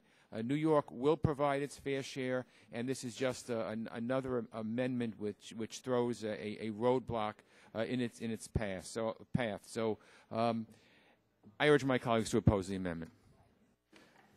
All those in favor of the amendment say aye. Aye. Opposed, no. No. The noes have it, and the amendment's not agreed to. Mr. Burgess, you want to offer your second amendment? The next amendment, last amendment, is amendment number 13. Without objection, that amendment will be considered as read, and the gentleman is recognized for 5 minutes. And this amendment removes the $500 million cap that to which Mr. Engel just referred, and ensures a continuing 10% responsibility. Once again, drawing attention to what I view as a joint commitment to responders and survivors owed by both New York and the federal government. We were attacked on 9/11. New York was attacked. Pennsylvania and the Pentagon were attacked. America was attacked. To say that the terrorists did not want to strike both our country and one of the greatest symbols of economic and industrial achievement is to not fully understand the story. As such, the bill before us has a joint partnership between New York and the federal government to care for those hurt in the attack. The bill states that New York is responsible for 10% of the costs up to $500 million. I'm not sure where the 10% figure came from. We've not been able to get that information from a series of staff negotiations. We don't have a CBO score on the bill. Further, I am unsure whether the $500 million cap came from that, what has been through the bill through several iterations, yet the bill has undergone significant changes, which no doubt has changed the CBO scores that no one on this committee, to my knowledge, has been able to view. There's another joint federal-state program under this committee's jurisdiction with which we are all very familiar, Medicaid. As we know in Medicaid, each state does the math of how much they can draw down. In cases of a generous match rate, there becomes a tipping point where it's in the state's interest to spend more. This contributes to the countercyclical nature of the program. As was brought up in the subcommittee and was the subject of each negotiation at the staff level, I do have a concern that it appears that New York will easily reach their $500 million cap and will proceed to sail through it and past it. There will no longer be any incentive to control utilization or spending because now it will be entirely on the federal bill. And since I believe that we will not let the program go unfunded, the basis of another amendment, the federal government is bound to exceed the spending caps for New York. Now, maybe this won't happen. Maybe they won't reach the cap. But isn't it responsible to keep some level of responsibility on behalf of New York? I will even meet the majority halfway and accept the fact that 10% is the correct share of the responsibility. My amendment will simply remove the cap and ensure a 10% responsibility for all costs associated with the program, both mandatory spending under the bill and any future appropriations. It's fiscally responsible and reasonable, and I urge support of the amendment. Gentleman yields back the balance of his time. Mr. Wiener, do you wish to be recognized? I mean, frankly, it's debatable whether the amendment does much of anything.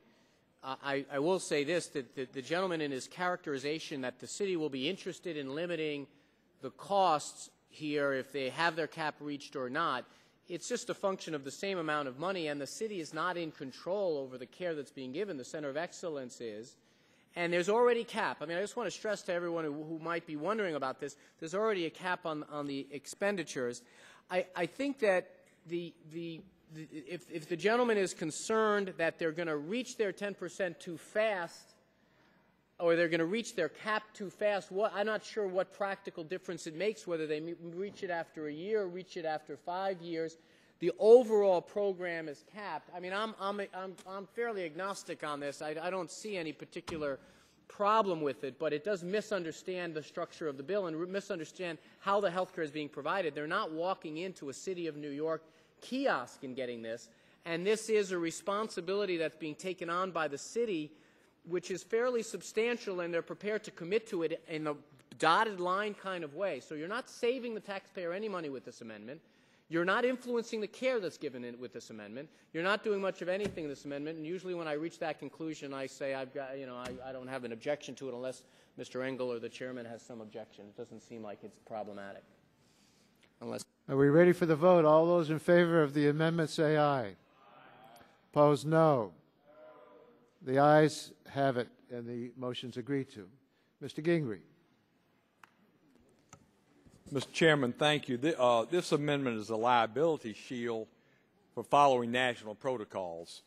The amendment would provide that no person may bring any action under state or federal law against a medical provider if that provider were following federal treatment protocols as established by the Centers of Excellence in this bill. H.R. 3590, Patient Protection and Affordable Care Act, failed to address one of the most serious problems in our health care system. Of course, that's the medical liability crisis. Crisis has forced doctors out of practice, residents from entering specialties such as OBGYN, neurosurgery, anesthesiology, and has caused many trauma centers to close. pregnant women to have to drive many hours to find an OBGYN. Mr. Chairman, many providers in my district and many more nationally have raised the issue of new actions or tort claims arising because of the creation of national care standards under H.R. 3590. During the health care debate, both Republicans and Democrats claimed to be fighting to strengthen the doctor-patient relationship. Now our providers are telling us that these national guidelines will end up hurting them and in turn hurting their ability to care for their patients. Centers sets up treatment protocols in the bill. Those treatment protocols may differ from the medical opinion of a physician. Providers should have liability shield for treating 9/11 victims if they follow those protocols, or else they may not want to treat 9/11 patients for fear of a suit based on those very protocols. So, Mr. Chairman, that pretty much sums it up. Liability shield for these doctors that are certified to treat these patients. If they're following these national protocols, then they should be protected. Gentleman yields back the balance of his time. Mr. Braley, do you wish to be recognized? I do. I oppose the amendment. I encourage my colleagues to vote no. One of the things we know, Mr. Chairman, is that the survivors of 9/11 have been through enough, and they should not have their rights taken away under New York state law. This amendment would strip 9/11 survivors of their rights to hold wrongdoers accountable for malpractice. And let's have a little basic education here. In every medical malpractice case, you have to begin by establishing what the standard of care was at the time the patient was treated. And there's a variety of ways you can do that, including consensus standards that are adopted by national board certifications of the various medical specialty groups. That's always an issue. But where our friends on the other side always part company with us is that they're more than fine to say that if you meet that standard of care, then you should be shielded from any liability, even though that's always a fact issue at trial. But if you fail to meet the standard of care required by that national consensus standard, God forbid that you could use that to hold someone accountable for failing to meet the standard. This amendment is completely one-sided. Even if an injured patient cannot use the physician's failure to adhere to the protocols as evidence of malpractice, the physicians would benefit from complete immunity for following the protocols. It would even provide immunity for malpractice that is completely unrelated to this bill's protocols. And the amendment is drafted so broadly that physicians would get immunity for any type of care arising out of the WTC program, even if it has nothing to do with the protocol. So we want to encourage this entity that's been created, the administrator under the statute that's referred to in the amendment is required to enter into contracts with data centers, which then have the responsibility for developing monitoring, initial health evaluations, and treatment protocols. There should be a broad basis of peer review of what those protocols consist of, and those protocols will be offered, I guarantee you, as evidence on the appropriate standard of care in any claim arising from inappropriate treatment of these victims. But the bottom line is that there still should be a remedy. Those protocols could be admitted as evidence of that standard of care at the time of trial. This amendment is not the right way to take away the rights of victims of medical malpractice. Will the gentleman yield? Back. Will the gentleman yield to me before he yields back? I'd be happy to yield, yes. And I appreciate the gentleman from Iowa for yielding. In speaking, Mr. Chairman, of rights being taken away, basically this provision that requires physicians treating the 9/11 victims and a requirement to follow a certain protocol. Maybe this protocol is not something that the treating physician particularly agrees with, and they would prefer to treat in another way. Okay. This issue came up when we were debating the health care bill. In fact, on the House floor, on March 21st of this year, Chairman Waxman submitted comments for the congressional record stating, in part, that it is not the intent of Patient Protection and Affordable Care Act to, and I quote here, create any new actions or claims based on the issuance or implementation of any guideline or other standard of care, end quote. So, you know, our chairman submitted these comments for the record. You know, I say to my friend from Iowa, again, if a physician is required by these Centers for Excellence to follow a certain protocol, and whether it's treating sleep apnea or gastrointestinal reflux disease or any of these myriad of illnesses that are thought to be caused by exposure to the pile in 9/11, and if the doctor follows that to the letter recommendation by the Center of Excellence, and there's a bad outcome, it would certainly seem to me, as this amendment calls for, that there should be a liability shield in that instance. And I yield back. Claiming my time, Mr. Chairman. Everybody who's involved in any medical liability case knows that a bad outcome does not mean you have a provable claim of medical negligence. And nothing in that statement attributed to the chairman in any way creates a new cause of action under New York State tort law. What we're talking about here is trying to get the best evidence to treat these deserving victims with the best known treatment response. And if they do that by following a protocol, that will be a shield because it will be offered as evidence at trial that that health care provider did in fact meet the required standard of care. And that's why this amendment is unnecessary and it should be defeated. And I yield back. All time has expired. All those in favor of the amendment say aye. Aye. Opposed, no. No. The noes have it, and the amendment's not agreed to. Mr. Chairman, I'd ask for a recorded vote on that, please.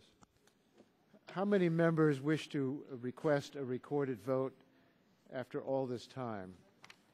1, 2, 3, 4, 5, 6, 7, 8, 9. Well, sufficient number. Clerk will call the roll. Mr. Waxman? No. Mr. Waxman, no. Mr. Dingle? Mr. Dingle votes no. Mr. Markey? Mr. Markey, no. Mr. Boucher? Mr. Pallone? Mr. Pallone, no. Mr. Gordon? Mr. Rush? Ms. Eshoo? Ms. Eshoo, no. Mr. Stupak? Mr. Stupak, no. Mr. Engel? Mr. Engel, no. Mr. Green? Mr. Green, no. Ms. DeGette? Ms. DeGette, no. Mrs. Capps? Mrs. Capps, no. Mr. Doyle? Mr. Doyle, no. Ms. Harmon? Ms. Harmon, no. Ms. Schakowsky? Ms. Schakowsky, no. Mr. Gonzalez? Mr. Inslee? Mr. Inslee, no. Ms. Baldwin? Ms. Baldwin, no. Mr. Ross? Mr. Weiner? Mr. Weiner, no. Mr. Matheson? Mr. Matheson, aye. Mr. Butterfield? Mr. Melanson? Mr. Melanson, no. Mr. Barrow?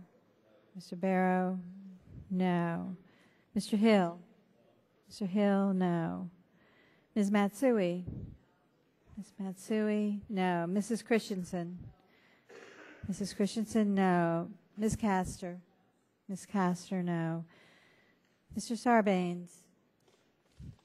Mr. Murphy of Connecticut? Mr. Murphy, no.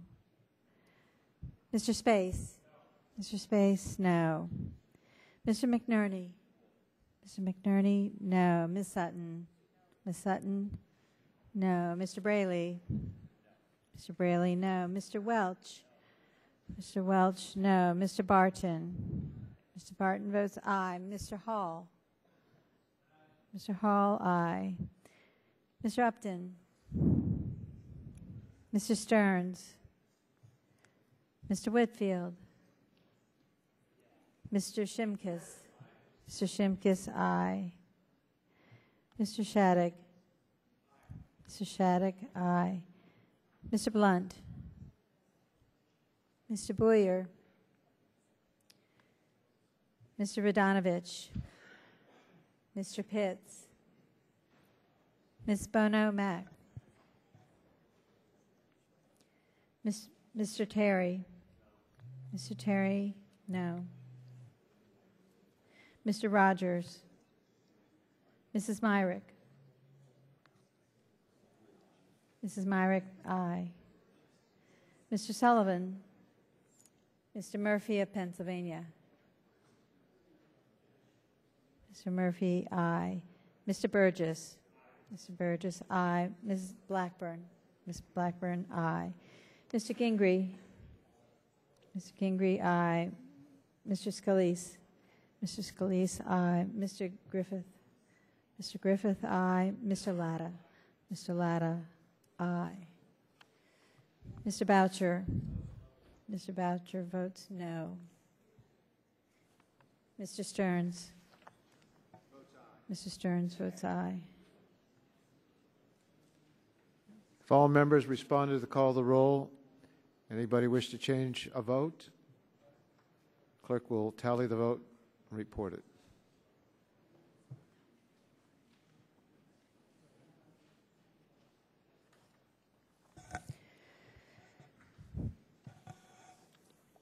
Mr. Chairman, on that vote, the yeas were 14 and the nays were 30. 14 ayes, 30 noes. The amendment is not agreed to. The vote now comes on the amendment in the nature of a substitute as amended. Mr. Chairman? Yes. If I could just ask, when I gave my opening statement, I referenced 2 letters from first responders in my district. Can I ask unanimous consent to have those made part of the record? Without objection. Thank you. That will be the order. Mr. Chairman, could I ask just a question of you, just for the record? Yes. And has the Obama administration taken an official position on this legislation? I haven't received any notification. Do you have any indication at all? For it, against it, neutral? I know you have a great concern to vote with them, or no, but I don't have any announcements. I think it is of some interest what their position is, because I've heard that they were for it, and I've also heard they were against it. Well, we'll hold the record open if the administration wishes to insert in the record some position. All those in favor of the amendment in the nature of a substitute as amended, say aye. Aye. Opposed, no. No. The ayes have it. Now the motion is to report H.R. 847 as amended with the recommendation that the bill pass. And I'd like to ask for a roll call vote. Mr. Waxman? Aye. Mr. Waxman votes aye. Mr. Dingle? Mr. Dingle, aye. Mr. Markey? Mr. Markey, aye. Mr. Boucher? Mr. Boucher, aye. Mr. Pallone? Mr. Pallone, aye. Mr. Gordon? Mr. Rush? Ms. Eshoo? Ms. Eshoo, aye. Mr. Stupak? Mr. Stupak, aye. Mr. Engel? Mr. Engel, aye. Mr. Green? Mr. Green, aye. Ms. DeGette? Ms. DeGette, aye. Mrs. Capps? Mrs. Capps, aye. Mr. Doyle? Mr. Doyle, aye. Ms. Harmon? Ms. Harmon, aye. Ms. Schakowsky? Ms. Schakowsky, aye. Mr. Gonzalez? Mr. Inslee? Mr. Inslee, aye. Ms. Baldwin? Ms. Baldwin, aye. Mr. Ross? Mr. Weiner? Mr. Weiner, aye. Mr. Matheson? Mr. Butterfield? Mr. Melanson? Mr. Melanson, aye. Mr. Barrow? Mr. Barrow, aye. Mr. Hill? Mr. Hill, aye. Ms. Matsui? Ms. Matsui, aye. Mrs. Christensen? Mrs. Christensen, aye. Ms. Castor? Ms. Castor, aye. Mr. Sarbanes? Mr. Murphy of Connecticut? Mr. Murphy, aye. Mr. Space? Mr. Space, aye. Mr. McNerney? Mr. McNerney, aye. Ms. Sutton? Ms. Sutton? Ms. Sutton, aye. Mr. Braley? Mr. Braley, aye. Mr. Welch? Mr. Welch, aye. Mr. Barton? Mr. Barton, no. Mr. Hall? Mr. Hall, no. Mr. Upton? Mr. Stearns? Mr. Stearns, no. Mr. Whitfield? Mr. Shimkus? Mr. Shimkus, no. Mr. Shattuck? Mr. Shattuck, no. Mr. Blunt? Mr. Boyer? Mr. Radonovich? Mr. Pitts? Ms. Bono-Mack? Mr. Terry? Mr. Terry, no. Mr. Rogers? Mrs. Myrick? Mrs. Myrick, no. Mr. Sullivan? Mr. Murphy, Pennsylvania? Mr. Murphy is aye. Mr. Burgess? Mr. Burgess, aye. Ms. Blackburn?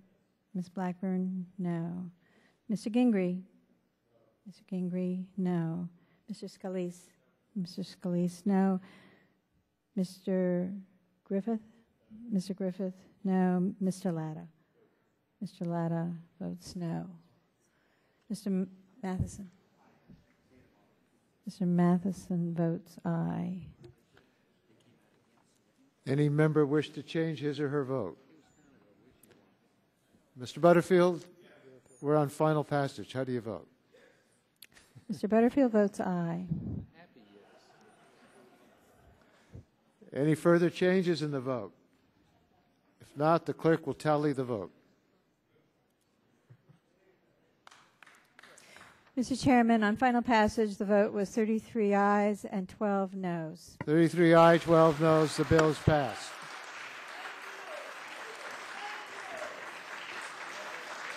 We stand adjourned.